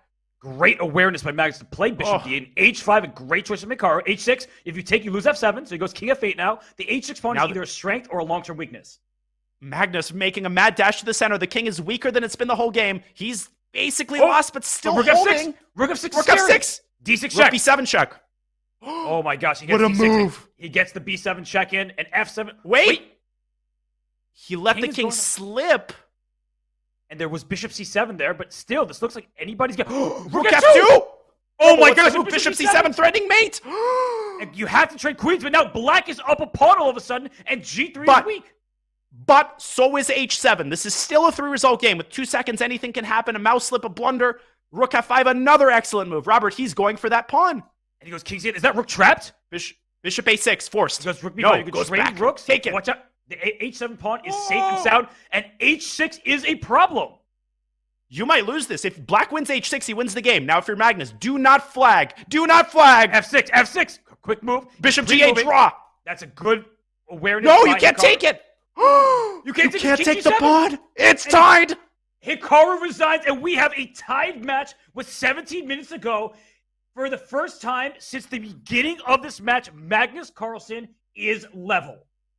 It's 0-0. That was one of the most unbelievable bullet comebacks I have ever seen in the SCC. This is insane. Your speed belts. You need 6 of them right now. Magnus has white and a chance to take the lead for the first time in this match.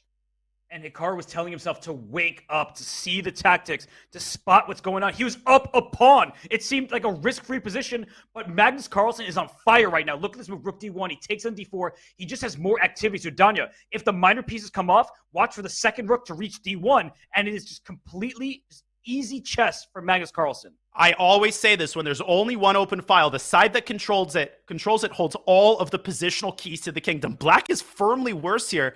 And Hikaru, in his rattled condition, he's got to make sure he doesn't make any one-move blunders. Oh, no. You can't make it easy for Magnus, and he's got another Magnus type of position. Yeah, queen e5 and rook g4 was an option. He goes rook d6 instead. Queen e5 now. Black has to shuffle, right? If you push your pawn to e5, which it does, rook d5, give me some squares. And look at this. Now, all of a sudden, Hikaru's out of it. That was an incredible sequence of moves by Hikaru. He drives the pawn to e4 to lock in white's queen, and hits both of these pawns at once, and suddenly Magnus is in serious. He might already be worse. He's giving up. He gives up the pawn. But I think that was a really good decision by Magnus. He doesn't let black continue becoming even more active. He gives up material. And now if you swap rooks, well, okay, that still keeps the extra e-pawn. Slow down if you're Magnus. You've got to be accurate because Hikaru's not letting this opportunity slip. Or is he? Okay, you fine with a repetition if you're Magnus. So maybe keep going rook d5. Okay, Hikaru now goes for it. He goes rook d6. He just wants to keep control of black's. So you go rook e5, rook goes to d7.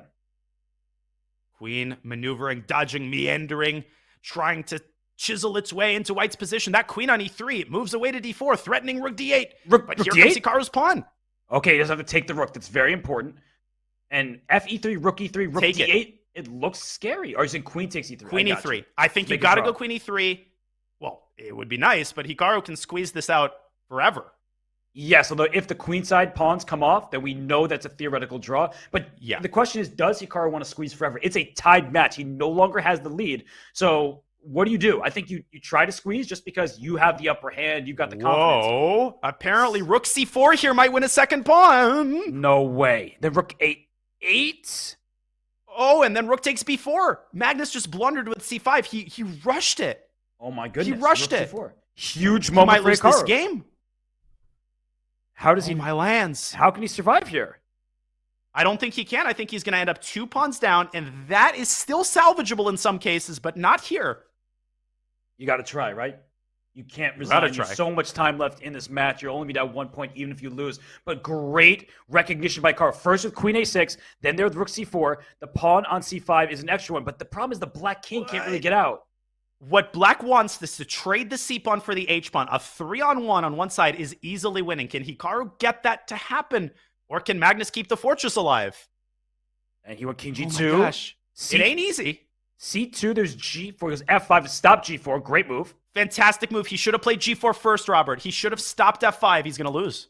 Yeah, I think he is going to lose. There's rook c5 at some point, but how do you win though? Oh, king to g5. But how do you get in? Well, you zigzag your way through. But the eval bar 2.2 is like fortress territory. Oh, wait, blunder. King d3 blunders. Yeah, blundered on the spot. But you see the evaluation bar, when it's at that level, that means there probably was some kind of draw, but it's so difficult when you have no time. And another uncharacteristic blunder. It has plagued Carlsen all match long. And with 13 minutes on the match clock, you can't really afford to lose another one if you're Carlsen. He needs another clutch match-tying performance. What a recovery by Hikaru. What a recovery. Amazing, right? It looked like everything was going against him, and he was able to win that game. And look at this position here. 9 moves in, H3 played. It's a quiet position. Cut the board in half. Black has an extra pawn from A through D. White has an extra pawn E through H. There's a kings on the one side of the board. White has an extra pawn on that side. I think White is going to try to get an attack. But from a match perspective, Carlsen getting what he wants. An unbalanced position. Definitely chances to win here. But with the knight coming to F5, queen and g4, Robert, you called it. This is getting already practically unpleasant. Look at the clock. Magnus falling behind again. He's in trouble again. He is, and he might need to swap knights and play bishop d7 just to cover the c6 square. Something. Move. Do not want to lose your blockade of the e5 pawn. That is not what Magnus wants, but he's playing so slowly, down 23 seconds remaining. This ain't a 3-minute game anymore. They're in bullet time. Magnus playing fast, pre-moving, trying. Hikaru blockading. He's got the dark square control on the queen side. He's in control of the game. Rook e3. And he goes queen d3. He wants to swap queens. But look at this. F4, F5, thrusting that pawn forward. That's bad news for black. Uh-oh, F5 coming. And the endgame offers no relief at all because the C file opens and Magnus going to go after that. Or Hikaru going to go after the C6 pawn. Yeah, this is looking very ugly. You can't even go F6 because E6, the pawn is driven forward. Suffocating. Totally suffocating. Black can hardly move. He wants F5, even if it's good for white. Magnus just wants something. He wants some space for his pieces. But he's got 10 seconds on the clock. That's what he really wants. More time, equal time. But with 40 seconds, bishop trying to get to E4. We have a trade. H5, rook E6, rook G6. Something like that is what black needs. Carlsen once again. Dude, this is already heroic defense by Magnus. He's somehow holding on. G6. Oh, but the queen's going to get trapped. G4 is coming. It's unstoppable. That is crazy. Then F5. And so what awareness from Hikaru? Queen H5. Get rid of the pawn. Or G3 this. traps the bishop. Even better. Hikaru is a beast. Oh, but what a move by Magnus. GF. There's nothing that there. didn't work. Queen was Paper pinned. tiger, You couldn't as have you taken like the to say. rook. It's And over. Hikaru knows he's winning. Unreal. Magnus resigns. Still 2-point lead for Hikaru. It's back to that lead. Hikaru Nakamura, just when it looked like a mortal player might tilt, he shows his superpowers. Hikaru showing some nasty and showing us another Queen's Gambit decline. If you're Hikaru, you're more than happy with a draw. Robert, 10.5 left. Magnus, he's the one who has to avoid panicking. Now, where's his momentum gone? It's out the window because Hikaru Nakamura stole it. And we have over 150,000 people watching on Twitch and on YouTube. Welcome to the biggest party on this Sunday. Knight E4, played by Hikaru Nakamura, jumping to the center. Danya, I feel like white doesn't really have much of anything here, but this is the Magnus type of position that you can try to grind Hikaru down in. And it's what Magnus was unable to get the last couple of games, the last couple of losses. He's gotten back to what makes him the most comfortable. Positional maneuvering games. He's got a clear advantage here. And at this point, he's got exactly zero room for error. And he's going to rook A2, rook A1. At some point, throw an A takes B5, can toss in knight C5. Any moment, you have a clamp on the queen side. But Hikaru, with 53 seconds left, he's moving so quickly and just honestly very well. And I think Magnus just can't match him on the speed. And Hikaru consciously adjusting his speed. He's getting faster and faster. He's putting pressure on Magnus's clock. And here we go with this again. More counterplay on the king side. More of a time advantage. Knight F6, E4. Oh, bishop F3. So you want to give your bishop for the knight. Bishop C8, hitting the H3 pawn. You got to move your king out the way. He doesn't. The C6 is hanging. So he's and F7. And F7. So you have to be very careful. Black. If you take on E5, DE5, the C6 pawn is loose. So it's tactical solution by Magnus Carlsen. And Magnus is more than happy to give up a pawn if it means a queen trade. If he can get rid of that kingside pressure, he will breathe a major sigh of relief. He's eliminating some pieces, but here comes Hikaru again. Great moves from Hikaru. Knight B2. I like that move from Magnus. King safety is paramount. The E1 square now covered. Knight D2. Is there like a rook B7 at some point? Oh, well, there's a queen takes F2 tactic. We saw that in the first game. But Magnus, again, forcing the queen trade, or at least he's trying to. Yes, because the endgame looks terrible for black. That's not a bishop on B7. It's a big pawn. It is, and it can't move away because then white will have full control of the 7th rank and knight D3. Oh, Magnus making moves. Or knight E5 Bishop even. C8. Yeah, it's so not over close yet. Here. There's rook A1. Queen C1, queen H6 made sense. Okay, he wants to trade rooks. Whoa. Rook b8? Whoa. No, the bishop on f3 is loose. Taking knight e5 deserves attention. It is played. Rook a6. Oh, and if you take on e5, d into the c6 pawn will fall. Bishop takes d5 is another threat, and c6 is hanging directly. But Hikaru can throw in h3 at some point. If he can make this messy, he's had the edge in time scrambles all match long. This is what it all comes down to. Here we go. Oh Taking my gosh. queen c6. He goes queen c5. Look at that. He was knight c4, knight takes c6, keeping more pieces on the board. You could take on d5 and play queen, take on d4, so you play queen d5. He said takes right away. But there's perpetual ideas. There are. I don't know if he can win this. Look at that knight and queen combo. But the queen a1, there's no more check after king h2, and the h4 is loose. If you have to trade queens, is it losing? Hikaru thought it was. Queen h4, take a pawn, bishop e4, but then the knight might slide to g4 when you're not paying attention. It's so easy to miss mate here. It's easy to miss a fork. It's easy to blunder a pawn. And if you do any of those things, you're not going to win. But look at that move. Bishop e2 and g3, king g2, then push your b pawn. No checks available for black. Twisting the knife is Magnus Carlsen and moving the pawn forward, keeping time on his clock. He should be able to win this game. Queen e6 is defending both. Queen e5 check. Oh, that's nasty. Where's the move? But black's not threatening anything. He's going to go b7. But queen takes e2 and queen f4 check. Yes, that's huge. He's got to see it, does Magnus. He doesn't. It's okay. He moves his bishop, and then b7's unstoppable. Still totally winning, but you don't want to give Hikaru any added chances. Okay, so goes queen e4. He keeps attacking the knight. Like, just really precise play from Magnus, not pushing the pawn. Oh, and now b7. Total queen e7. There's got to be a way to force promotion. Okay, this is simple. But Hikaru's going to waste some time off the match clock. And what that does is it forces Magnus basically to win the next game. Yes, it does. Oh, don't take g. Oh, you can. There's no stalemate. It was close, though. Scared both of us. It was very close. And don't pre-move. You might stalemate by accident. Yes. Oh. But no stalemates available here. He's trying to find the quickest checkmate. He's trying to find the quickest checkmate. But you got time if you're Magnus. There's no need to do any crazy pre-moves. Queen At this C2 point, you is can made. pre-move queen c2. Yeah. Oh my gosh, we'll have 6 minutes remaining. Magnus. Oh my God. He can draw the next game, right? If he draws the next game, there still will be enough time, right? 6 minutes is plenty of time to make up a 1-point deficit, but he cannot afford to lose. And he plays the French defense of all openings.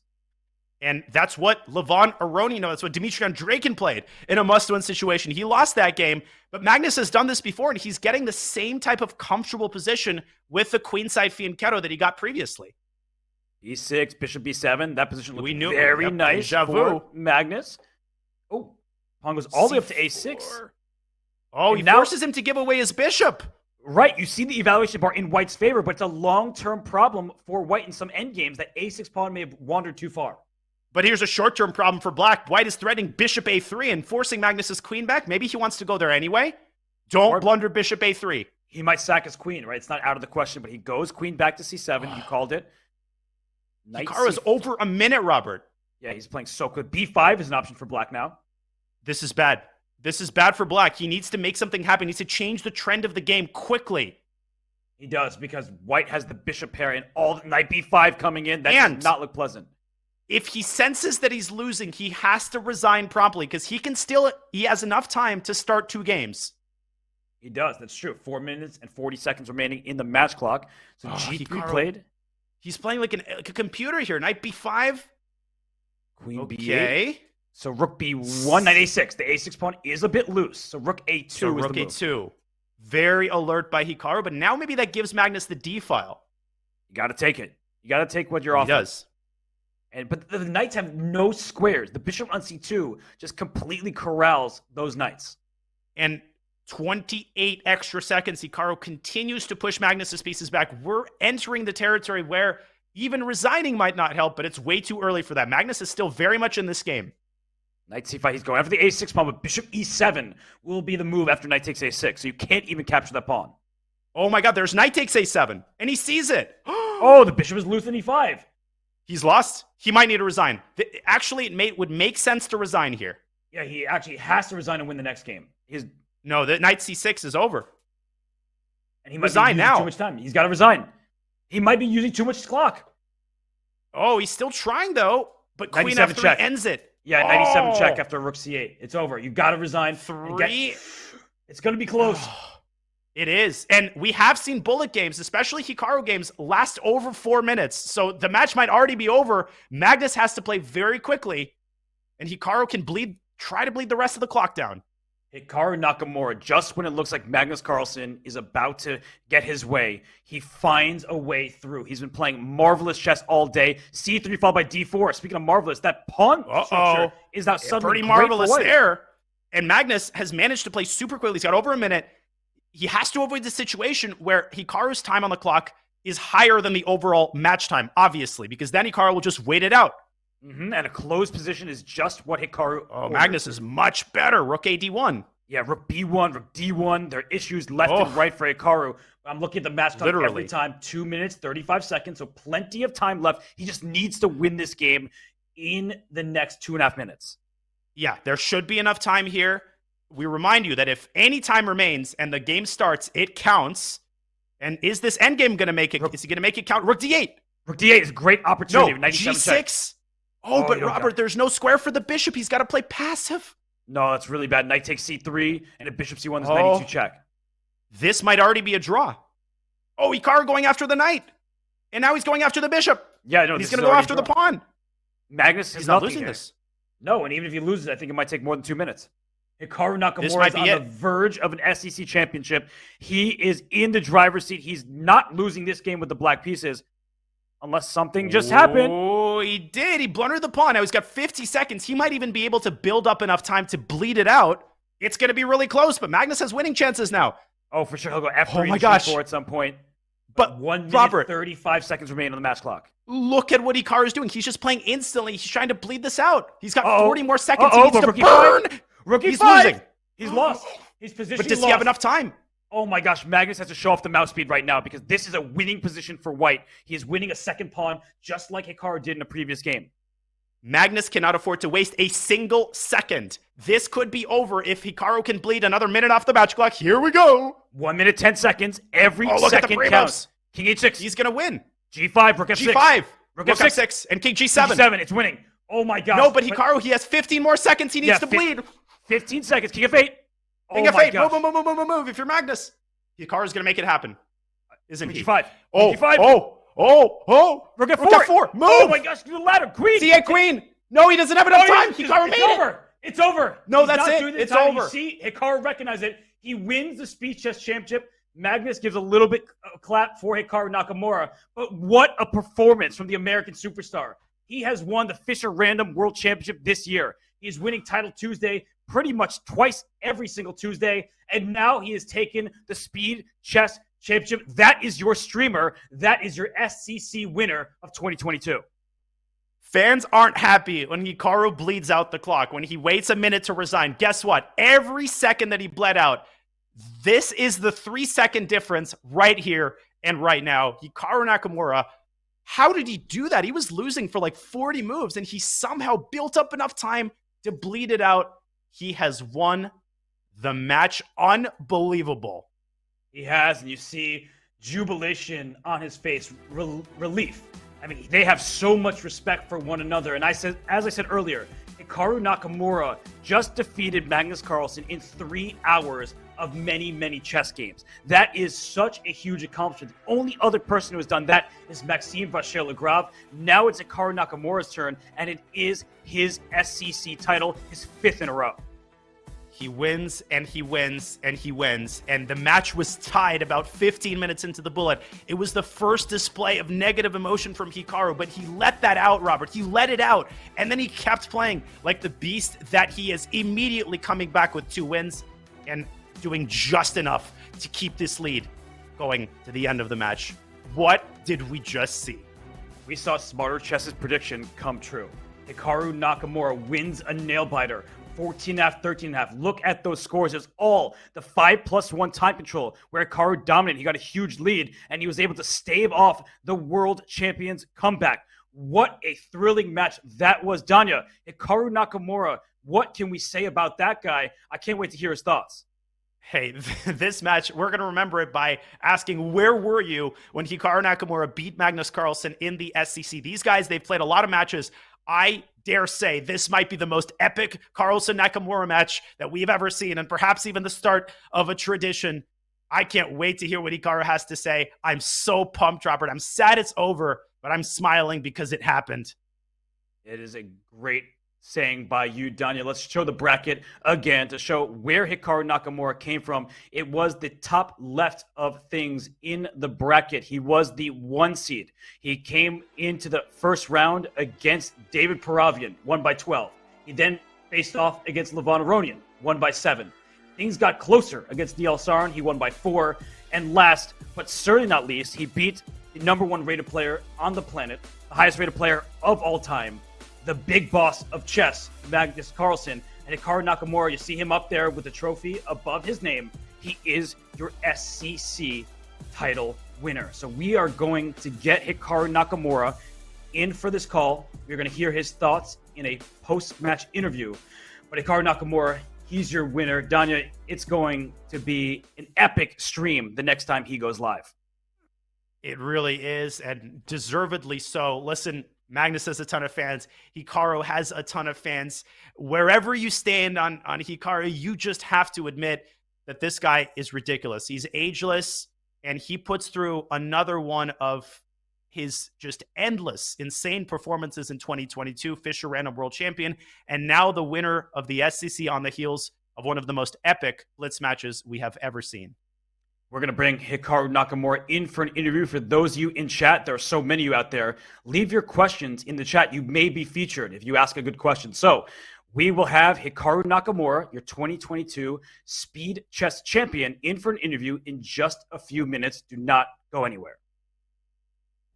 Use GIFs, not GIFs, from the biggest chess stars on all of your favorite platforms.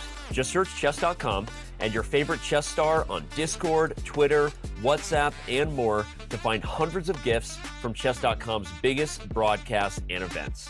Pokimane, Ludwig, Moist Critical, XQC, and even me, Danny. Try it today.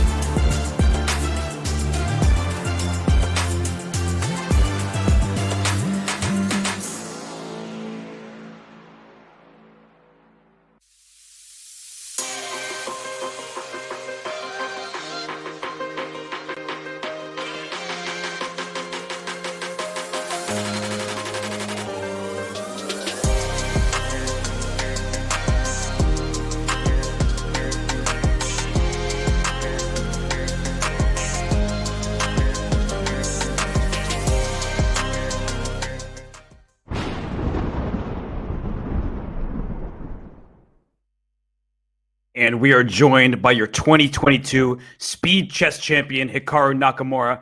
5 times in a row must feel good, doesn't it? Yeah, I mean, this was a crazy match. Obviously, Magnus was definitely out of sorts in the 5+1. I jumped out to this big lead, but to his credit, Magnus always kept fighting back. I mean, it was insane. I mean, there were probably 2 or 3 times in the bullet that I thought finally the match was over, and he found a way to keep it complicated. And yeah, it was just a great match. Fortunately, I came out on top, but I think the fans enjoyed it, and that's what matters most. Hikaru, is there a unique, particular kind of euphoria that stems specifically from beating Magnus? Well, I mean, I think to beat Magnus in a match means a lot more than a one-off game. Obviously, it goes without saying. But I think, when I look back, there was this 2020 final against Magnus in the Chess 24 event, the Meltwater, or I think it was Chess Champions Tour at the time, where we played best of 7 matches. And I would say that was probably the best that I've ever played. And unfortunately, I had this heartbreaker. I won the first Blitz game, lost the second one, then I couldn't win the Armageddon game. And, I think after that, like it's hard to know whether it's possible to beat Magnus. But I think today I came with a strategy. I got out to a lead, which of course helped a lot. And then, I know a lot of people don't like the idea of stalling or using time. But again, it's a match. And honestly, there was this match I played against Magnus in 2017, I think it was, or maybe 18. There was one of the ones where I actually played it from Florida. Maybe it was the first one in like 16 or 17, whatever it was, the one when I was not in South Africa. And I remember in that match that I think it was relatively close. It was maybe a couple of games going, maybe it was like 2 or 3 that I was down going to the bullet, and then I start off the bullet poorly, and of course Magnus ran away with the match. And so in this match, my main strategy was try to keep it as close as possible going into the bullet. And I mean, there were a couple of games where I kind of messed it up in the 3+1, like this one game in the French where I pretty much had to use the restroom really badly. So I was just like blitzing every move when I sacked on F7 and took the pawn on E6. I mean, if I had more time, maybe I win that game. But it's of course things played out the way they did. So. Yeah, I mean, it's you try to play as well as you can. You try to use the clock to your advantage. Magnus obviously very formidable competitor, and it's wild that I won, but I kept it together. Yeah, you were just talking about your match strategy, Hikaru. You kept repeating this line that traded off all of the pieces in the Marshall. What was your mindset with that line? Because I think all of those games ended in a draw. Were you okay just settling for the half point as long as the games took a long time, bled the match clock, and you were able to keep your lead?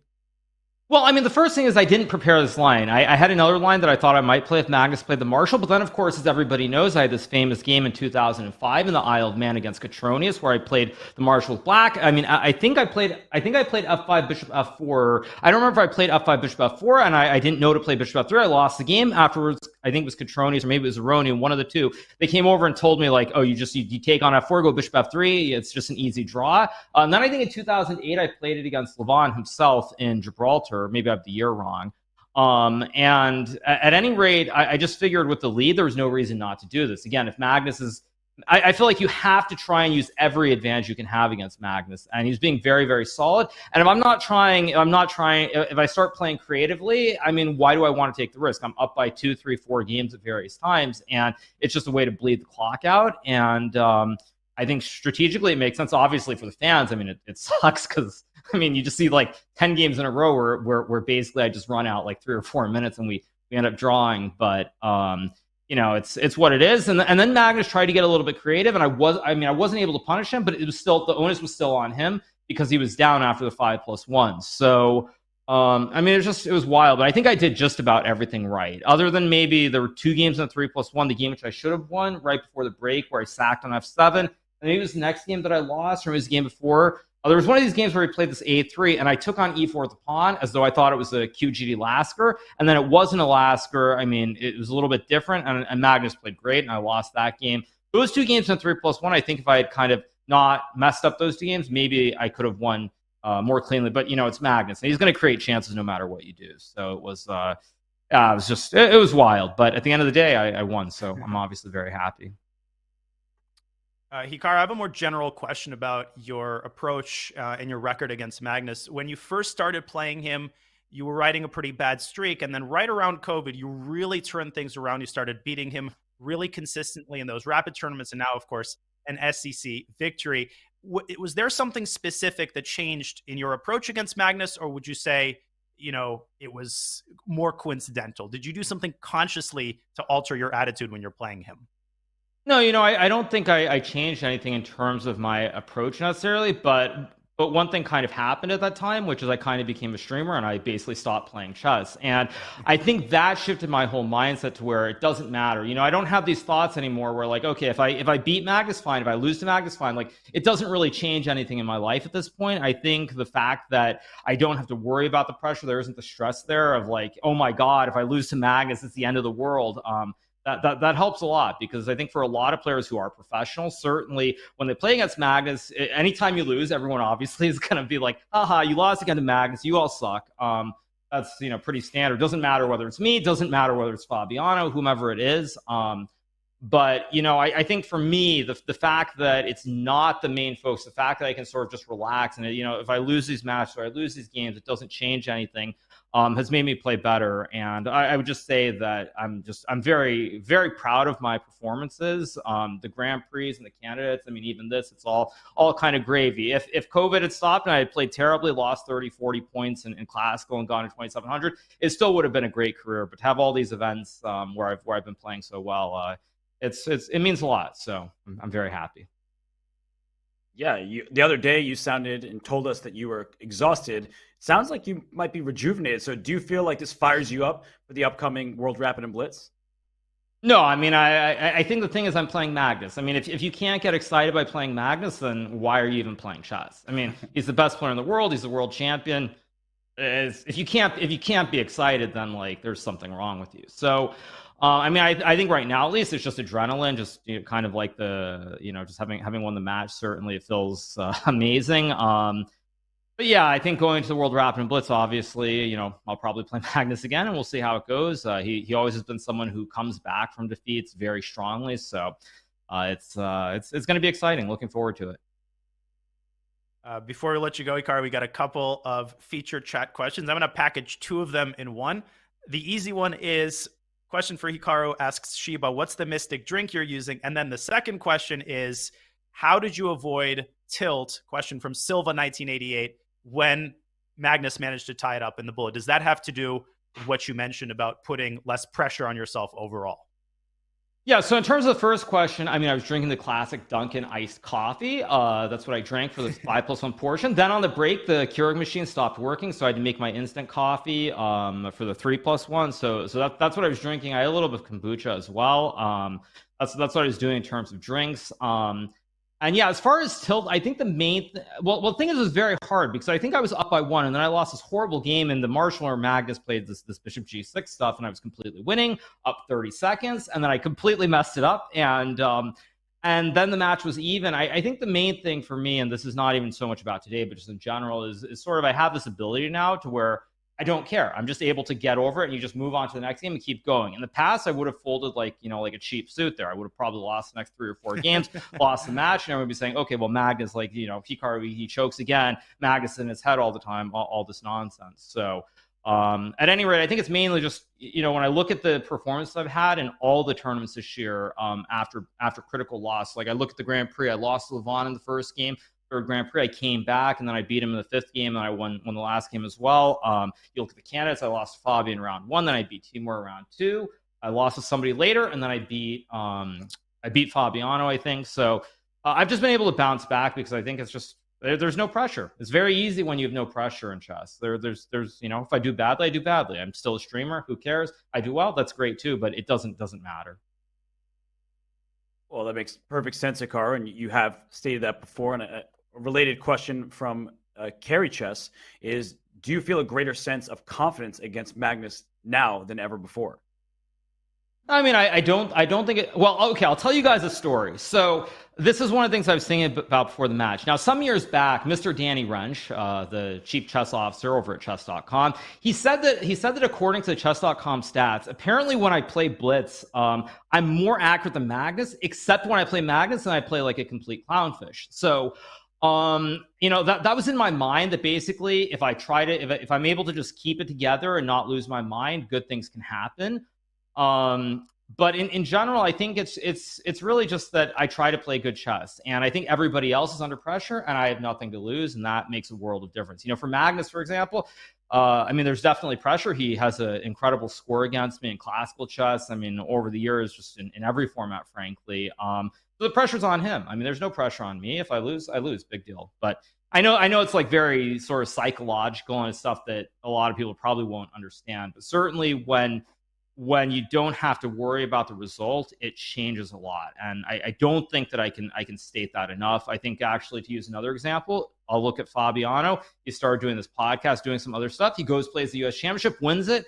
And so there might be something to be said that when you're not like completely hardened and that's all you're doing, that things can become better. Hikaru, based on what you just said, I have a follow-up question.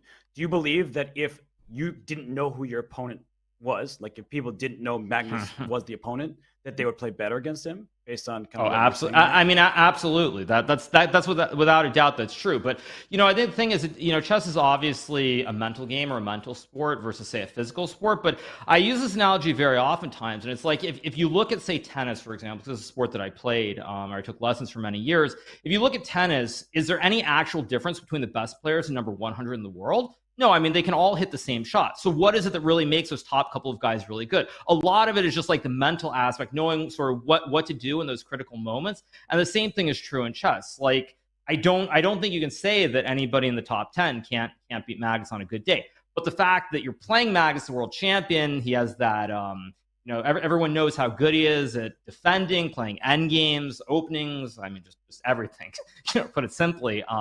He's just astounding. So, I think certainly everybody would do better if they didn't know they were playing Magnus. Mm-hmm. Well, speaking of Magnus, I got one final question for you, and I don't even really have to ask it. I can just say one move, Bishop C7. Your thoughts on that blunder, and how infrequently do you see something like that for Magnus? How shocked were you to see that move? I mean, I was definitely surprised. It seemed like Magnus was definitely out of sorts, or maybe he just wasn't there. I think for me, the moment that I knew that I was going to have chances was probably the second game when I played the King's Indian, and Magnus did not put me away in that game. He was up a pawn. It was a very typical Magnus kind of position with a great knight on f5.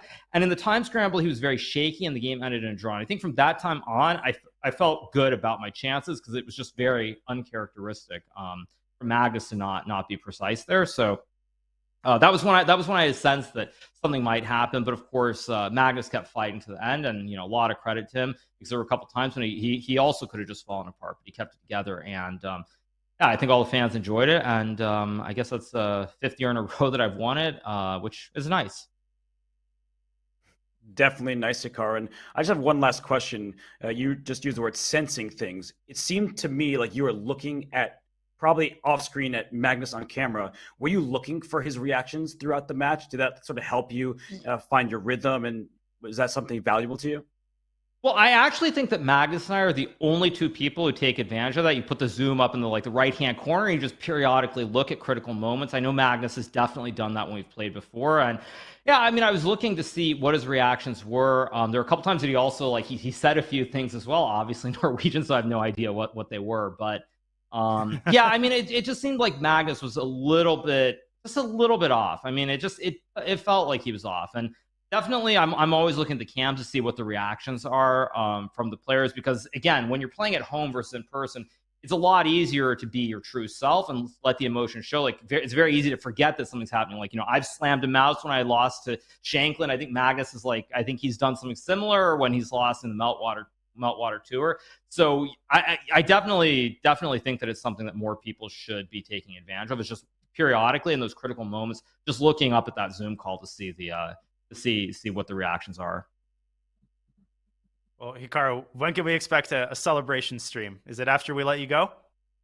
I mean, I'm pretty beat, but I'll definitely be streaming tomorrow and Tuesday. All the usual jazz. But yeah, I mean, it's nice to win, but it's all honestly just gravy at this point. It doesn't change anything in my life, so I just get back to doing what I'm doing, and it's what it is. Well, it must be nice cruising to a 5th straight speed chess champion title. Hikaru Nakamura, huge congratulations. What an epic final that was, and we'll definitely be seeing you soon. Thank you so much, you guys. Have a great one. And you heard it from the man himself, the champion Hikaru Nakamura wins a 5th straight Speed Chess Championship. It is amazing. He defeated Magnus Carlsen in the final. And, well, speaking of Magnus Carlsen, before we wrap up the 2022 SCC, we are told that Magnus would like to share his thoughts on today's match. So we're going to take a quick break. And when we come back, we'll hear from Magnus, his thoughts on an amazing day, and wrap up the SCC. See you soon, everybody. Use GIFs, not GIFs, from the biggest chess stars on all of your favorite platforms. Just search chess.com and your favorite chess star on Discord, Twitter, WhatsApp, and more to find hundreds of GIFs from chess.com's biggest broadcasts and events. Pokimane, Ludwig, Moist Critical, XQC, and even me, Danny. Try it today.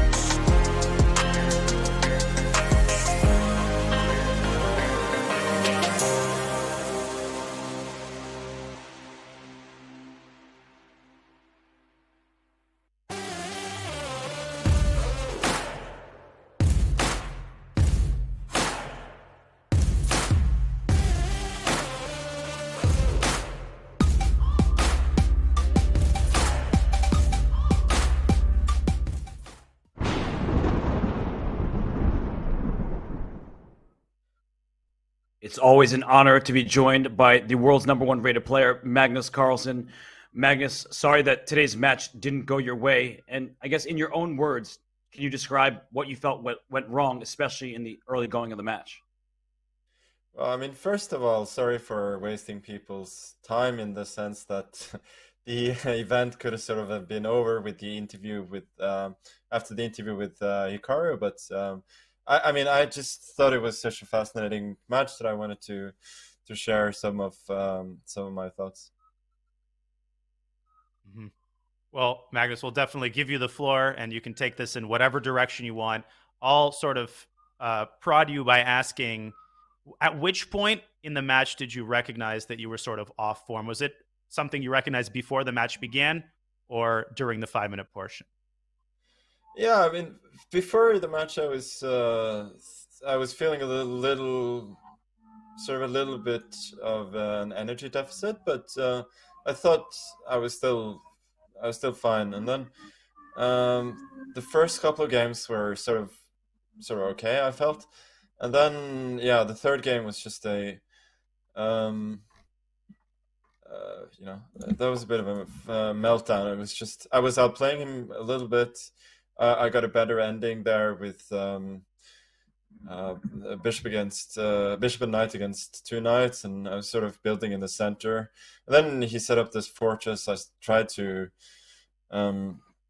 break it, and all of a sudden, like, he was playing for a win, and I was just bamboozled by that, and I lost some time in a position that was still tenable. So that was really when it all sort of started. And I mean, frankly, for the rest of the 5 minutes portion, I felt that he played fantastic chess.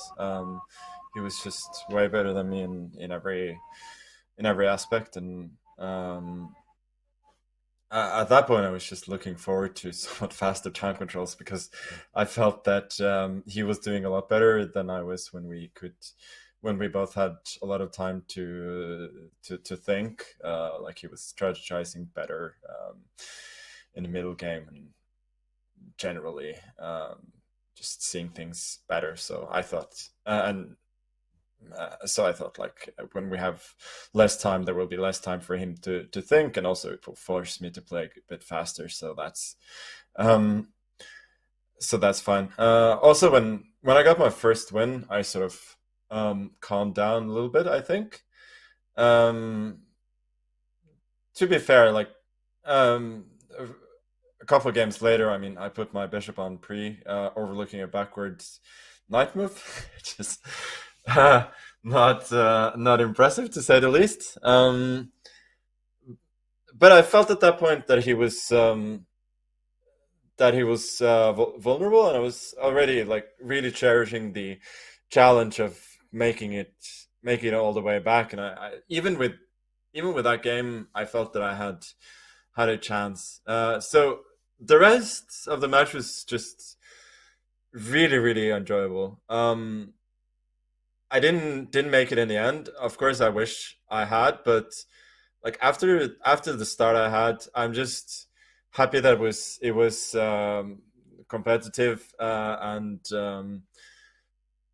yeah, it was a joy to participate in. And I mean, we both obviously blundered a bunch in the 3+1 and the bullet, and we also both did make some very, very good moves, both in time pressure and otherwise. But I felt that at that point, it was just a really, really fun struggle, and yeah, it really could have gone either way. In the game that happened after I'd tied the match, I was white. I was sort of pressing a little bit there, and then I blundered a pawn. We got into drawn rook ending, and somehow there I exchanged the pawns in the wrong way, so I lost the pawn. And after that, yeah, it was really, really tough again. The last game, I was looking at the clock, I understood what was going to happen, but at that point there was nothing I could do. But yeah, generally he's amazing at this format. I remember his match against Fedoseev 2 years ago. His 5+1 segment there. I felt that that's pretty much as well as is possible to play in that particular time control. And I did feel today that he came sort of at least very close to that level. So, hats off for that. That was not fun to face that particular segment, but it was amazing to see. Magnus, it sounds like you love a good challenge, and everybody remembers or has heard the stories of you and Hikaru duking it out in a dark hotel room, playing a lot of Blitz. Now you're playing Blitz in front of over 150,000 fans. Can you explain what has changed in Hikaru over the last few years? Because, of course, in classical chess, you have most people's number, but you especially had his. What have you seen the growth in Hikaru's chess over the last couple of years? I mean, obviously he's getting practice all the time from his streaming. That I think helps. I also think that his attitude has become a little bit better in the sense that he doesn't care as much anymore. I know that's a meme, but I think it's genuinely helping him. And he's always had talent. I think the start of the pandemic, the results he had there in the Champions Chess Tour also helped his confidence quite a bit. Then, I mean, we played an epic match then as well. 7 matches that I finally won on Armageddon in the last game.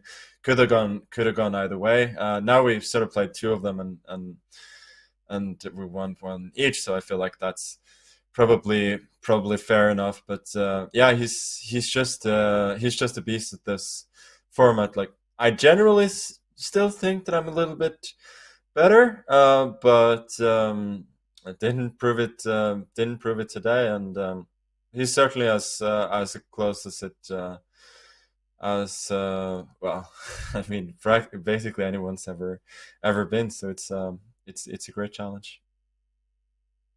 Magnus, we got quite a few feature chat questions to get to, but first I have another more general question.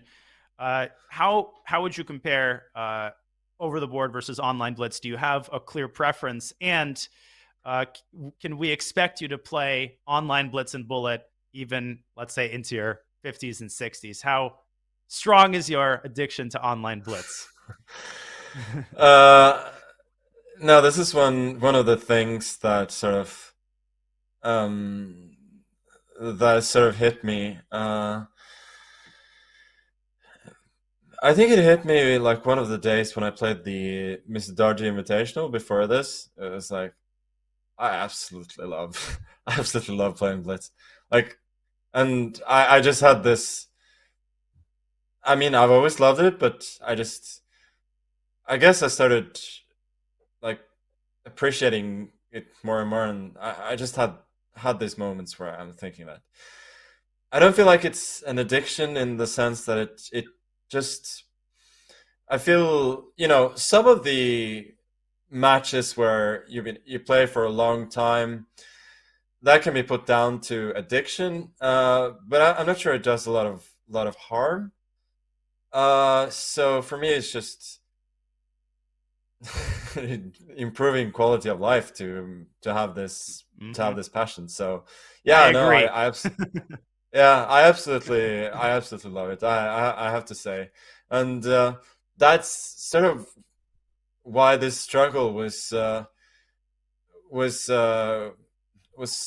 much fun, because I had a score to settle in this tournament, so I've been like a little jittery at times, but when I got here to the final, I thought then at least the most important part sort of has been done. So I have to say, like, I cannot believe how much I enjoyed the match today, and the addiction, whether it lasts into the 50s or 60s, be that the decade or my age, who knows? But no, I absolutely love it. Well, Magnus, we had about 150,000 concurrent viewers watching for 4 to 5 hours here. What do you think that says about the growing popularity of speed chess, and what do you see for its future? It's amazing to see. I guess a lot of people who just finished watching the World Cup final and didn't want to leave the couch quite yet. So thank you all for sticking with us. I mean, some of them are probably still watching. So it's good to see. Obviously, this is I think this is as good as it gets. Like speed chess matches between Hikaru and I, be that blitz or rapid or even bullet, I think that's as good a show as it gets in chess. So I'm glad that people appreciate it as much as I do. Mm-hmm. Well, we got an interesting feature chat question here, Magnus, from Zitaqualo. Could we have your honest take on Hikaru's clock running strategy? Do you feel like it's just totally part of the match, or was a little part of you irked? No, or both. It's fine. It's completely fine. I was impressed by his constant awareness of those matters. There was this one game in the 3-1 where I played Modern, and he's actually done this against me before in the it was one of the years in Norway Chess in the qualifier there, where I think he was half a point ahead of me before the last round. I played the Pirts, and he played the very same line where basically Black has to go for the perpetual, not to be worse. And in that game, I actually went for something else, which is really dubious if White knows what he's doing. That game was drawn as well, but I figured he'd learned the line, so I couldn't really do that. And I didn't realize the implications immediately. I was thinking that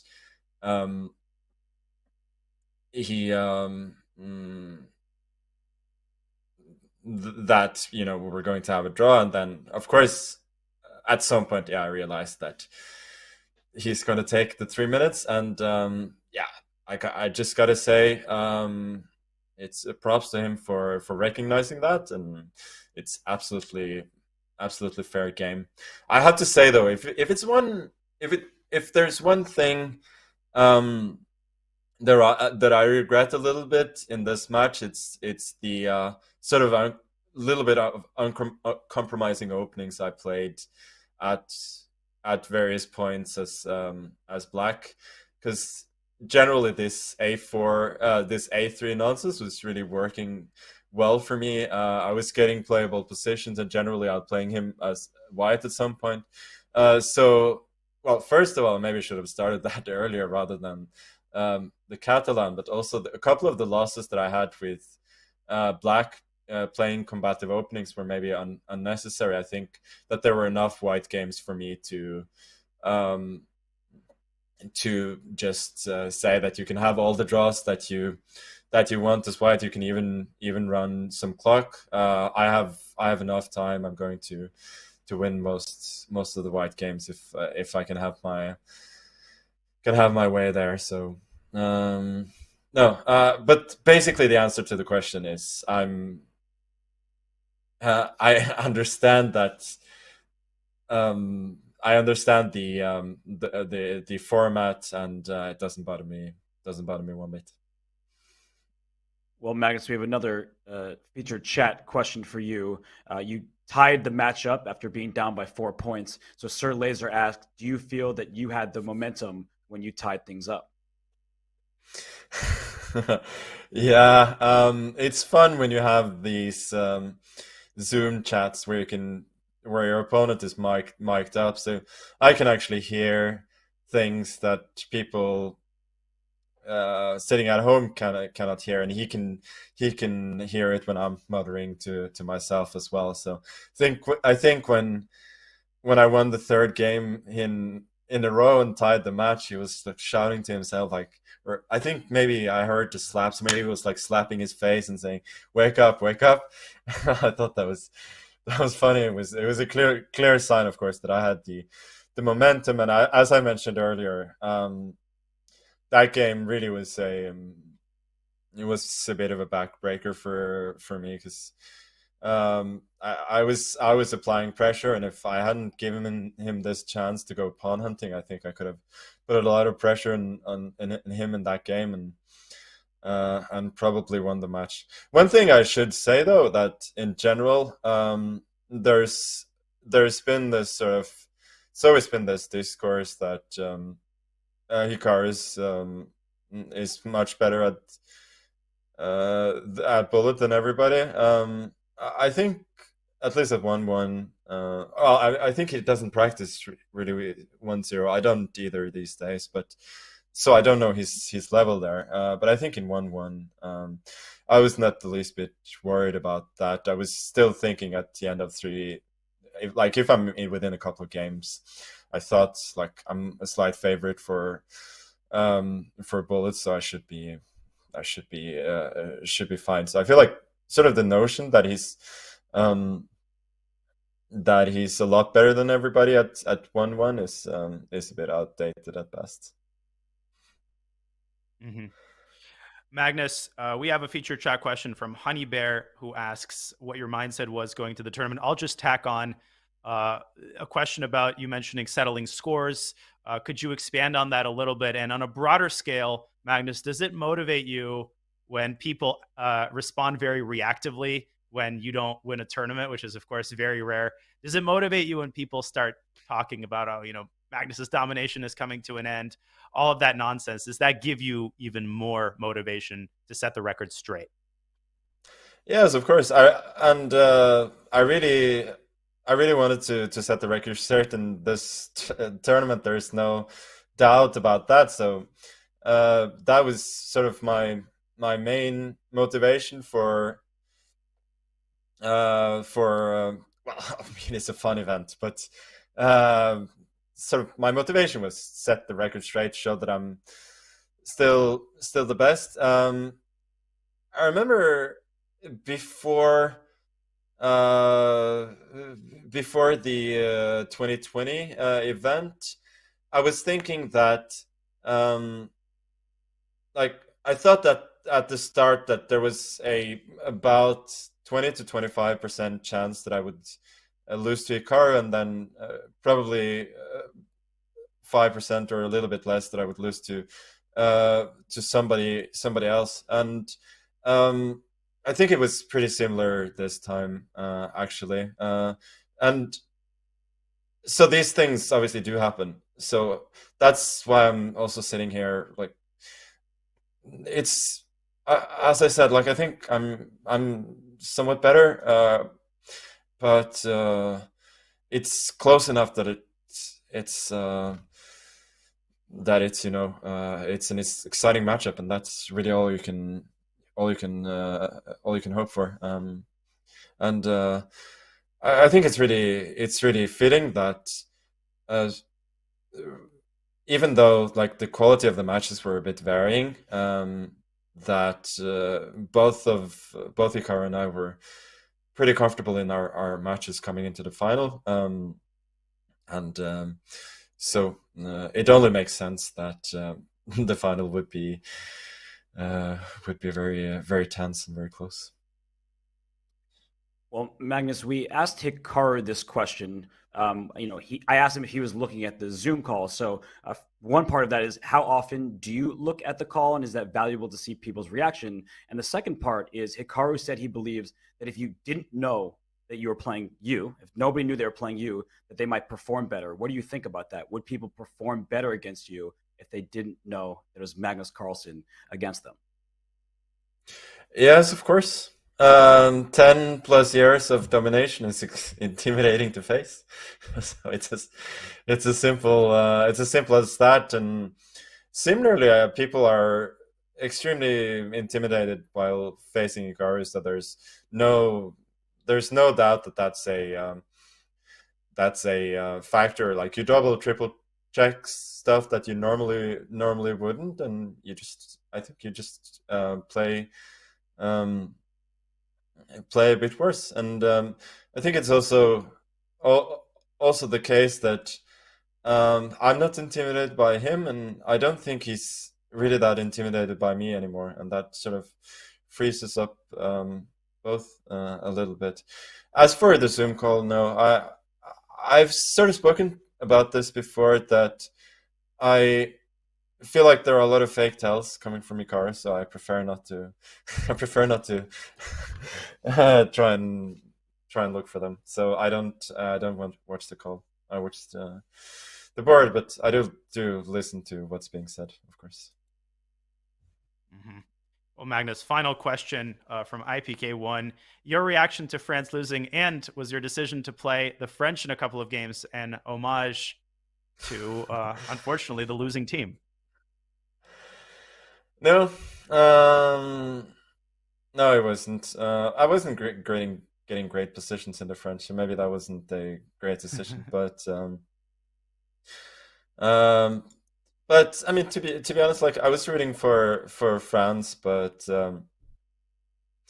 like having Messi get his World Cup title is also not a bad outcome. So the final was very enjoyable to watch, and that's as a football fan, it was a good warm up. Well, as a chess fan, your match unfortunately didn't go your way, but it was thrilling to watch. So, Magnus, thanks so much for joining us. And as it turns out, we will see you soon, since you'll be a featured guest on The State of Chess, which streams this Wednesday at 10 a.m. with Danny Wrench. So we have some huge announcements, and we look forward to seeing you then, Magnus. Yeah, thank you so much for having me this season, and I'm as curious as everybody as to what this huge announcement could possibly be. So it will be exciting.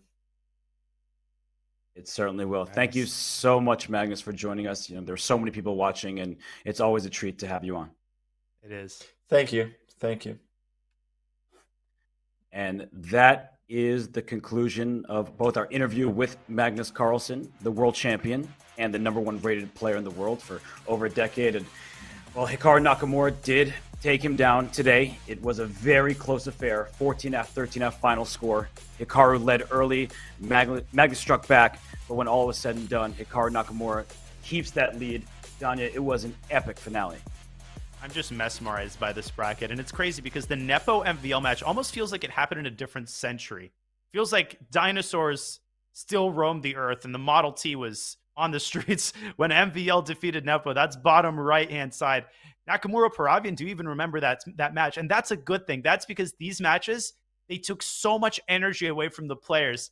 They felt like events on their own. And this match that we just saw today, Hikaru Nakamura's victory over Magnus Carlsen, that felt like an event on its own. And so did Magnus Carlsen's interview. I just have to compliment Magnus. Of course, Hikaru giving answers as well and really offering us a lot of insight. That was awesome. Magnus Carlsen deciding to show up and being cheerful, being friendly. That's not easy, Robert, as the world champion when you lose a match. So just an honor to be a part of the chess world as it is today. These players take these matches so seriously. They're at each other's throats, but then they're able to be courteous and super professional afterward.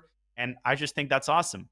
Yeah, and Magnus himself said that he enjoyed the challenge. He was losing. Most people, when they're down, you can count them out, but never Magnus Carlsen. He enjoyed the challenge. He did come back to tie the score, but Hikaru Nakamura, he was strong as ever. He wins his 5th straight Speed Chess Championship, and he wins quite a lot of money because the prize fund, it gives both a set number of dollars to the winner and split by percentage. So he wins $33,000. Magnus there with $23,816. So 1 point separated them, and that was the difference in their payout.